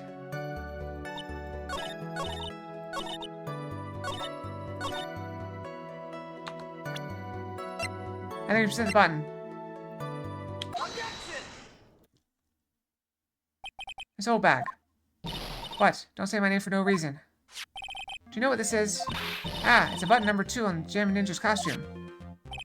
Now I know she's an obsessed fan. She identified it in a single glance. Give it here. Give it here. Don't give it to me. I'll punish you with this. Wow, she really is a die-hard fan to want a button covered in blood. This button was discovered on Mr. Unguard's body during a full body search. See? See? This button proves beyond a shadow of a doubt. It was that rascal Unguard. It was caught up in the pleats of his nickel samurai Hakama pant. Oh crap! No, I didn't mean to do that! See? Unguard, let's see. See? Unguard is nickel samurai. Witness! Now, it may just be me, and I do have an active imagination. Just now, didn't you say the defendant, Matt Unguard, was wearing his usual racing jacket? Ah, I'm so sorry. Sometimes you judge people based on what they wear. If I wore the Trinity dress, then maybe the young people think it's worship. Oh, yeah. Should I have to put up with wearing that ridiculous outfit? This outfit's serious, right? That tape recorder stuck in my chest. Let me tell you, it's heavy. It's heavy. I wish we'd have switched to CDs ages ago, but I'm keeping this. You know, for all these kids out there, I work hard with a smile on my face. Don't you understand? Take a look in the mirror. Your clothes are about as interesting as documentary on curling. Shake a tip or two of an edgy food. Now he's got style. Sorry, I clicked a couple times with my, and skipped a couple things, but I was able to catch it on the replay. And try to read it real quick.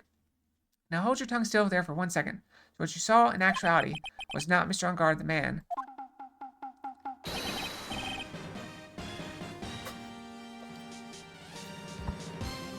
But Mr. Unguard the nickel samurai. Cookie! Nom nom nom nom nom nom. Eat the cookie. Nom nom nom nom nom nom nom nom. Nom nom nom nom nom. Get in my face. Cookie. Nom nom nom. Got it. When you think about it, they're really one and the same anyway. Let's go back. It's a very important point we're talking about. Edgy Poo, you think so too?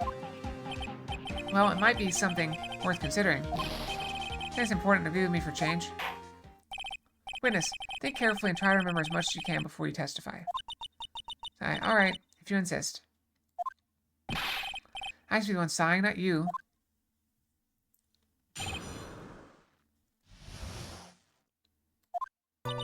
On guard, on guard. Yes, now I remember. Nickel Samurai, that's right. It was the Nickel Samurai that I saw. Yes, it would have been convenient for him to wear his costume during the murder. He had to go to that post-ceremony stage show right away after the crime, you know. So he must have worn that Nickel Samurai costume when he was stabbing poor Juan. I knew it. I knew to say he was inside that costume. What? Think there could have been someone else inside that costume? Very bad little boy, thinking such rude things. But the possibility does exist. Ah, youngins today. I told you there's no way it was anyone else. How do you know that? Because I said so, and what I say is the truth.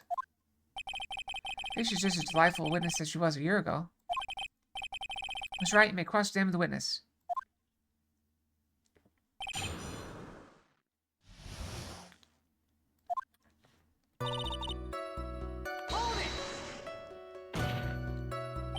Would you please get on with your testimony? Oh, watch your language, young man. What sort of tone is that to take with an elder? This is what it used to be, so you should forgive me for everything. If you keep on barking at me like that, I'll start singing at the top of my lungs. What? A striking figure by the sea. Standing all alone is he. He's a Nickel Samurai. She's actually singing. Someone help my poor ears. Mr. Edward, can you please do something about this racket? Witness, I'll give you a piece of gum later if you'll be good and just stick to the facts. Okay. You promise, right? Right? I'll be sending the bill for the chewing gum to your office at a later date. Remind me to send you a thank you note later, too, Edgeworth, old chum. Nickel Samurai, that's right. It was a Nickel Samurai that I saw. Be a little more careful with your testimony, please. Not too long ago, you said he was wearing his racing jacket, and now he did not. Not too long ago? Let me ask you this. When you were itty-bitty, what was your grand dream? Huh? What do you want to be when you grow up? Whippersnapper? My dream, huh? Well, I, wanted to be the Judge Wagner, hero of the Public Court. So what? Ow! See, Frosty's awake. See? Look at where you are now. You're not Judge Wagner, are you? Are you? Ow! And I'm back. Well, what I said earlier, who puts any weight in things like that? And now is everything. I can't be held responsible for the past. Since when did the court become theatrics over testimonies? All that matters is the man that was inside the costume. Isn't that enough? Judge Wagner, I got an achievement for that.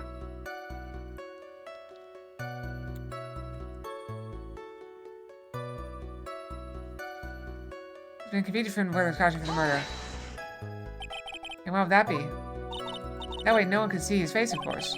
There's still no advantage for him that I can see. In fact, you would think the costume would make him stand out all the more. You're such an annoying child, you know that? You disagree with everything I say. That's what you're always doing to me? I got it. Maybe it was more troublesome for him to change in and out of his costume. Had to go to that post-ceremony stage show right after the crime, you know. Is there anyone else scheduled to appear at the post-ceremony show? All the contestants were supposed to go on stage and do a friendly gesture thing. That included Zama Ninja. Of course it included him. So when Ungar came out of Dear Juan's room, I didn't give it a second thought. I see. Anyway. So he must have worn that Nickel Samurai costume when he was stabbing poor Juan. Leave Cinnamon alone! Let me ask you one last time. First you saw, it really was a Nickel Samurai. As sure as ever. Haven't I been saying that from the very beginning? Can I throw in the towel yet? You think too hard on this one, huh? Contradiction your testimony is sitting in plain sight. This is what that contradiction means for us. I'm talking about first, but okay.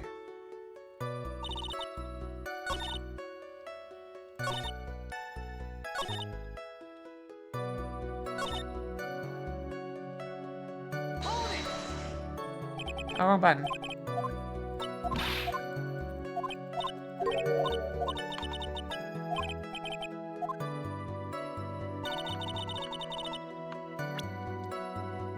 I know we have this. It says it was a... strangle with a scarf. Stab with a knife.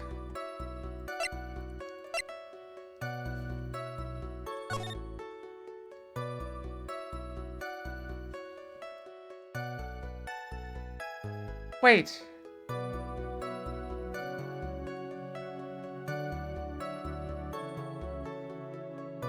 Look at this. It's gloves. He wears gloves.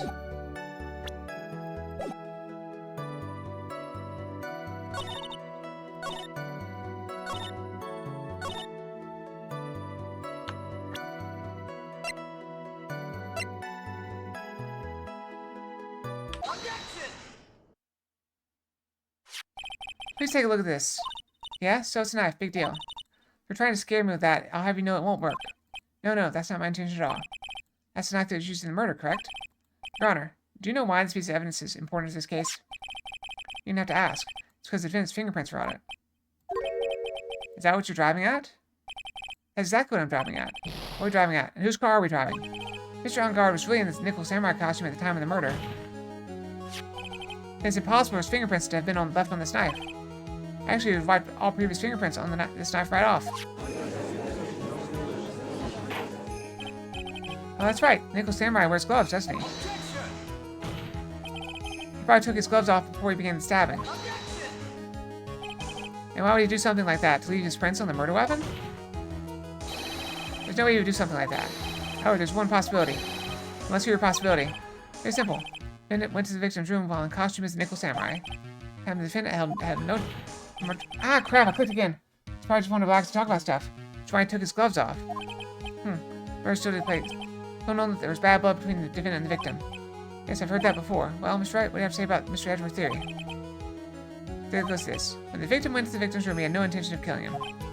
At this point, there's a contradiction. Sorry, I need to just... There's theory contradicts something in an earlier testimony. What are you babbling about? Now, for an argument's sake, let's suppose Mr. On-Guard was the killer. If that's the case, I think it's impossible for the victim to have gone to the victim's room without intent.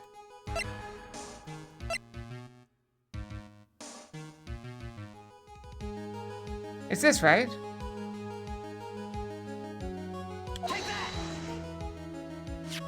This knife. This was used by Mr. On-Guard at dinner. Yes, we did establish that. Which means that if my client was in fact the killer, then he brought this knife with him when he went to visit Mr. Corida. I suppose. However, you just said yourself, at the time, the defendant held no intent to murder. If that were true, then why would he bring a knife? He wouldn't, would he? Which means, Mr. Edgeworth, your theory was flawed from supposition 1. And one more thing. The murderer was wearing the costume at the time of the murder, then there should be glove marks left on the knife. Which means the defendant's fingerprints shouldn't be all over it, like bees on a hive. And that brings me to my final point. This knife was planted by the real killer to hide their identity and mislead us. Order, order, I say. Order in the court. Was this knife really planted by the killer? Why would the murderer do such a thing?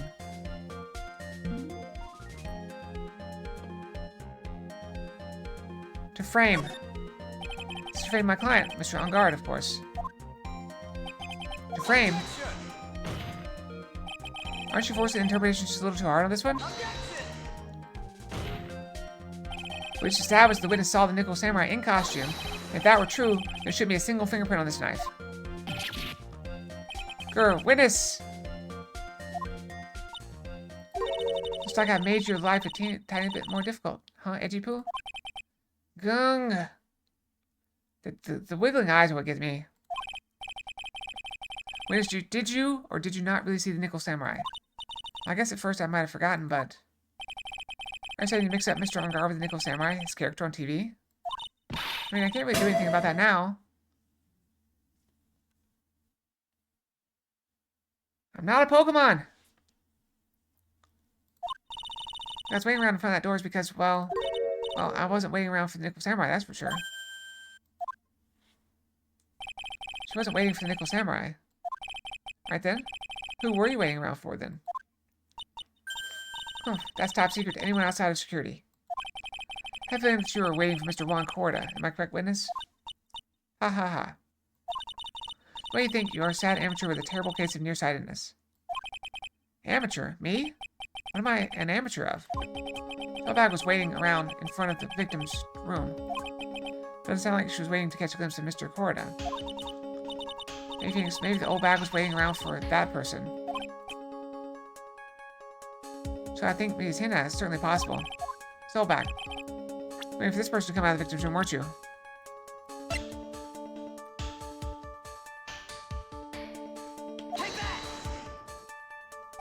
Who is this person?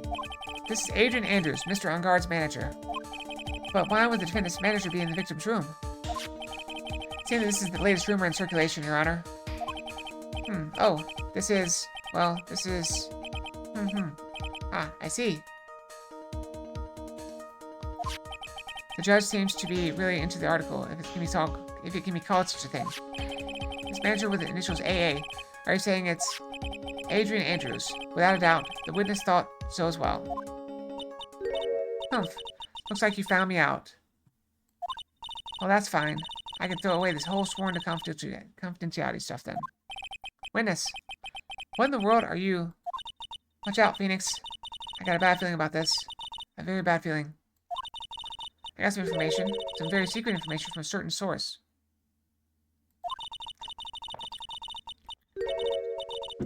So that's why I was doing my own little investigation. In secret, of course. But what for? Oh, just for myself. Personal reasons and all that. Well, Mr. Edgeworth, how do we proceed from here? I really don't want to do this, however, I cannot simply let this point slide. I see. Very well then, witness, please testify about the secret information. Get ready. This is going to take the wind out of you youngins. I'm sure we're all capable of handling this, really. It's not like we're 10 years old.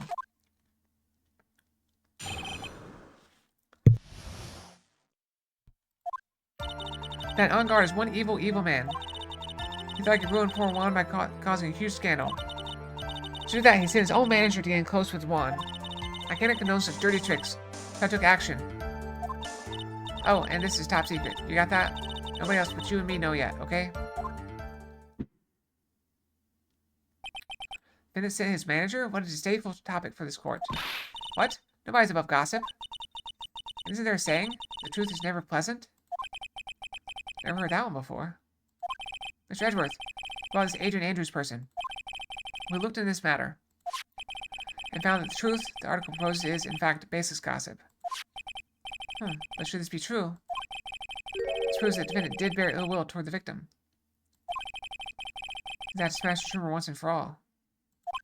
Now then, Mr. Wright, you cross-examine the witness. Here, the old back seems rather excited right now.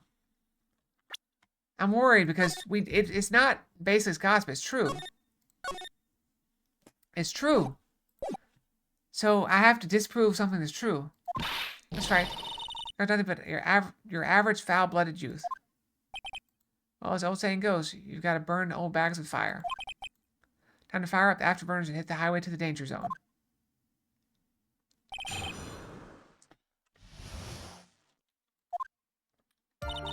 Regards one evil man.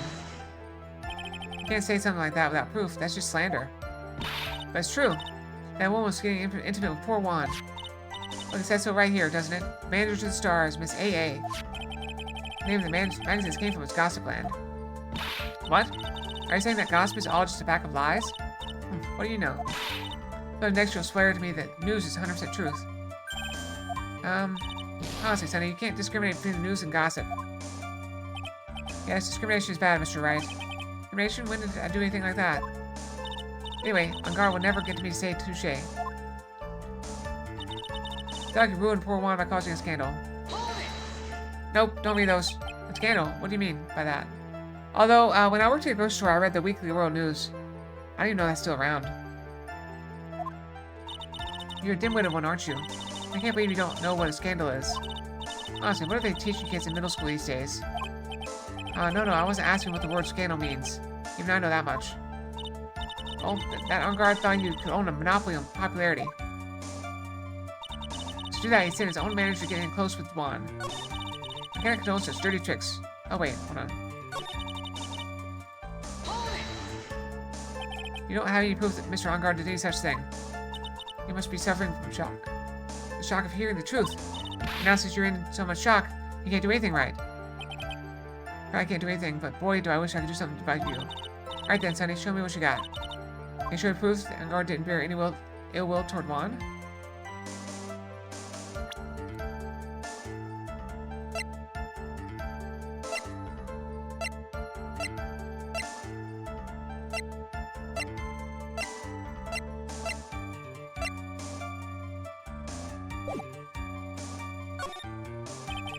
Anything to offer.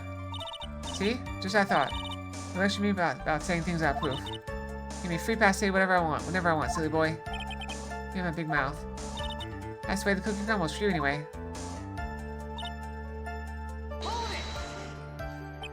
So what do you mean by I took action? Like I already told you, I was lying in wait to close to the crime scene. As that slime woman came out of Juan's room, I was going to capture her and teach her a good lesson, something you youngins need. You're going to teach her a good lesson. I was going to make her eat the damage beans of my ray gun. Like this. No, stop! Well, it was too bad that woman didn't come out through the door that night. Oh, and this top secret you got that nobody else should mean to know about this, right? Wait. What? I'm a busy woman. Tea time for the kids over. You can face it, no one else knows yet. That's true, then how do you know the secret information? Huh? Well, that's... I'm a pro, yes, that's it. Secret. Even if you drill a hole in my brain, you'll never find out. What's it back?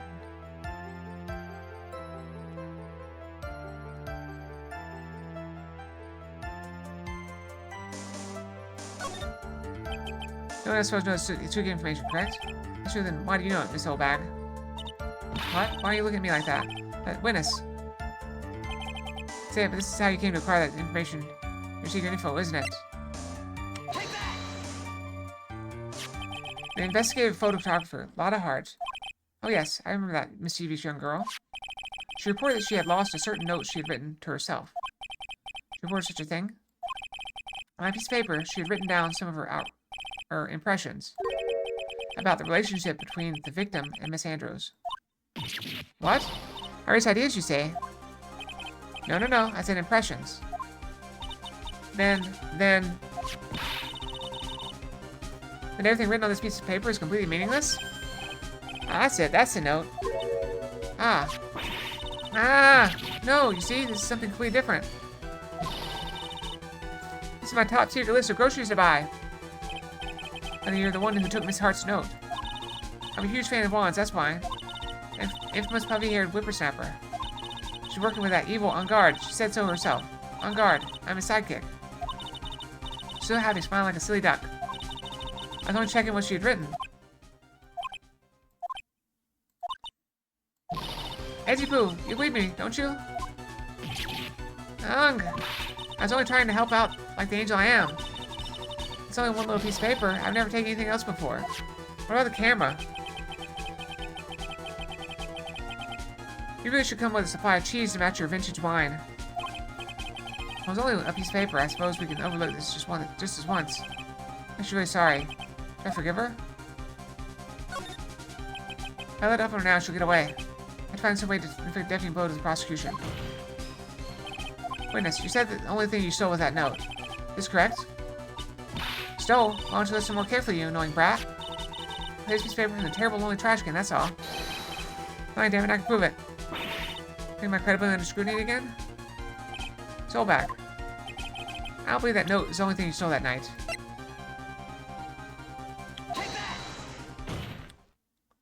Soulbag. That note was with a camera inside its case, wasn't it? A camera? Yesterday, Lotta Hart was raising a huge stink over her camera. She kept saying something like, my sweetie, $1,600 camera disappeared on me. Why? Witness. What is it, Gramps? If you have the note, then it's only logical that you have the camera, too. Grr, looks like you found me out again, Sonny. This is the camera you're looking for? That's... What? Even though I look like this, I'm still a person, you know. I still eat meals like you. I fall in love and borrow things from people. I think your definition of borrow is a little off. I saw that woman's business card, and that's when I noticed it said, Slimeback Celebrity Photographer Extraordinaire. Well, when I saw that, I had to know what sort of picture she had taken. Professional security guard, it's my business to know these things. Bailiff, take this camera's photos, hurry. We must examine them, at once. We just damaged our case, didn't we? Well, Mr. Edgeworth, what do we have? There's only one photo that seems to be relevant to this case. Let's bring it to the court. This is the Nickel Samurai.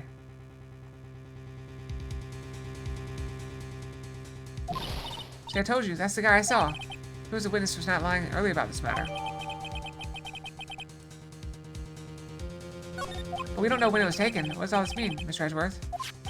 This photo by itself does not prove that the person in it is a defendant. However, in his own confession, Mr. Ungar clearly stated that at the time of the murder, he was still in his Nickel Samurai costume. As the case, then this Nickel Samurai is defendant. How did it come to this?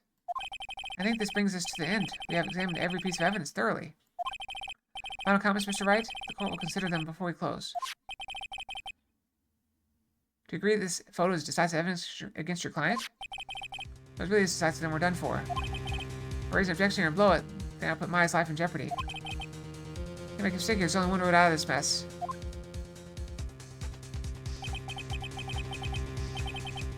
How does this actually...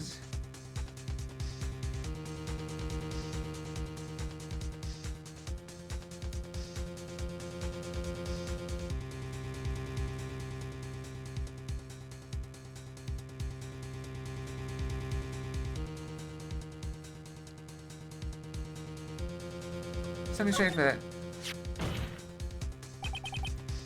There's something more strange with this photo. Knew this was coming, right? Your thoughts, Mr. Edgeworth? Maybe we all agree there's nothing strange with this photo. There's no way for the defense to debunk this photo, even with a bunker buster. Debunk with a bunker buster? Is that what you're planning to do, Mr. Wright? Okay, please look at this photo one more time. I believe you honestly find something wrong with this photo. You only have one chance, correct? Well... Why don't you give me one chance? They give me one shot at this. Find something wrong with this photo. I can't let this chance go by. I know what you take this photo from anyway. It's a lot of focus. Why don't you take a good shot, especially when it counts? To your objection. Tried to point to it? It's dragging on the ground.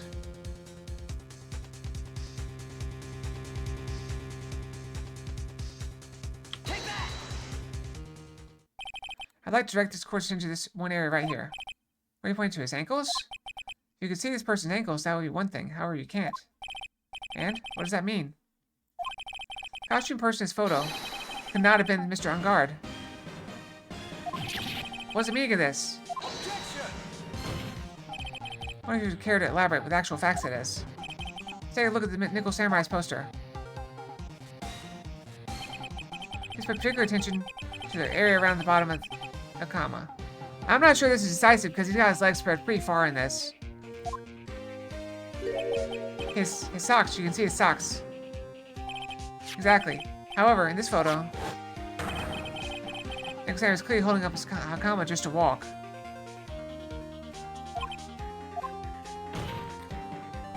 There's only one explanation for this. The person inside this costume is clearly much shorter than the defendant.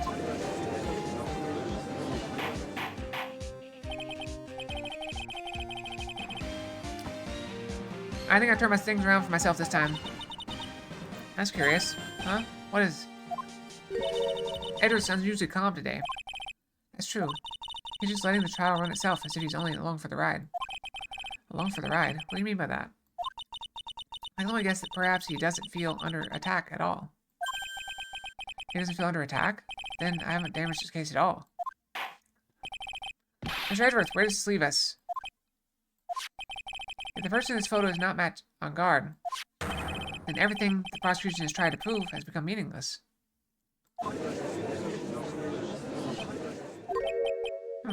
I figured it would come to this. What? Right, I have something I want to ask you. I think you have proven that the person inside this costume is not Matt on guard. In that case, who is this a photo of? This person wearing the Nickel Samurai costume. No stress out over this. It's very simple. We should be focused on his Edward's attitude, don't you think? Yeah, why is he so calm? Mr. Wright? Let's hear your thoughts. Who's the person in this photograph?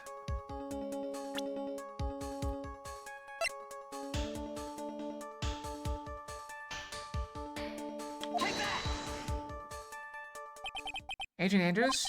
If you want to know who that Nickel Samurai is none other than this woman. Why would you say it to be Miss Andrews? What in the world points you to her? For starters, she's short, and she can freely move in and out of Mr. Unguard's room. Finally, she had dinner with Mr. Ungard that night. And how does that all add up? It means it makes it very easy for her to get a certain item. A certain knife with Mr. Ungard's fingerprints all over it. A knife that is used as a murder weapon. Why don't you just say what it is you want, right? I have to do this now. This is my last chance to turn things around.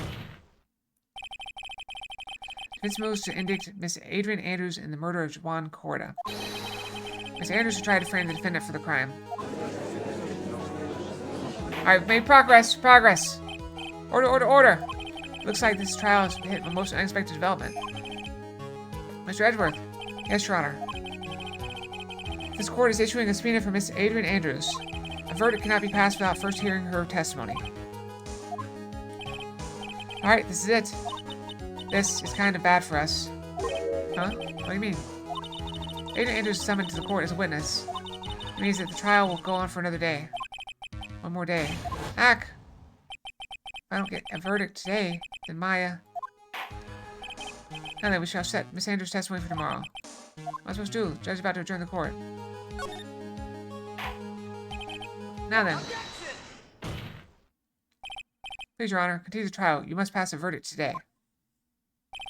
I can't do that. We cannot hear Miss Andrews' testimony. She's not... I abhor wasting such valuable time. Edgeworth? Your Honor, I request that you please continue with today's trial. But we cannot continue due to this unexpected development. This unexpected development? I think you underestimate me, Your Honor. What do you mean by that? Mr. Phoenix Wright would save his way to speeding Miss Andrews is all. Happening according to plan, even if Wright was a bit slow to catch on. What? What?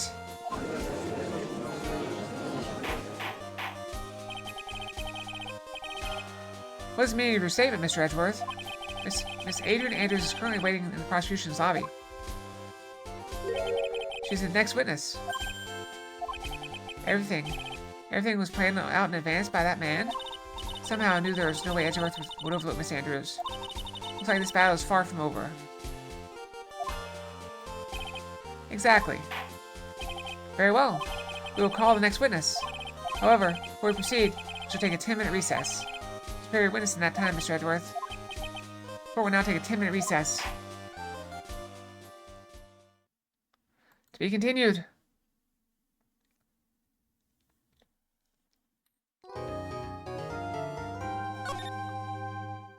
This is turning out to be a very stressful one. Because we keep having like one shot at stuff.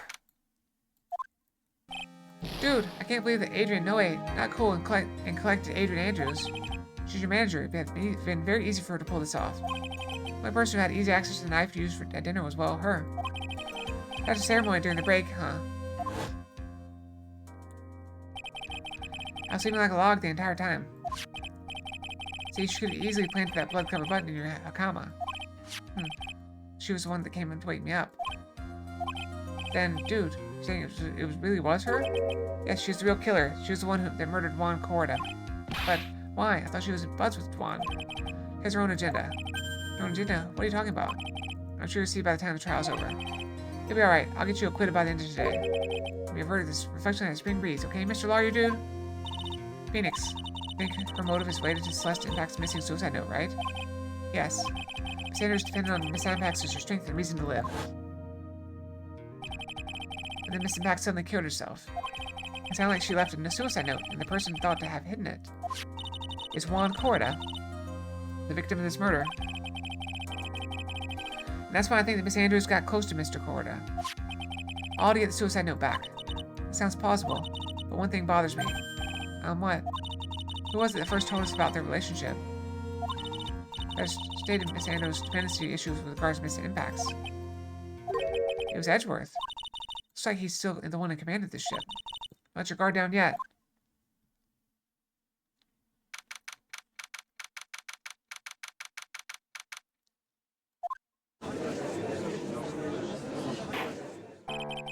Court now reconvene. Now then, Mr. Edgeworth, if you please. I'll also say, this is usually about the time we need to stop and go to sleep. But I wouldn't be able to sleep anyway. However, I am sleepy. So, ability to sleep and you know, need for sleep are two different things. Prosecution calls a witness subpoenaed by this court. Miss Adrian Andrews, the person who discovered the crime in Mr. Ron Corda's room. Want to change it up? What do you mean? What's your occupation? What do you mean, change it up?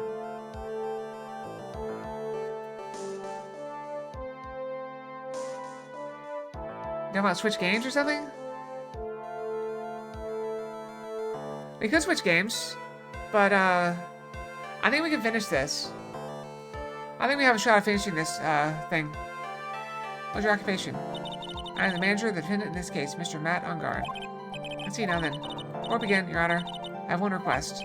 Yes? Sure, what is it? Mr. Everyone in this room is wondering the same thing. I would love to find out more about my relationship with the victim.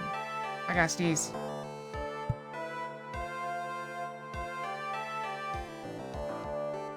I mean, honestly, I would love to go to sleep right now, but I know I'm not gonna be able to do it because those fireworks just keep going off. After all, it was the topic of a certain weekly magazine recently. Oh no, I have no idea what you mean. I've never even heard of Gossipland. If I was ever a prosecution witness, he'd do all my work for me. Anyway, I was wondering if you could please tell us about your relationship to the victim. Yes, I was seeing Mr. Corda. I was also aware of the rivalry that existed between Matt and Juan. But this was a private matter between Juan and myself. So it was a fry and bait matter, or was that bait fry? I might have been fishing. But I didn't kill him. No one's accusing you of that. I think there's someone who would beg to differ. I think I'll understand your relationship with the victim now, Miss Andrews. Very well then. Witness, please testify to the court about what happened when you discovered the murder that had taken place. When I found the body, it was time for the show to start, so I went to get Matt from his room. After that, I went to Juan's room. And there was his dead body. I was in shock. What I saw was naturally the exact same scene as in the crime scene photo. Wait, I wonder about this. If you stabbed him, you wouldn't be able to stab through the button. The knives aren't that sharp. It was naturally the exact same as in the crime scene photo. Also, I was about to faint, so I poured myself a glass of juice. Poured myself a glass of juice? Yes, Sally, didn't remember to not touch things at the scene of the crime. I disturbed the crime scene by moving this one thing. That's when the fingerprints on the wine glass were made, Your Honor. I see. That's right, you may cross the evidence. Well, if she's poured herself a glass of juice, why didn't she drink it? One cool and collected customer, she has the brains to match. Yes, I know. To catch a person like her, you have to avoid head-on confrontations. Disrupt her pacing. Disrupt her pacing? Type of woman who is easily thrown off by things inconsistent with her thinking. You have to attack when she least expects it. Once you let it on your offense, it's the instant this trial is over. Understand?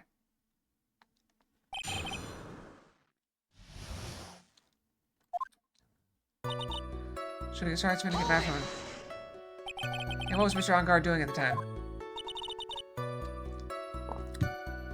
He was taking a nap. He was worn out from his mini performance as a Nickel Samurai during the ceremony. Mr. Ungard did say he was taking a nap.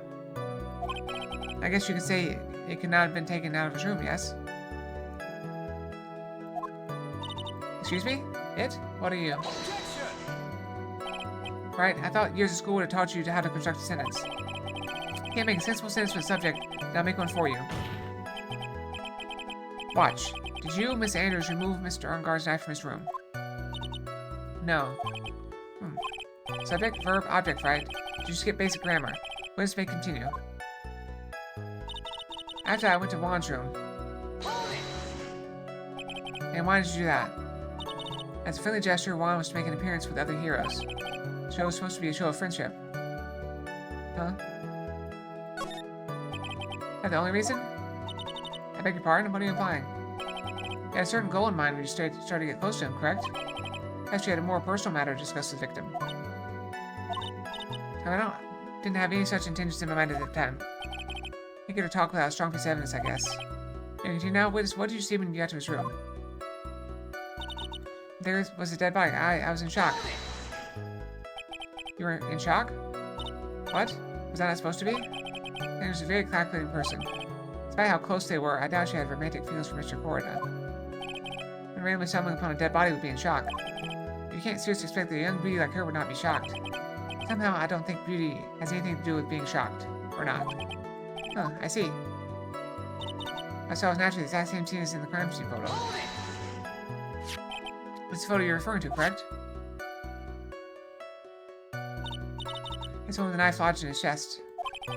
The guitar case like this too? Yes, it was open and empty, of course. And then what did you do next, witness? As I was about to faint, so I poured myself a glass of juice. Juice? Yes, there's a bottle of tomato juice on the table, so I helped myself. You didn't drink of it, did you? Huh? There were no lip marks left on this wine glass to suggest that anyone drank from it. I wasn't feeling terribly great, so I set the glass down without drinking it. I'd like to confirm with you one more time. Discovered this dead by Juan Corida, you were in great shock. That's when you poured yourself the glass of juice, correct? And what of it? I really was a complete blank at the time. I was a complete blank? I didn't think that was possible for you. Aren't you rude today? I was so dazed that I made one careless mistake, that one thing. What one thing? Ah! Hi, Victor! Welcome, welcome! Thank you for the follow. Appreciate it. Why is it not announcing? What happened to my thing? Is it broken?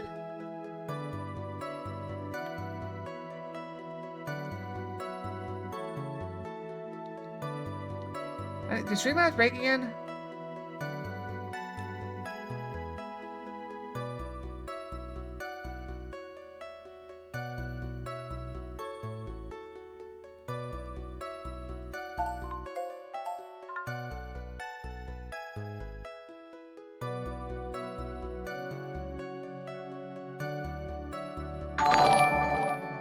I don't know why I didn't do it. Okay, well, I fixed it.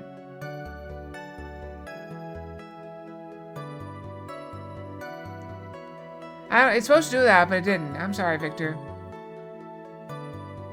Everything's been screwy today, I guess. The raid didn't do an announcement earlier, either. Well, one thing. Never mind. It's no big deal. We're starting stages now. Let's further. Sanders, I'm convinced that, as you said, you made a mistake at the scene of the crime. What I really want to know is what this mistake was. Actually, so would I. I'm sorry. It's kind of embarrassing.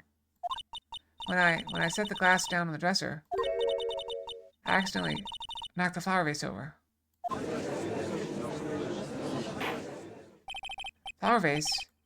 Are you talking about the one on the floor in the crime photo? That's the glass shards? It's really on top of the dresser. When I bumped into it with my elbow, it fell onto the guitar case. Why did you withhold such an important piece of information? I'm sorry, I thought since the crime scene was already in disarray, people would simply assume the vase was just another part of the mess. You know, the facts come to light here. Please add anything else you have to reveal your testimony.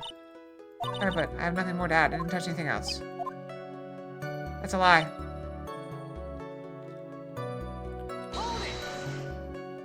What kind of flower vase was it? It was a glass vase and it was fairly big and heavy.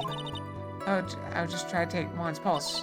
To the glass I was holding down on the dresser, so my elbow accidentally hit the vase. That's odd. She's always in total control of herself. That's what she would like the people to think. Always be mindful of the gap between your perception and reality. Doesn't sound like there's any glaring contradiction in your testimony just now. I wonder others should not crack so easily. I'll make it so. Keep on. If it's not up, all you're gonna catch her is with some very strong, decisive evidence.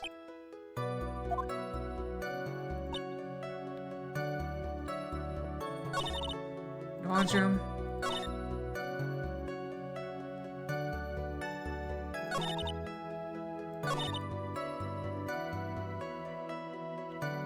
I 100% the guitar case here.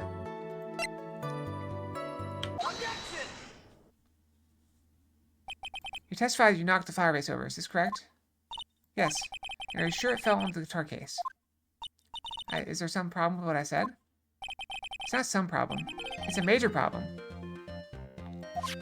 It's true that the top of the guitar case was wet with water. However, that's exactly what is so strange. Miss Andrews, you testified that the vase fell onto the guitar case. However, if that was true, the case should have gotten wet in the inside, not the outside. That's very true. Furthermore, there's one other strange thing about this guitar case. And what is that? Let's take another look at the crime scene photo. The remains of the vase are scattered on the floor. And what's wrong with that? The guitar case was open when the vase fell. The glass jar should be inside, not outside the case. Ah! What is your point, Wright? The case was closed at the time when the vase was knocked over? Is that all? No, think back to what Miss Andrews testified to. She said that other than the vase, she didn't touch anything else. Hooray!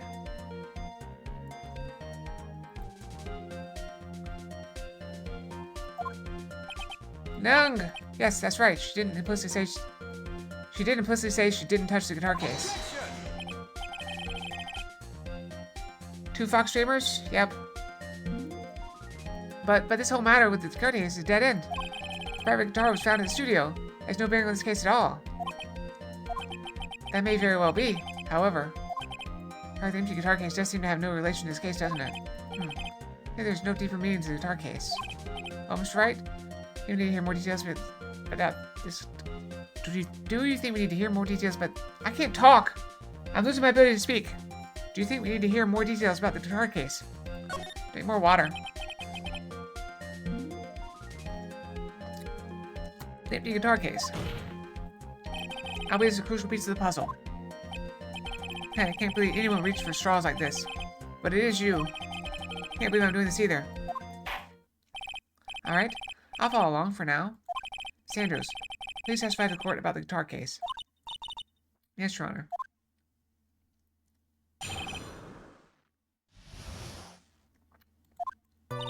I don't remember too clearly because I was a bit dazed. I suppose I must have opened the guitar case after I knocked the vase over. It's not a big deal though, right? The case was empty after all. That's why I opened the case, even I don't know.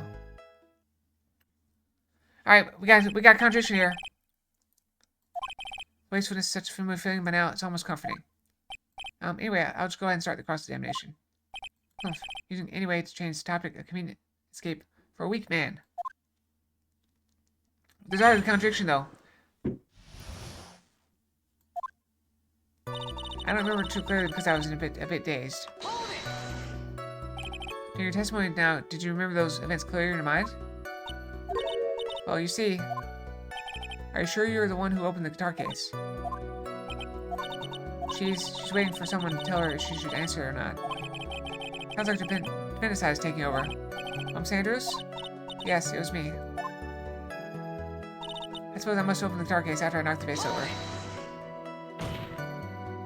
So, you opened the guitar case then? Yes, well, maybe. Why did you open the guitar case? Huh? This Corder's dead body was right there in front of you, wasn't it? I would think the first thing you would do is call for help, not open a guitar case. As the witness said multiple times, when she found the dead body, she was dazed.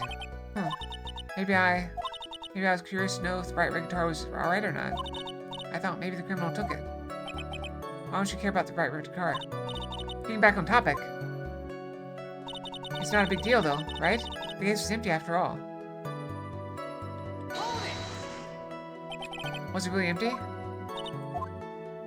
I was just wondering if maybe when you opened the case, the guitar was still inside. How long have you been a lawyer, Mr. Wright? Have a little professionalism. The bright red guitar was found at the studio. These two trials would be over in half the time if you would just pay attention. Yes, pay more attention, Mr. Wright. Sorry.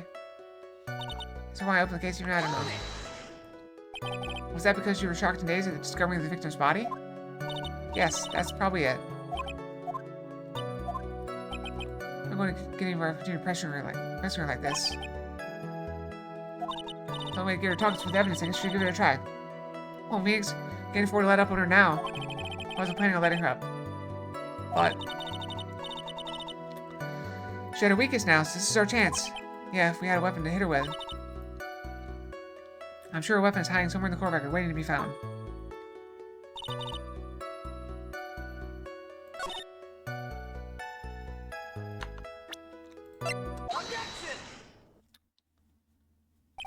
There's no way you were the one who opened the guitar case. Why would you say that? It's elementary, my dear.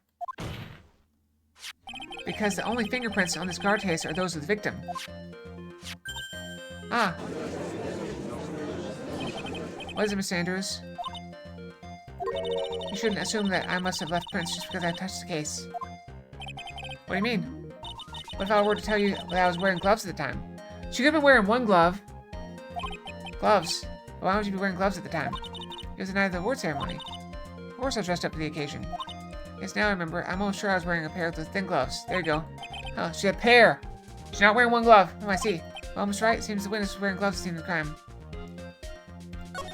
That's strange. You were wearing gloves? Isn't that a little strange? Why is that strange? Do you have something that will prove I was not wearing gloves at the time? How about this glass with your fingerprints on it? Take that! I have your proof right here. This wine glass. The wine glass? You left your fingerprints on very clearly on this wine glass. Why not on the guitar case? Ah! Even if you took your gloves off when you poured yourself this glass of juice, wouldn't you think it was just a little strange that you put your gloves back on just to open the guitar case? Ugh! Did her glasses just shatter from her shock?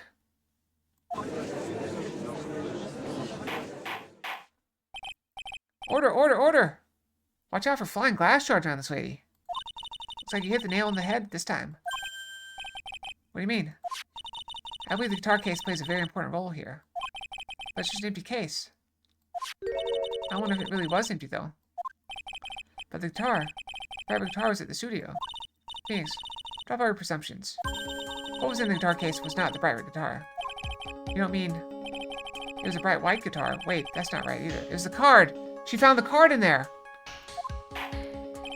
Huh, I admit it would be unnatural for someone to do that. The witness was not wearing gloves despite the fact that on the case. Your Honor, it's obviously the defendant's usual misdirection tactic at work. Steer the court towards an unrelated topic and lulls it all into his misguided... No, Your Honor, please recall that Miss Anderson has testified that the vase fell onto the car case, which means the case was closed when the crime took place. However, it is wide open in this photo of the crime scene. I'm sure this guitar case has some relation to the murder. What if she opened it with her feet? You can do that, right? Can you open a guitar case with your feet? I have a guitar case. Should I go try to open it with my feet? Should I do that? Is it worth trying? Let's find out. Hold on. He wants to know. Alright, hold on.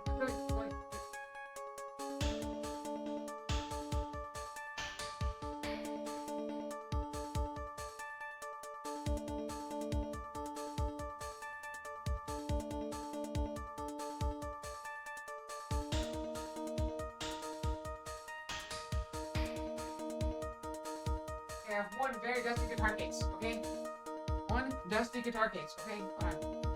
Let's see if I can open my foot. I am wearing slippers, so...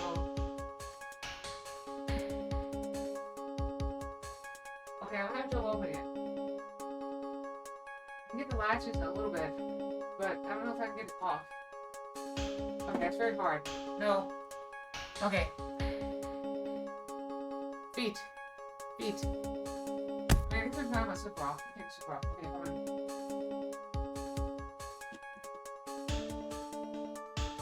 Okay, it's very difficult. No.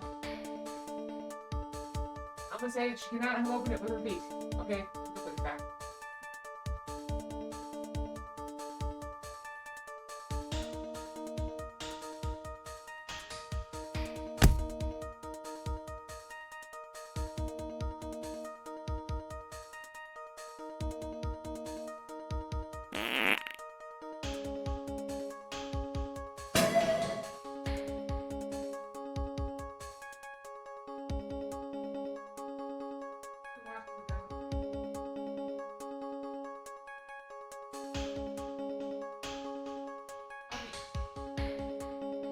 we have conclusively proven that you cannot open a guitar case with your feet.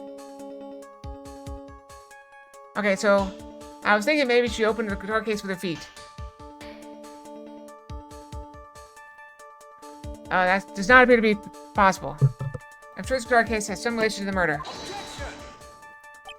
If you're so sure, Wright, then I'm sure you can somehow substantiate your outrageous claim, correct? Please enlighten us as why the guitar case has anything at all to do with this. Please enlighten us as why that guitar case has anything at all to do with this murder. You opened yours with your foot? Oh. What kind of latch does your guitar case have? Mine has several that have the, I don't know, the loop that goes over the top and holds it down, and then it press it down. I don't know what you call them. Can you do that, Mr. Wright? Oh, well, I suppose for a second. The bright red guitar was not the only thing that could have been in the case. I couldn't get the loop off. Like, I couldn't get it to come off the top. Bright red guitar not being the only thing? You know what I mean? Crap, I hate you. You mean something... So you intend to push your theory that the case is not empty? Is that it, right? Yeah, it's got those latches. Yeah, there they are. They're in the picture. You can see them.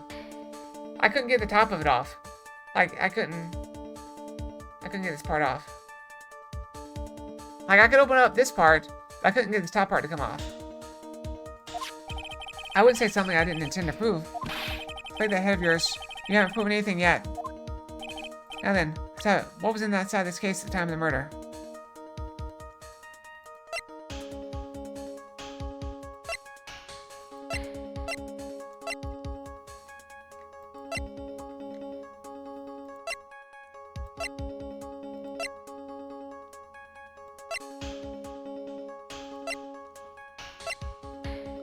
I don't know if I have anything.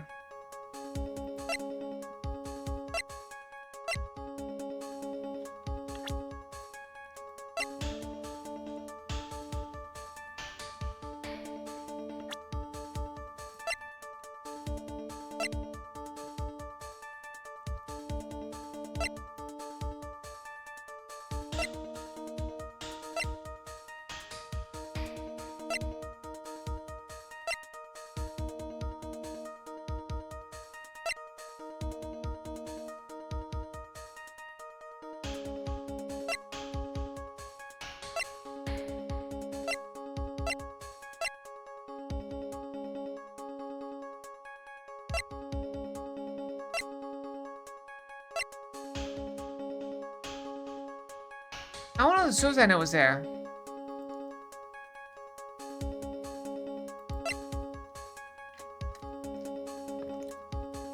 But why would he keep it?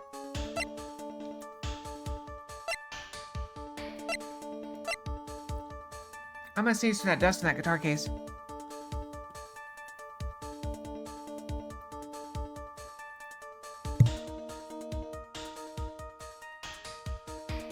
I sneezed.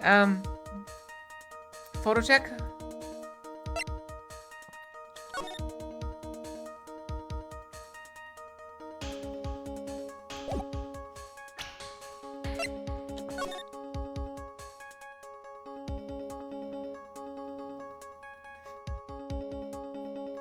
Also, I just want to point out this bottle is full.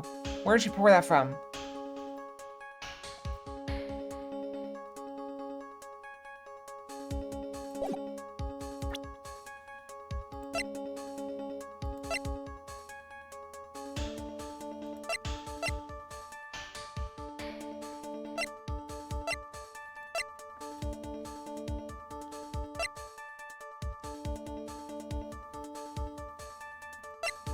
Oh, is that the ketchup?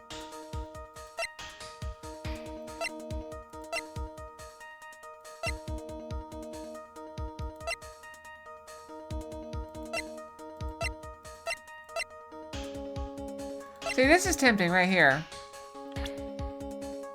We also give her, I think it's what she was holding. I'm gonna try this. This is a long shot, but I'm gonna try it. Why would something like that be inside the guitar case, let alone this one? Let's try it. Why?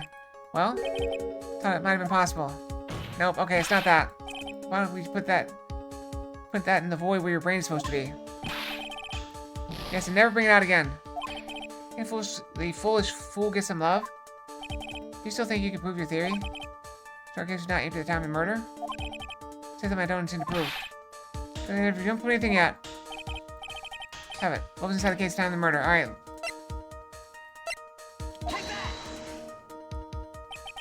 Well, something. Okay, no. No?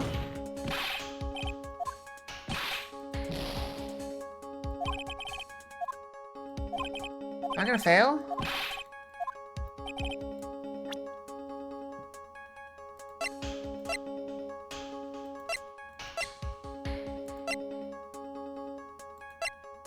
Wait? What wait?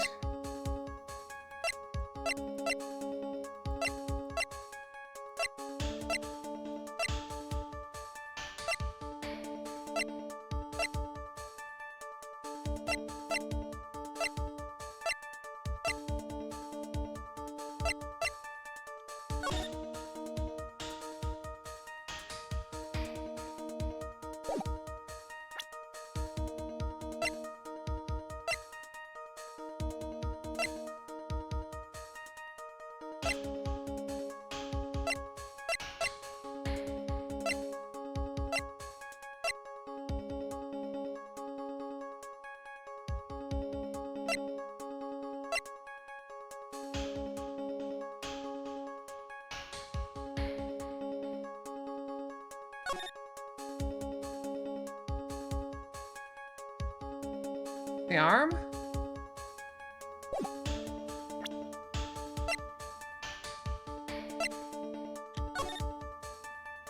Can't see the arm. I mean, that's seen that part of it.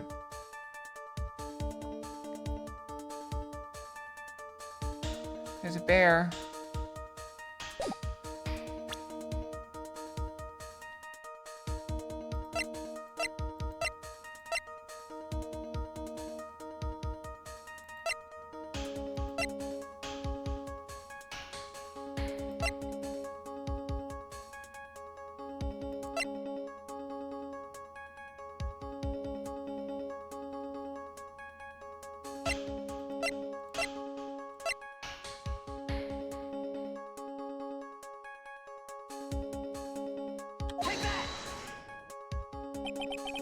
What's that? I don't know.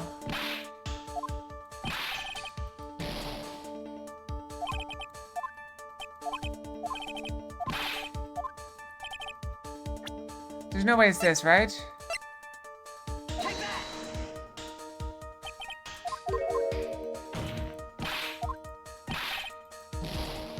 Wow.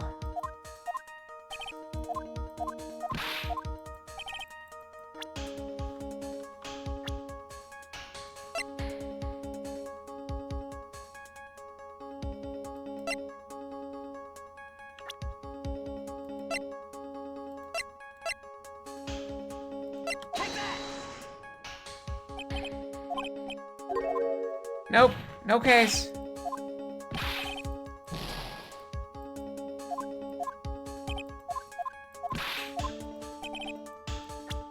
I say it's the card in her hand.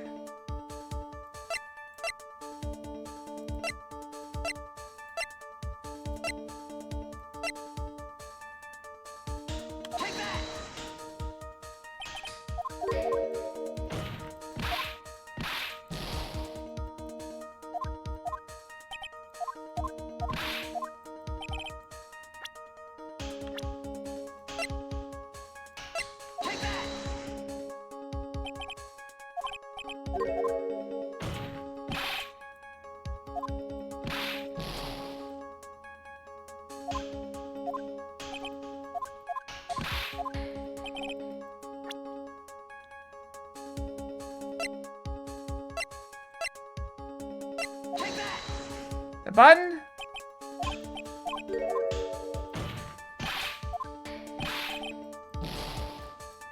I've presented like everything.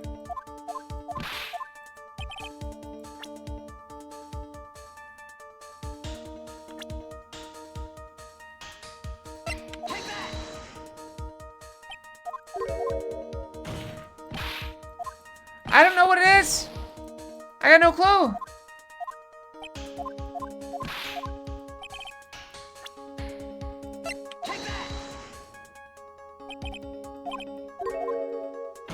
Nope, no good.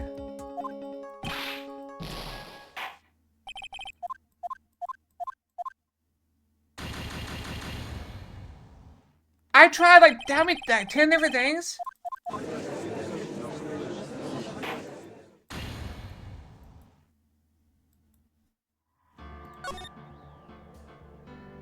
Alright, I'm gonna go brush my tail before you continue. I'm frustrated.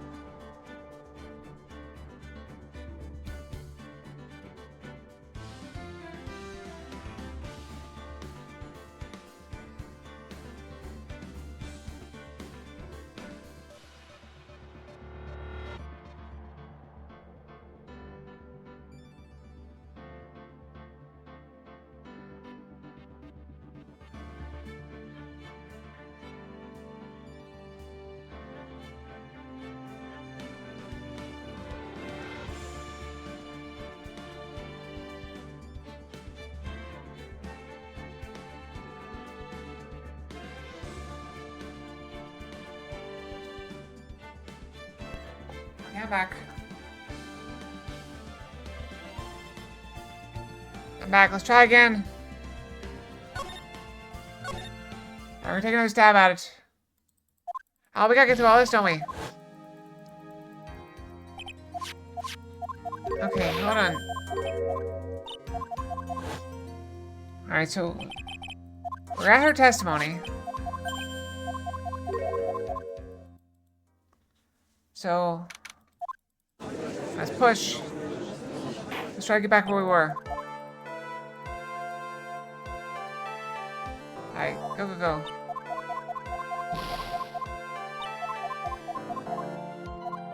I mean, it wouldn't be a game if it was just, you know, that easy.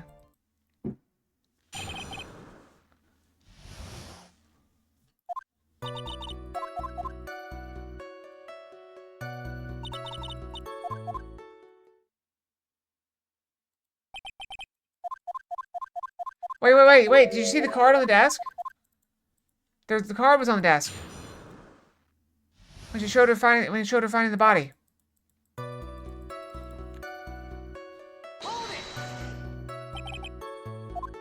Alright, we press.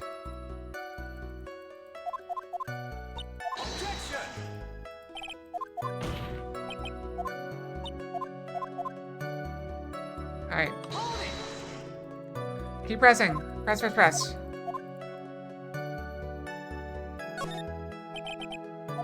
Another reason.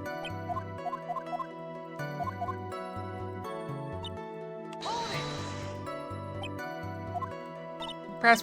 Go. I'm catching back up. Oh.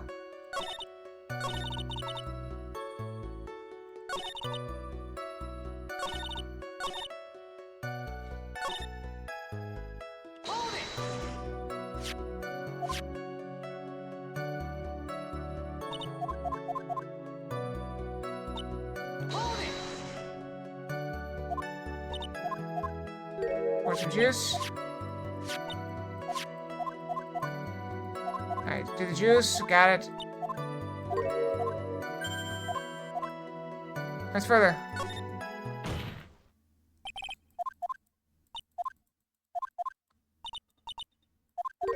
She knocked over the vase. Okay, so she knocked over the vase. Got it.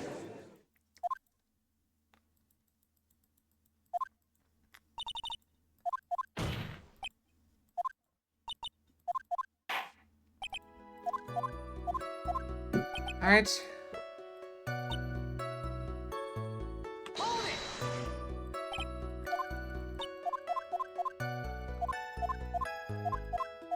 Alright, we go. Alright, press the guitar case.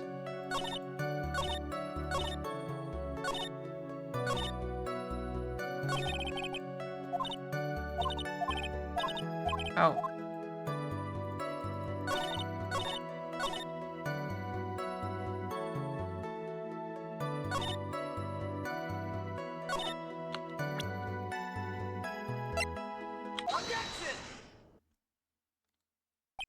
Because they knocked over the fire bases, correct?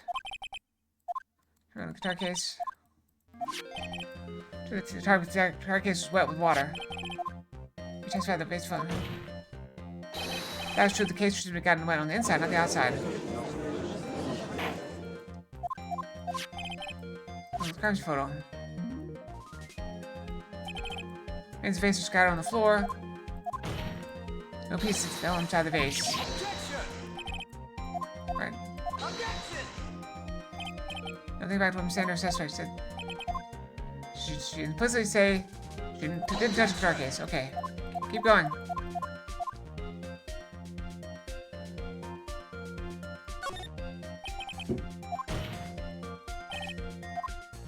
Wait, maybe it's not a crucial piece.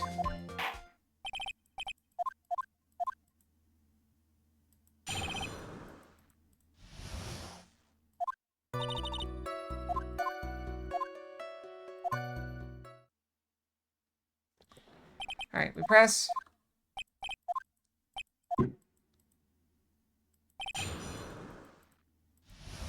We press.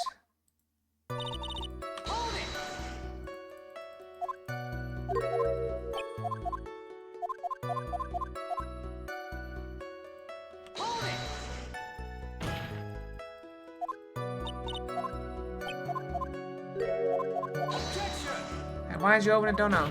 She stays confused. Let's just skip.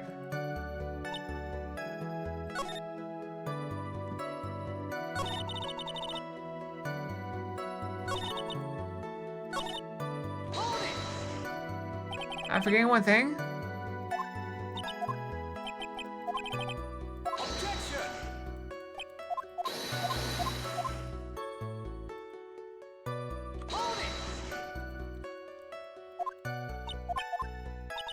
Alright, we're pressing.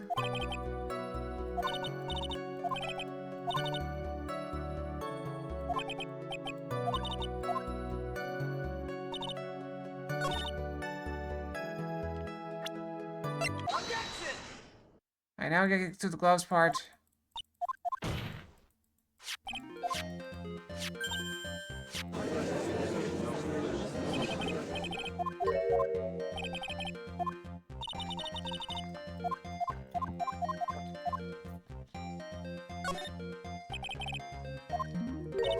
Oh, that's strange. Last, okay.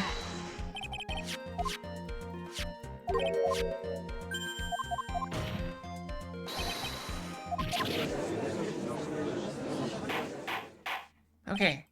Order, order, order. We did it. What was in the case? What was in the guitar case was not a bright red guitar. Don't mean it was a bright white guitar. Wait, that's not right either. Huh, it would be natural for someone to do that. The witness was not wearing gloves despite the fact that on the case. This is obviously the usual misdirection tactic at work. Steer court towards an unrelated topic and lull us all into his misguided. No, Your Honor, please recall that Miss Andrews has testified that the vase fell onto the guitar case, which means the case was closed when the crime took place. However, it's wide open in this photo. It's the card she's holding! I don't know how I can get her to show that.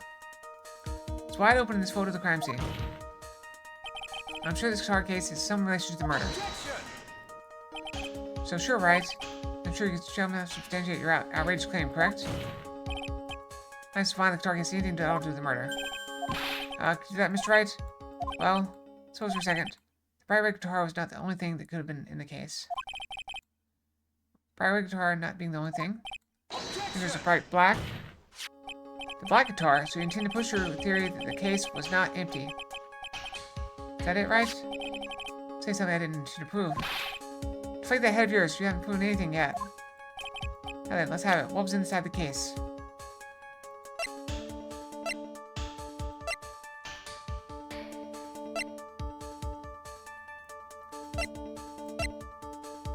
Alright, so tried this, right?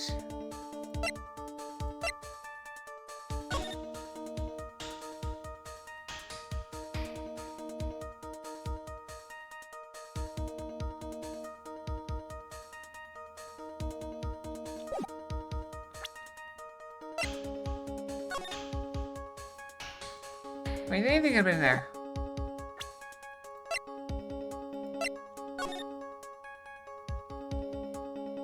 You think it was in the case?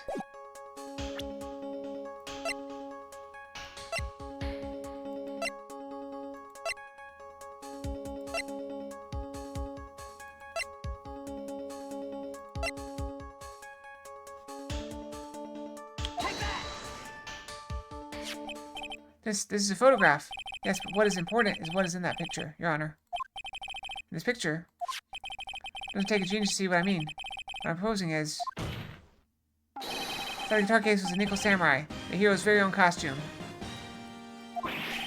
What? Mr. Wright? Explain yourself. Right, are you saying the witness opened the guitar case to take out the costume? What's the point would there be to doing something like that? The same point would be to wear the costume, of course. And just put it on to hide her tendencies so she'd make her escape. After all, you couldn't let anyone see you leave, could you, Miss Andrews? I refuse to accept your theory. Anything to support such a preposterous idea? Just outside the door was an investigative photographer who was starting for a big scoop. And in the end, she managed to get this shot, correct? You mean this photo?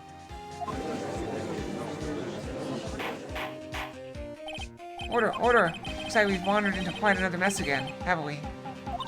Nice job, Phoenix. Well, you know my strategy. Speak first, think later. First try, too. Yeah, first try. So the real murderer was hiding inside a costume. Wait 1 second, Your Honor. Nickel Samurai costume would have been Mr. Matt on guards. Why was something of the defendants be in the victim's room? Inside the guitar case of all places. No, true. That's a little baffling. That's right. I would like to hear your thoughts. What was the Nickel Samurai costume doing inside the guitar case? It's a spare costume. Strongard did not take his costume off during the break period. In that case, the costume we were talking about was a spare one. What? Then, are you saying that on the night of the murder, there were 2 Nickel Samurai costumes at the Gatewater Hotel? Yes, that is what I'm saying. And how do you explain the costume that was inside the guitar case?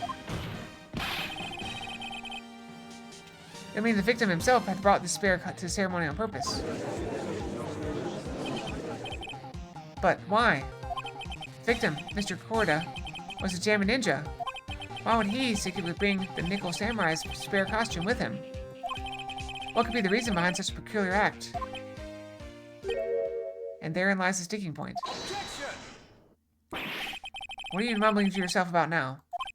Have you just been rambling all this time without any sense of inner monologue? Huh? No, Mr. Wright, please explain to yourself.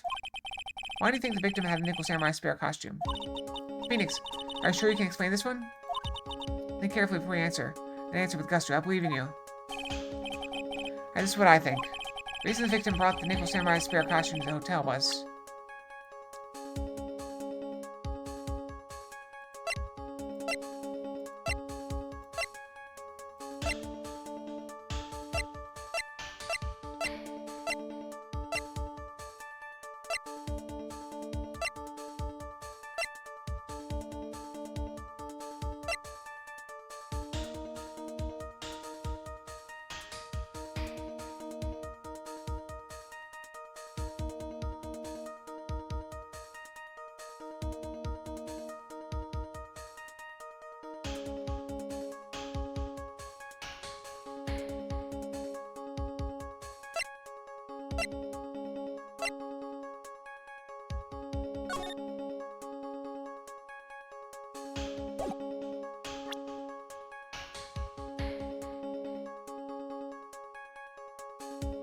It probably wasn't that, was it?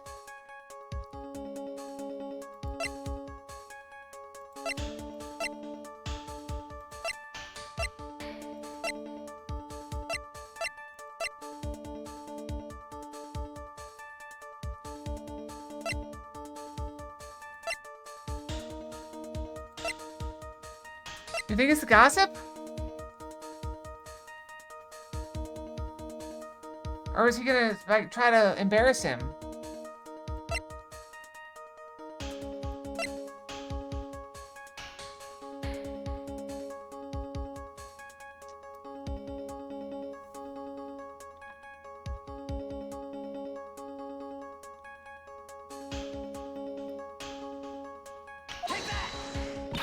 Thanks, what are you doing? Are you crazy?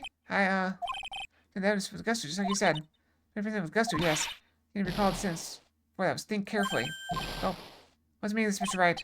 Sorry. It was pretty tough. I really think you should look carefully at the court record. Search through your memories. The answer is there. I know you'll find it. Are you ready to try again, Mr. Wright? Minus the wrong evidence this time? That's what I think.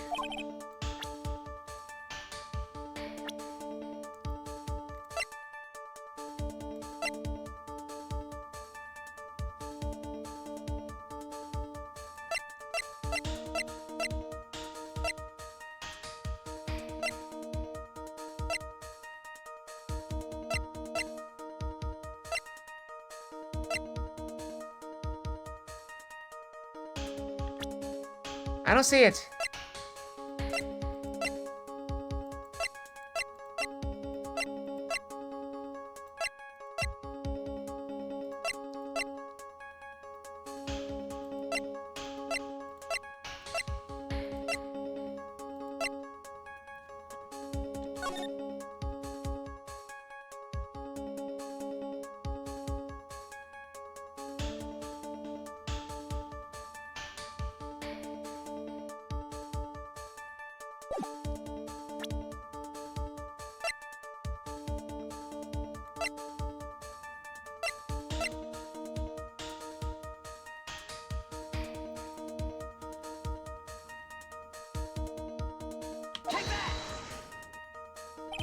What is this?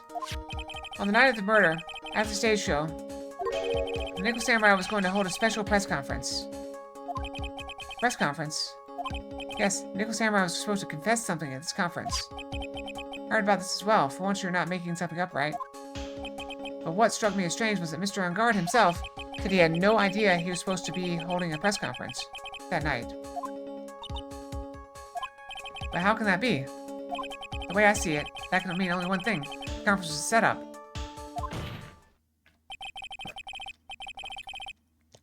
By none other than the victim, Mr. Juan Corda himself. The victim?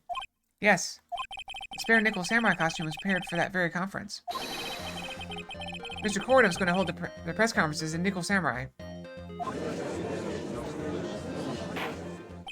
He was going to dress up as a Nickel Samurai and hold a conference? But why would the victim do such a thing? That's something I don't quite know yet. However, what I am concerned with right now is what he intended to reveal at that conference. Nickel Samurai was going to confess something. If I confess, I'd wager he was going to reveal something about himself. Which means that Juan Corda, posing as Nickel Samurai, was going to speak about Matt on guard. Yes, I guess that's what it will mean. But if that's the case, it's not a confession, that's a public disclosure.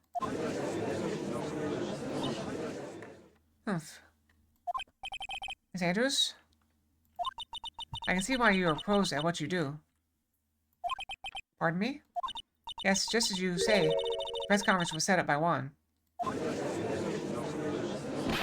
Miss Andrews, please offer us an explanation for this. I was the one he asked to help set it up. And the person who prepared the second costume for him, that was also me. You. Juan had bet everything on the Gem and Ninja this year. And if he lost the Grand Prix, he was going to make sure Matt was going down with him. That's what he thought, anyway. He's going to ruin him, huh? Like somehow Juan had in his hands a secret so powerful that it would destroy Matt's acting career had it been revealed. What? And do you know what the secret of Mr. On Guard's is, Miss Andrews? That's something only Juan knew. I don't know what it is. Oh, I see. I've probably been coming off quite suspicious to everyone. Has to be expected. I've been trying to protect Matt after all. Protect Mr. On Guard. And yet again, another strange bit of truth comes to light, it seems. Sanders, if you could, please tell us the truth about your behavior. Yes, Your Honor. I understand.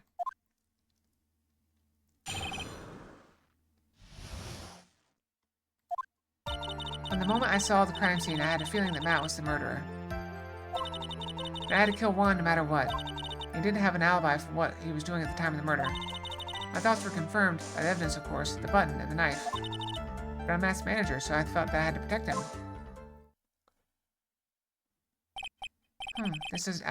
This does account for everything. Well, I'm the logical type. We're finally seeing her true self. She's more nervous than a scared rabbit. Since you can find no fault with this testimony, I'm ready to make a ruling. Please keep that in mind as you cross-examine Mr. Wright. It's like somehow everything has swung to the opposite end of the scale again. That means I have to put my weight into this and turn her logic upside down.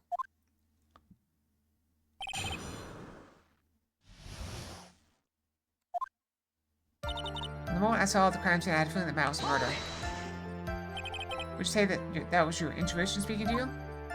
Don't confuse my methods of reasoning with your own. Irk, if you want to prove that someone did something, you need 3 things. 3 things. A motive, an opportunity to commit the crime, and finally decisive evidence. If you think these 3 things through, the answer becomes quite clear. You should have already known that, Phoenix. They didn't teach that to us in school. At least, not from what I remember. Can I continue now? Matt had to kill Juan no matter what. So would you say this need came from the press conference? Yes, do you know why Juan chose that event and that hotel for the conference? Because that was when he could cause the most damage to the public's beloved Matt on Guard. 40 minutes to New Year? Yep. And you knew of this plan, didn't you, Miss Sanders? Yes, because I was the one who set up the conference and prepared the costume. But I'm sure Mr. On Guard himself didn't know anything about the press conference. Oh, really? Can you show me any proof that he didn't know about the press conference? Anyway, the important thing here is the information that was not in your testimony. Yes, I agree. Miss Sanders, please correct your testimony if you please. Guys, Mr. Ross now, are we Mr. Wright? I know his motive was, but I don't have any way to prove I'm right. Mr. On Guard did something to hurt or betray you personally? Why do you ask? You're the one who helped Mr. Corda with his press conference. And that event was supposed to bring down Mr. On Guard, yet you still helped out. Person on trial right now is Mr. On Guard, right? But the witness was thinking and helping the victim with his plan is none of our concern. In any case, that means the defendant had a motive to kill. Why do I keep doing this to myself? He didn't have an alibi for what he was doing at the time of the murder. But didn't you testify earlier that Mr. On Guard was taking a nap in his room? Are you telling me now that too was a lie so you could cover Mr. On Guard? I'm not telling you anything of the sort. I went to get him for the show, he honestly was sleeping. However, as whether he was sleeping the entire time, that I cannot say. I should be setting up the stage at the time. Keep trying. I can find no flaws with what Miss Andrews has said. I can't say the same for some people here in the schoolroom, however. They're just staring straight at Mia. Staring at you, smart guy. My thoughts were confirmed by the evidence, of course, the button and the knife. You can hardly call the knife decisive evidence. Fingerprints on the knife could very well be a clever camouflage. Then, what about the button? The button? It's clear from the crime scene that the victim and his murderer fought. During the fight, they ripped the button from Jam and Ninja's costume. How about this button, correct? That button was found in the pleats of Matt, the comic, isn't that correct? I think that makes it very decisive evidence. Irk. Hey, you're out Fox again, Mr. Wright. Anyway, I have to prove a thing. Fix your testimony. I can't stand the sight of a man who can't gracefully accept his defeat. Here goes Mia can still look at me. A nicely stare, yes. For Christ's sake, please add this information to your testimony. The button was torn off Juan during his fight with Matt. And how do you know that? The ends of the threads of the button and the costume were matched up. They were found to fit fairly perfectly, or so I heard. I heard that before, too. How did Miss Andrews know about this case down to such a fine detail? Not that, just because I'm prepared and you are not? Arg, I thought I had this time for sure. Anything to trip her up on, it has to be here, but where? Where and what? I'm Matt's manager, I felt I had to protect him. But you really did stab the guy in the back, didn't you? At the worst possible time. Who's to say she really stabbed the guy in the back, as you put it? Witness could have disclosed things about Mr. On Guard at any time. Why then would she wait until there was a large audience before doing so? The same reason why Mr. Core would have planned such an elaborate conference. Hinders wanted to cause Mr. On Guard as much damage as she possibly could. Witness bears ill will towards the defendant. Isn't the Phoenix Wright wax philosophical power hour? And please, stop slandering the witness. I expected Mr. Andrews' testimony seems pretty solid. Really? To me, it sounded a little wishy-washy. Wishy-washy? Let's see if I press a little bit more. She knows by now. She needs strong decisive evidence to make her talk. Got it. Chief, I'm gonna pin you down this time, Miss Andrews.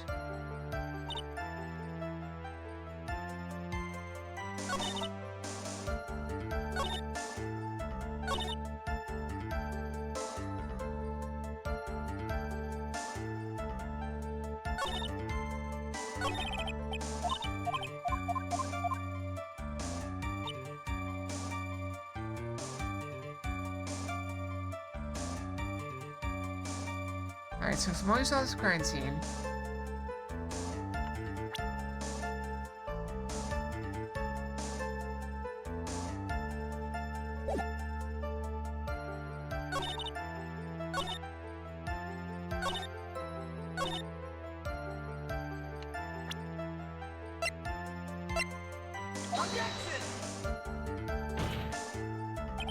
Step screw faulty.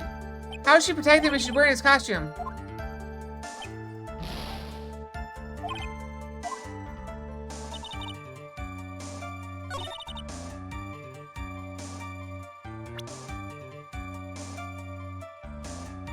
Wait.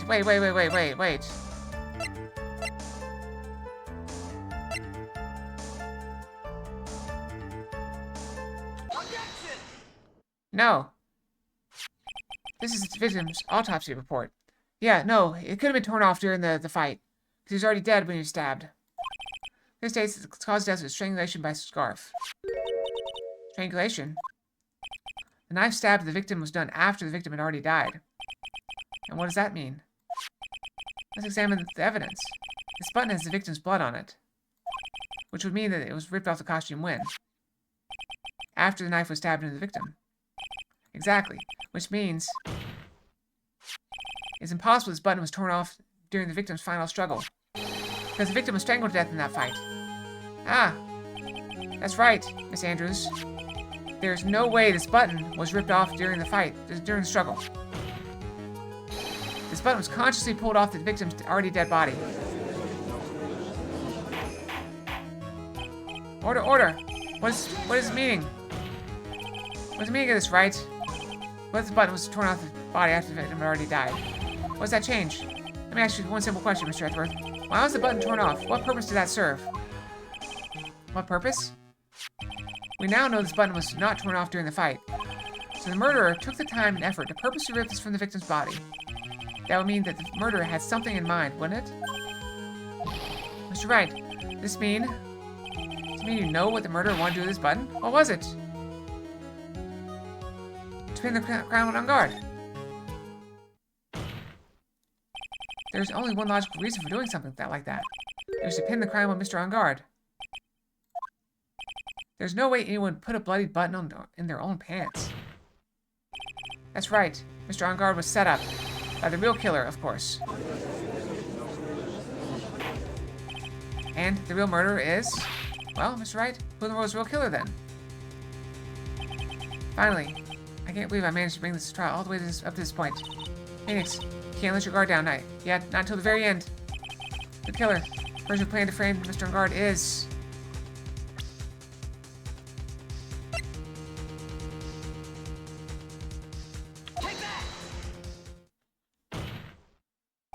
Miss Adrian Andrews. I choose you. You are Mr. Corda's killer. What? She broke the glasses again. How many pairs does she have? Order, order, order. Mr. Wright, it's a very grave matter. Do you have any evidence to support your charge? Any evidence? All the evidence points to Miss Andrews. Well, how preposterous. You can't stick any of that on me. I can't? Can I? Would you care to test me? Then, what about this knife? The knife was used to stab the victim after he had already been strangled to death. It was used to throw suspicion on Mr. On guard naturally. The knife covered in the victim's fingerprints could only be taken from his room. And the only one who had dinner with him and knew which knife to take was you. Tisk. Another pair of glasses down. That's 3 glasses. We've taken 3 pairs of glasses. How many spares does she have? In a minute, she's gonna be blind. Then, what about this button that was found in Matt's Hakama? This button was removed from the victim's body after he had already died. The only people who could have done so were the person who found his body, or the killer. However, Mr. Angar was the real killer. There's no way he would have put such incriminating evidence in his own Hakama. 4 glasses! 4 pairs down! Ugh! The only person who could have put this button into Mr. Angar's Hakama is the person who went to wake him up from his nap. It was you yet again, Miss Andrews. I see. Oh, the empty guitar case. That's also another piece of evidence that incriminates Miss Andrews. That costume was used to hide the real killer's identity as they fled the crime scene. Now, who could have known that there was just such a costume inside the guitar case? It can only have been the person who prepared the costume for the victim. And that person is you, Miss Adrian Andrews. No, Miss Andrews' fingerprints were nowhere to be found on the guitar case. It was you who proved that she was not wearing gloves at the time. That's right. My leg itches. That's because she did not intend on leaving any prints. If anyone had found out that she would test the case, they would ask her why. To avoid leaving any prints, she would towel or something else to open it. But the glass of tomato juice is a different story. Miss Andrews purposely left her fingerprints on the glass, so that yes, indeed, she was the classic day's discoverer of a dead body. 5 pairs of glasses! Top it all off, there's his photo. A photo of the killer as they exited the scene of the crime. No reasonable person on Earth can believe that this Nickel Samurai is Mr. On Guard. He would be much too short for his own costume if it was him. Speaking of how tall people are, Miss Andrews, you're also kind of short in stature, are you not? Please, stop. Well, how about it, Miss Andrews? I got her this time. Miss Andrews?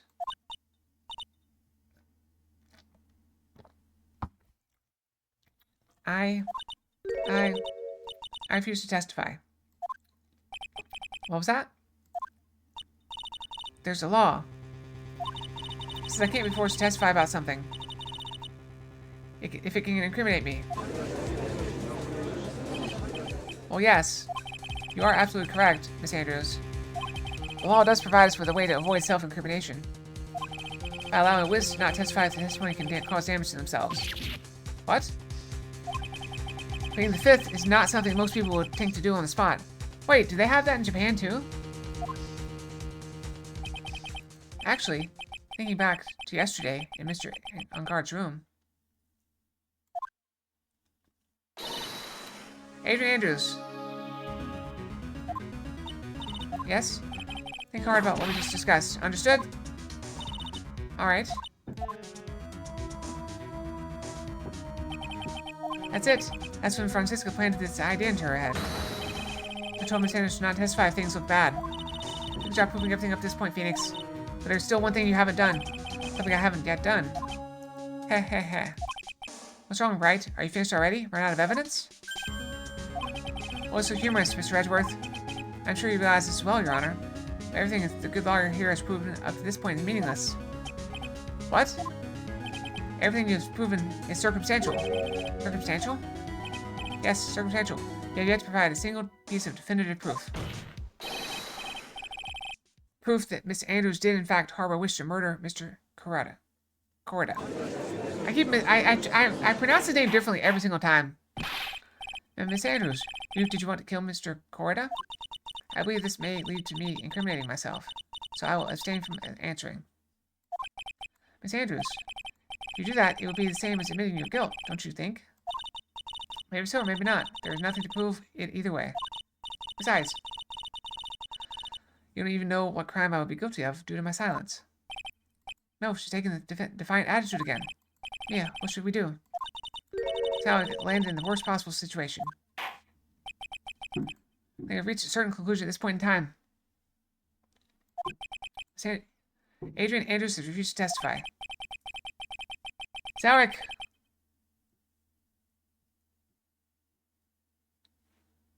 And the defense's theory that she's the actual murderer? Hold? I'm holding. I'm holding. I'm watching the time. It's not time yet. There's fireworks going off, though. I don't know if you guys can hear them.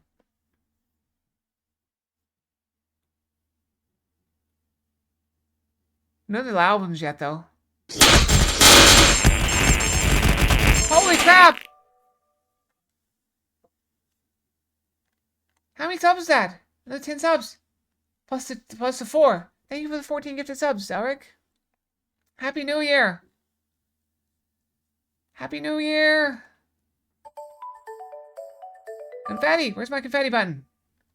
I can throw confetti too. Confetti! Woo! Happy New Year!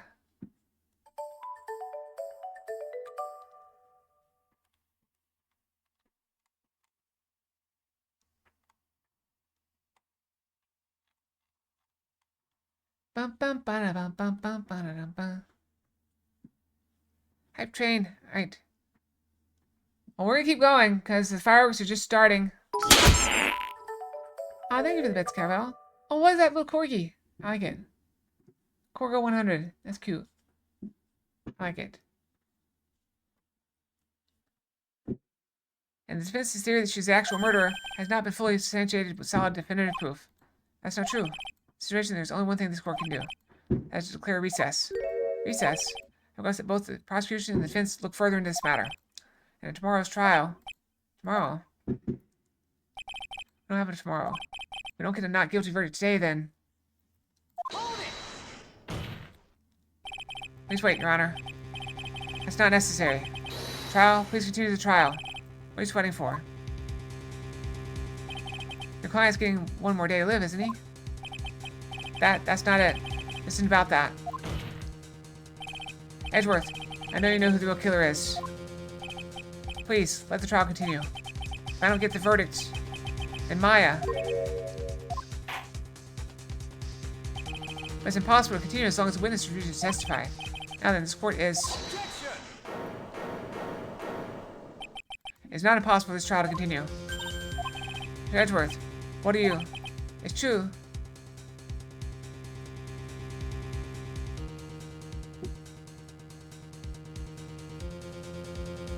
Agitated, spiky console. Hey, girl.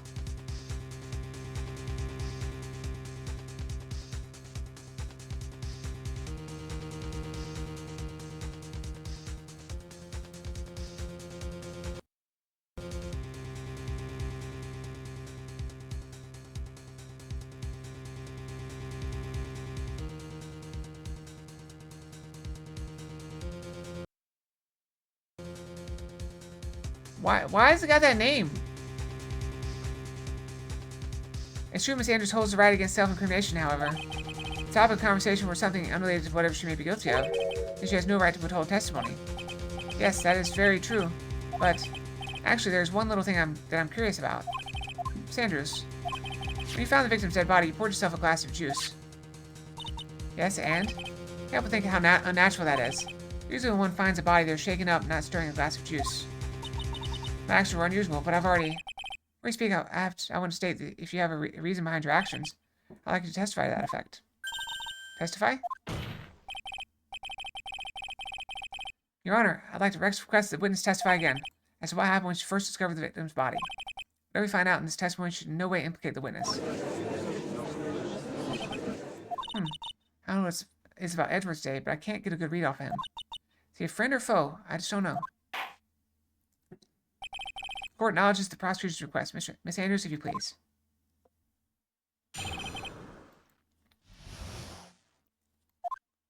A glass of juice. I didn't really pour it for myself. I was surprised when I walked in the room and saw it in that messy state.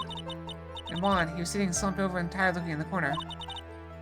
So I was thinking like that. The thought that he was dead didn't cross my mind. To be honest, I thought he had just fainted or something, so I went to pour him some juice. But as he was dead, that's when I knocked the flower vase over. That's the plan. So you poured that glass of juice for the victim. Why didn't you say so in your earlier testimony? I think I needed to include something so trivial. Phoenix, please be careful here.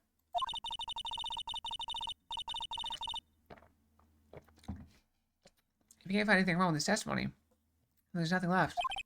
I know. What the heck is going on in that brain of yours? Now then, Mr. Wright, we begin your cross-examination. Alright, we gotta press.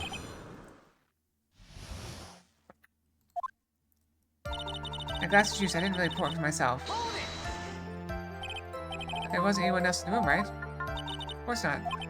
Then, who'd you pour it for? I just, Happy New Year, Ellie! We got the hype GG eyes emote.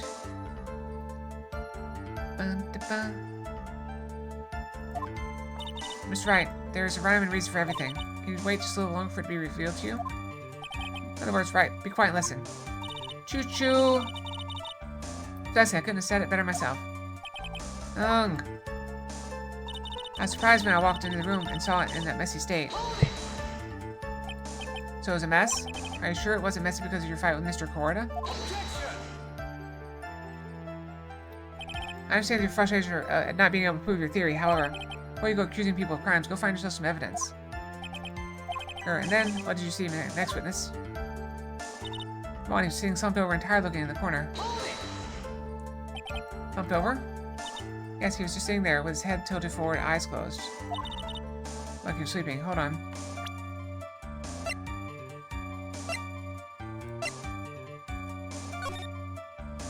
Oh yeah, head tilted forward.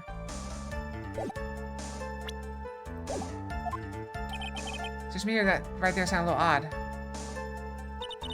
Something like that. Thought that he was dead didn't cross my mind. What did cross your mind? Thought maybe he had smashed everything up in anger because he lost the Grand Prix. He felt tired after his ramen, so he decided to take a nap. That's what I thought. See, so we didn't think he was dead at all. I thought he just fainted or something, so I went to pour him some juice. Thought he fainted? Thought he was asleep at first. Then the room was in such a messy state. Thought maybe he had gotten in a fight with someone. That's when you went to pour the glass of juice? Yes, he always had a hard time waking up. Juan always has a glass of tomato juice to drink. Oh, I see. And after that, what happened next? I realized that he was dead. That's when I knocked the flower vase over. How did you come to realize that he was in fact dead?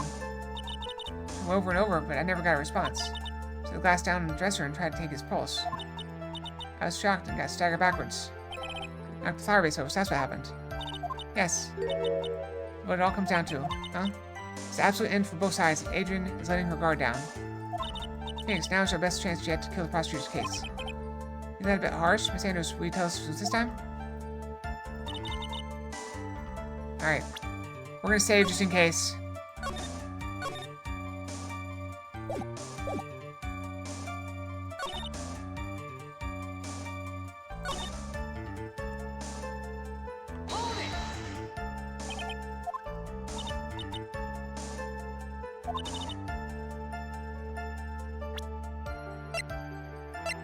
Taking a look. And when you see the blood? The knife sticking out of him?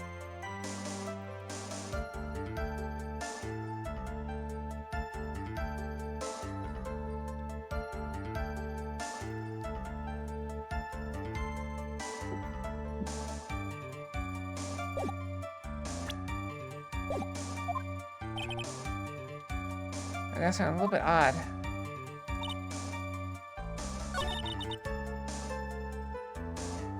In the corner. He's not in the corner.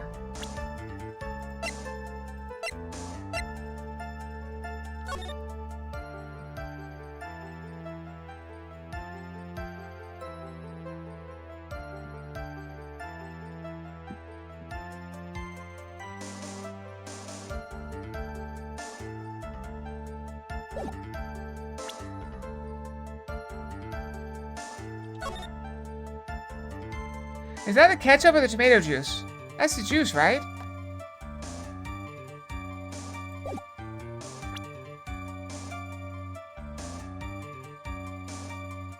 But it's full.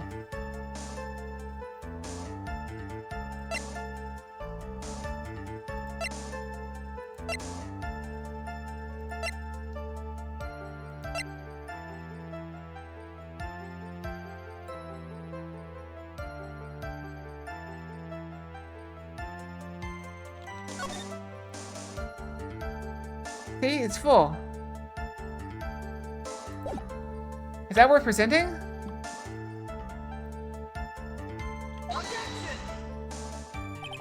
Got her. Oh, it's a fail.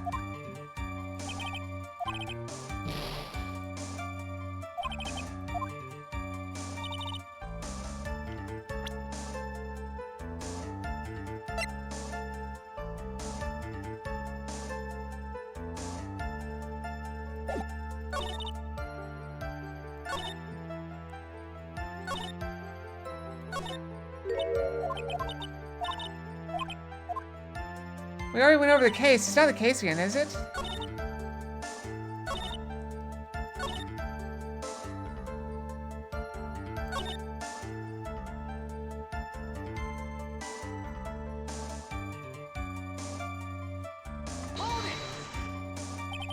I fainted? I was asleep at first. I moved to such a messy state. You went before the glass of juice?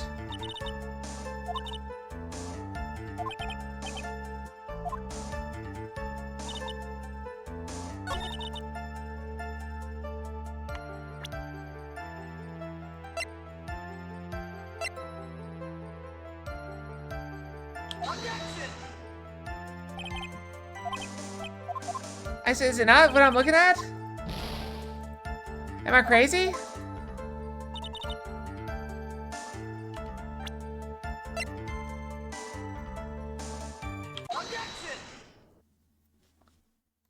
So you also didn't think he was dead when you found him? No, not at all. Even though this is what you saw when you discovered the body? Ah. What's the meaning of this? No, obvious, Your Honor? There's a knife sticking straight out of Mr. Porter's chest. Everyone saw the scene when it immediately thought that here was a dead man. That's well, you see. So I just presented one thing too early.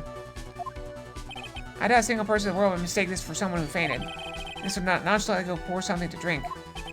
Your point is? Andrews, your testimony just now is all one giant lie. Alright, 6 pairs of glasses. The eyes prove one thing very clearly.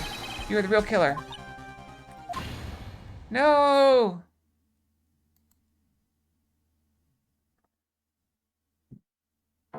Looks like the defense has somehow brought the ugly truth to light.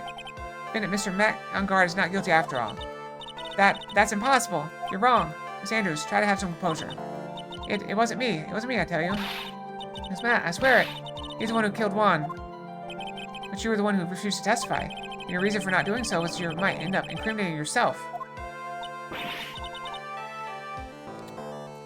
That's because... Miss Andrews, I'll give you one last chance. What exactly are you hiding that may incriminate you? I refuse to testify.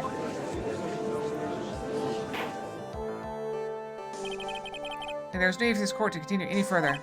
Mr. Matt on guard's innocence has been clearly demonstrated. Is it over? Have we found the truth at last? What's wrong, Phoenix? Usually the real killer confesses his or her guilt. Now that I think about it, this is the first time someone hasn't. Now then, I'd like to hand down my verdict for Mr. Matt on guard. Objection! Your Honor, the prosecutor feels it would be premature to pass down a verdict at this time. What? This is quite simple. This witness has yet to speak the absolute real truth. But we can't force her to speak. Absolute real truth. What are you... Witness, don't you understand yet? Huh? I don't know who planted this silly idea in your head, but as long as you protect yourself through your silence, Matt on guard will go free, and in his place, you will become the guilty party. That's a lie. I don't believe you. What? I was told if I spoke, they would be all over, and Matt would never be declared guilty. What in the world is she talking about? Has she lost it? I can't speak about it. I'm too scared. It's Franziska von Karma. Huh? Don't you remember, Phoenix? Miss Andrews lives by gripping tightly onto the words of another. Because she doesn't have the strength to believe in herself. Then, right now, Miss Andrews is... Yesterday, she was tossed a lifesaver by Miss Von Karma. Don't say a word no matter what happens. If you do, Matt on guard will be acquitted. Miss Andrews undoubtedly believes in those words right now, and she is clinging onto them. Then what should we do? This first time I've ever come across anything like this. Miss Andrews has to be the killer, right? What I do now is get over or not guilty. That's my only priority. It wasn't me. I'm begging you. Please believe me. I didn't kill Juan. Help. Please. Someone help me. Mr. Wright? Yes, Your Honor. Court can't continue on like this. Therefore, I'd like to hear what you intend to do. Do? What am I supposed to do? What am I supposed to say? Right. So you think very carefully about this. What this witness did and what you did not do. Figure out who's the real mastermind behind this crime. The real mastermind? Isn't that obvious? No, yes, it could be. Except the woman crying over there, right? Come now. What do we do? What kind of man are you, Mr. Phoenix Wright?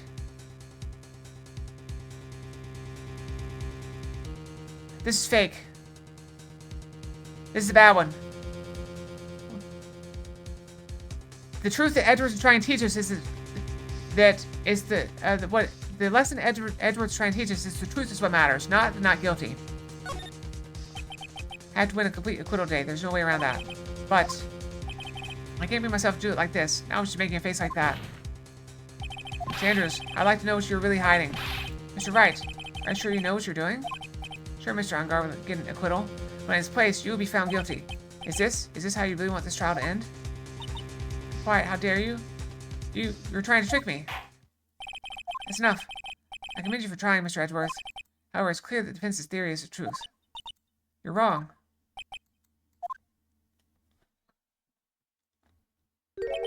What a shame. I had hoped things wouldn't come to this, however. What is it, Mr. Edgeworth? Sanders, since you absolutely refuse to testify, falls on my shoulders to disclose this to the court. Stop. Mr. Edgeworth. This witness, how should I put this? She has an illness. What? And because of this illness, she has tried to commit suicide in the past. Stop. Please stop. No matter how much you want to hide it, it's no use. I have evidence right here. Ah, that's the second part of that suicide report. The attempted suicide report. What we do now, witness? You know what I'm about to do, don't you? I'll never report the true nature of the pitiful woman known as Adrian Andrews. Secret of her dependent nature. Having other people know about it scares her more than anything else in the world. Please stop. I beg you. If people find out, I'll... If you're going to say you choose death, then that is no concern to me. Edgeworth, how can you be so cold? However, before you die, I'll pull the truth from your still bleeding lips. No matter what I have to do. So we tell the court yourself or shall I? Either is fine with me. I'll talk. Please, help me. I feel bad for her. Nothing matters anymore. My crime. When I first saw him, I really thought he had fainted. Honest. When I realized he was dead, that was when I formulated my plan. Once I made sure there was no one in the hallway, I made a dash back to Matt's room. And then I stabbed Juan's dead body with a knife and ripped off the button. When I finished and was returning to Matt's room, I had a bit of an inconvenience. That's why I ended up using the Nico Samurai costume. Stab the body with a knife? But why would you do that? Is it obvious? Pin the blame on a certain person. A certain cowardly man. What? What do you mean by all this? It might take this court a little while to understand, but... This is the truth. The real killer is Matt. That's come back of a man. I will never forgive him. He's trying to escape his guilt again. Just like last time. Last time? Miss Sanders stabbed the victim Juan Corda in the chest with a knife. However, she didn't do it with murder in mind. She did it with the intent of framing Matt on guard for the murder. And this is her crime. What? How is this possible? I mean, wasn't Miss Andrews supposed to be the real murderer? That's right. Let's get over your shock and commence the cross-examination.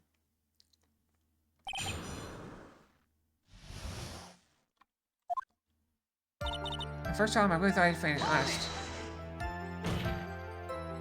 She could tell from the state of the room that there must have been a fight. Are you telling the truth when you say that you did not know he was dead? He had a scarf tied around his neck. That scarf was part of the Jammin' Ninja's costume, so I didn't think anything about it. It was strange. See, I was also tilted down a bit, so I couldn't see his face that well. So I thought I'd wake him up and went to pour the juice. Realized he was dead, that was when I formulated my plan.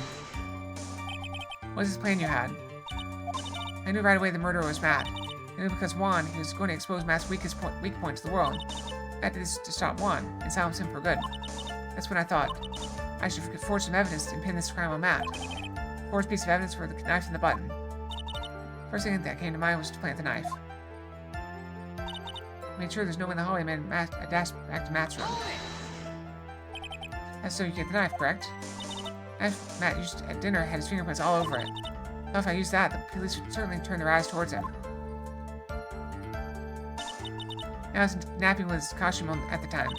I slipped in, took the knife, and returned to the scene of the crime. And then I stabbed Juan's dead body with a knife and ripped off the button. So you're the one who stabbed the victim with a knife. It gives me goosebumps to think about it now, what a horrible thing I did. But at the time, I couldn't control my own body, it moved on its own. When I stabbed Juan's dead body, I suddenly realized something. I used the button somehow, it could make Matt look even more suspect. So I had to rip off one of the buttons off, and then plant it in Mr. Engarde's account. Yes, that's what I had planned to do. But things never go that smoothly, do they? Just when I finished and returned to Matt's room, I had a bit of an inconvenience. Inconvenience? There's a woman with a camera at the ready, loitering in the hallway. I'm willing to bet my spikes it was Lotta. There was also a woman with a ray gun at the ready, pacing back and forth. That's Miss Oldbag for you. Had already been caught and made into a big scoop for a certain weekly tabloid once. I couldn't very well go out looking like myself and get caught again. And that's why I ended up using the Nickel Samurai costume. You were the one who prepared that costume, weren't you? Yes, I took it from Global Studios. I was put in Juan's guitar case the day before the award ceremony. It's in preparation for the press conference, correct? Yes, Juan wanted to wear that costume and hold a press conference in it. He's going to disclose Matt's big secret there. What is his secret? That I don't know. Anyway, I thought that if I were to leave Juan's room in that Nickel Samurai costume, then people would think that Matt was the real murderer. I was very careful not to leave any fingerprints when I opened the guitar case. I absolutely did not want anyone to know about the costume. You've heard enough. So after that, you went back to Mr. Engarde's room and planted the button. Did Matt succumb? Yes. After that, I folded up the costume I was wearing and put it into a bag. I snuck it out of the hotel and got rid of it. My word, what does all this mean? Mr. Edwards, is it? The real criminal is Matt Engarde. Yesterday, that woman the prosecutor sat me down for a talk. Francisca, huh? Said that I should under no circumstances confess to what I had done. If I had just kept quiet, then Matt would be found guilty for sure. I had no choice but to believe in her words. What this witness has done is clearly unlawful. However, as long as her testimony stands, we can be certain she's not the real killer. Wait, Your Honor. Then still... Well, there's no evidence... Right. It's pointless. At this point in time, it is not possible to indict Miss Andrews on anything. Yes, exactly. There's a single piece of evidence that points to her as a murder. There's not a single piece that points to Matt either. Cross-examination is witness over and today's trial. To establish the witness was the culprit, please let it go, Mr. Wright. But... please place Miss Andrews under arrest for further questioning. Understood, Your Honor. Prosecution will arraign for detention immediately. That's all. Court is adjourned for today.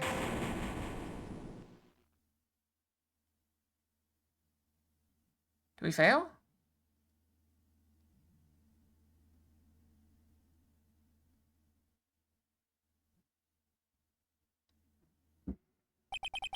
Today's trial is over. I didn't win an acquittal. Witness, would you mind if I asked you something? Edgeworth? What is it? Before you leave court today, I was wondering if I might look at one thing. The card in your hand. It has had my interest for quite some time now. What exactly is it? Oh, this? Mr. Wright also asked about this. Although I didn't remember at the time you asked me about it, Mr. Wright. I remember just now, I found this in the room on that day. The room? That day? Yes. Yeah, there it is. I saw it in the picture. I found this card when I discovered Juan's body. It was lying there right next to him. You found that card next to the victim's body? I suppose I must have unconsciously slipped it in my pocket. But it's not as if this card is any relevance to Juan's murder, right? Yeah, I guess not, but it's still a strange card, if you ask me. But as far as a clue to this case, I don't see why. Witness, that card, give it to me, hurry! Edgeworth? Do you have any idea what you have stupidly inadvertently done? This, I can't believe you hid this from me all this time. I didn't mean to. What is this all about? I've never seen Edgeworth so emotional before. Hi, Roland! Happy New Year! That card, what in the world is it? And what does it mean? Alright, as much as I thought we were gonna finish this today, because I thought it was a one day court, but we didn't pull it off. So I think it's time to stop, unfortunately. But we made a lot of progress in it, and we had a little bit bonus stream. We went for an extra, what, hour and a half or so. So I'm gonna go get ready for bed. We'll stream tomorrow, we'll finish this tomorrow for sure. I can't see how we can possibly not finish it. Zarek, what's up?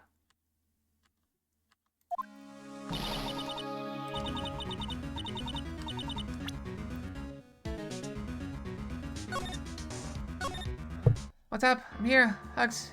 It's a new trial.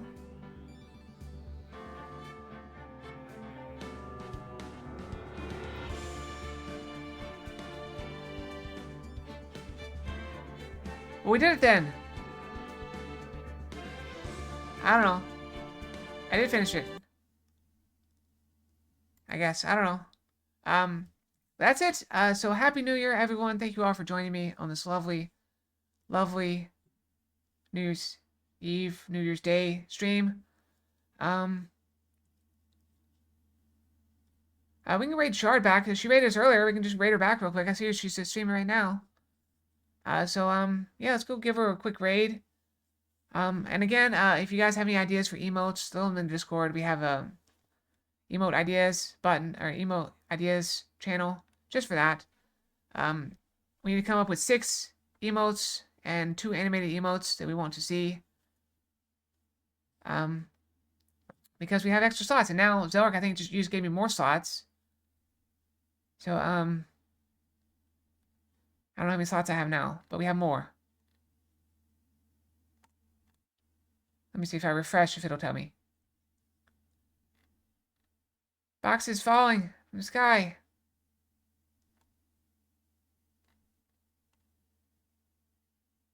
Yeah, we definitely hit the next tier, so I think we got... Okay, now we're up to 8 open standard emote slots and 4 open animated slots. So we're going to try to fill 6 of the static ones and 2 of the animated ones with a purchase.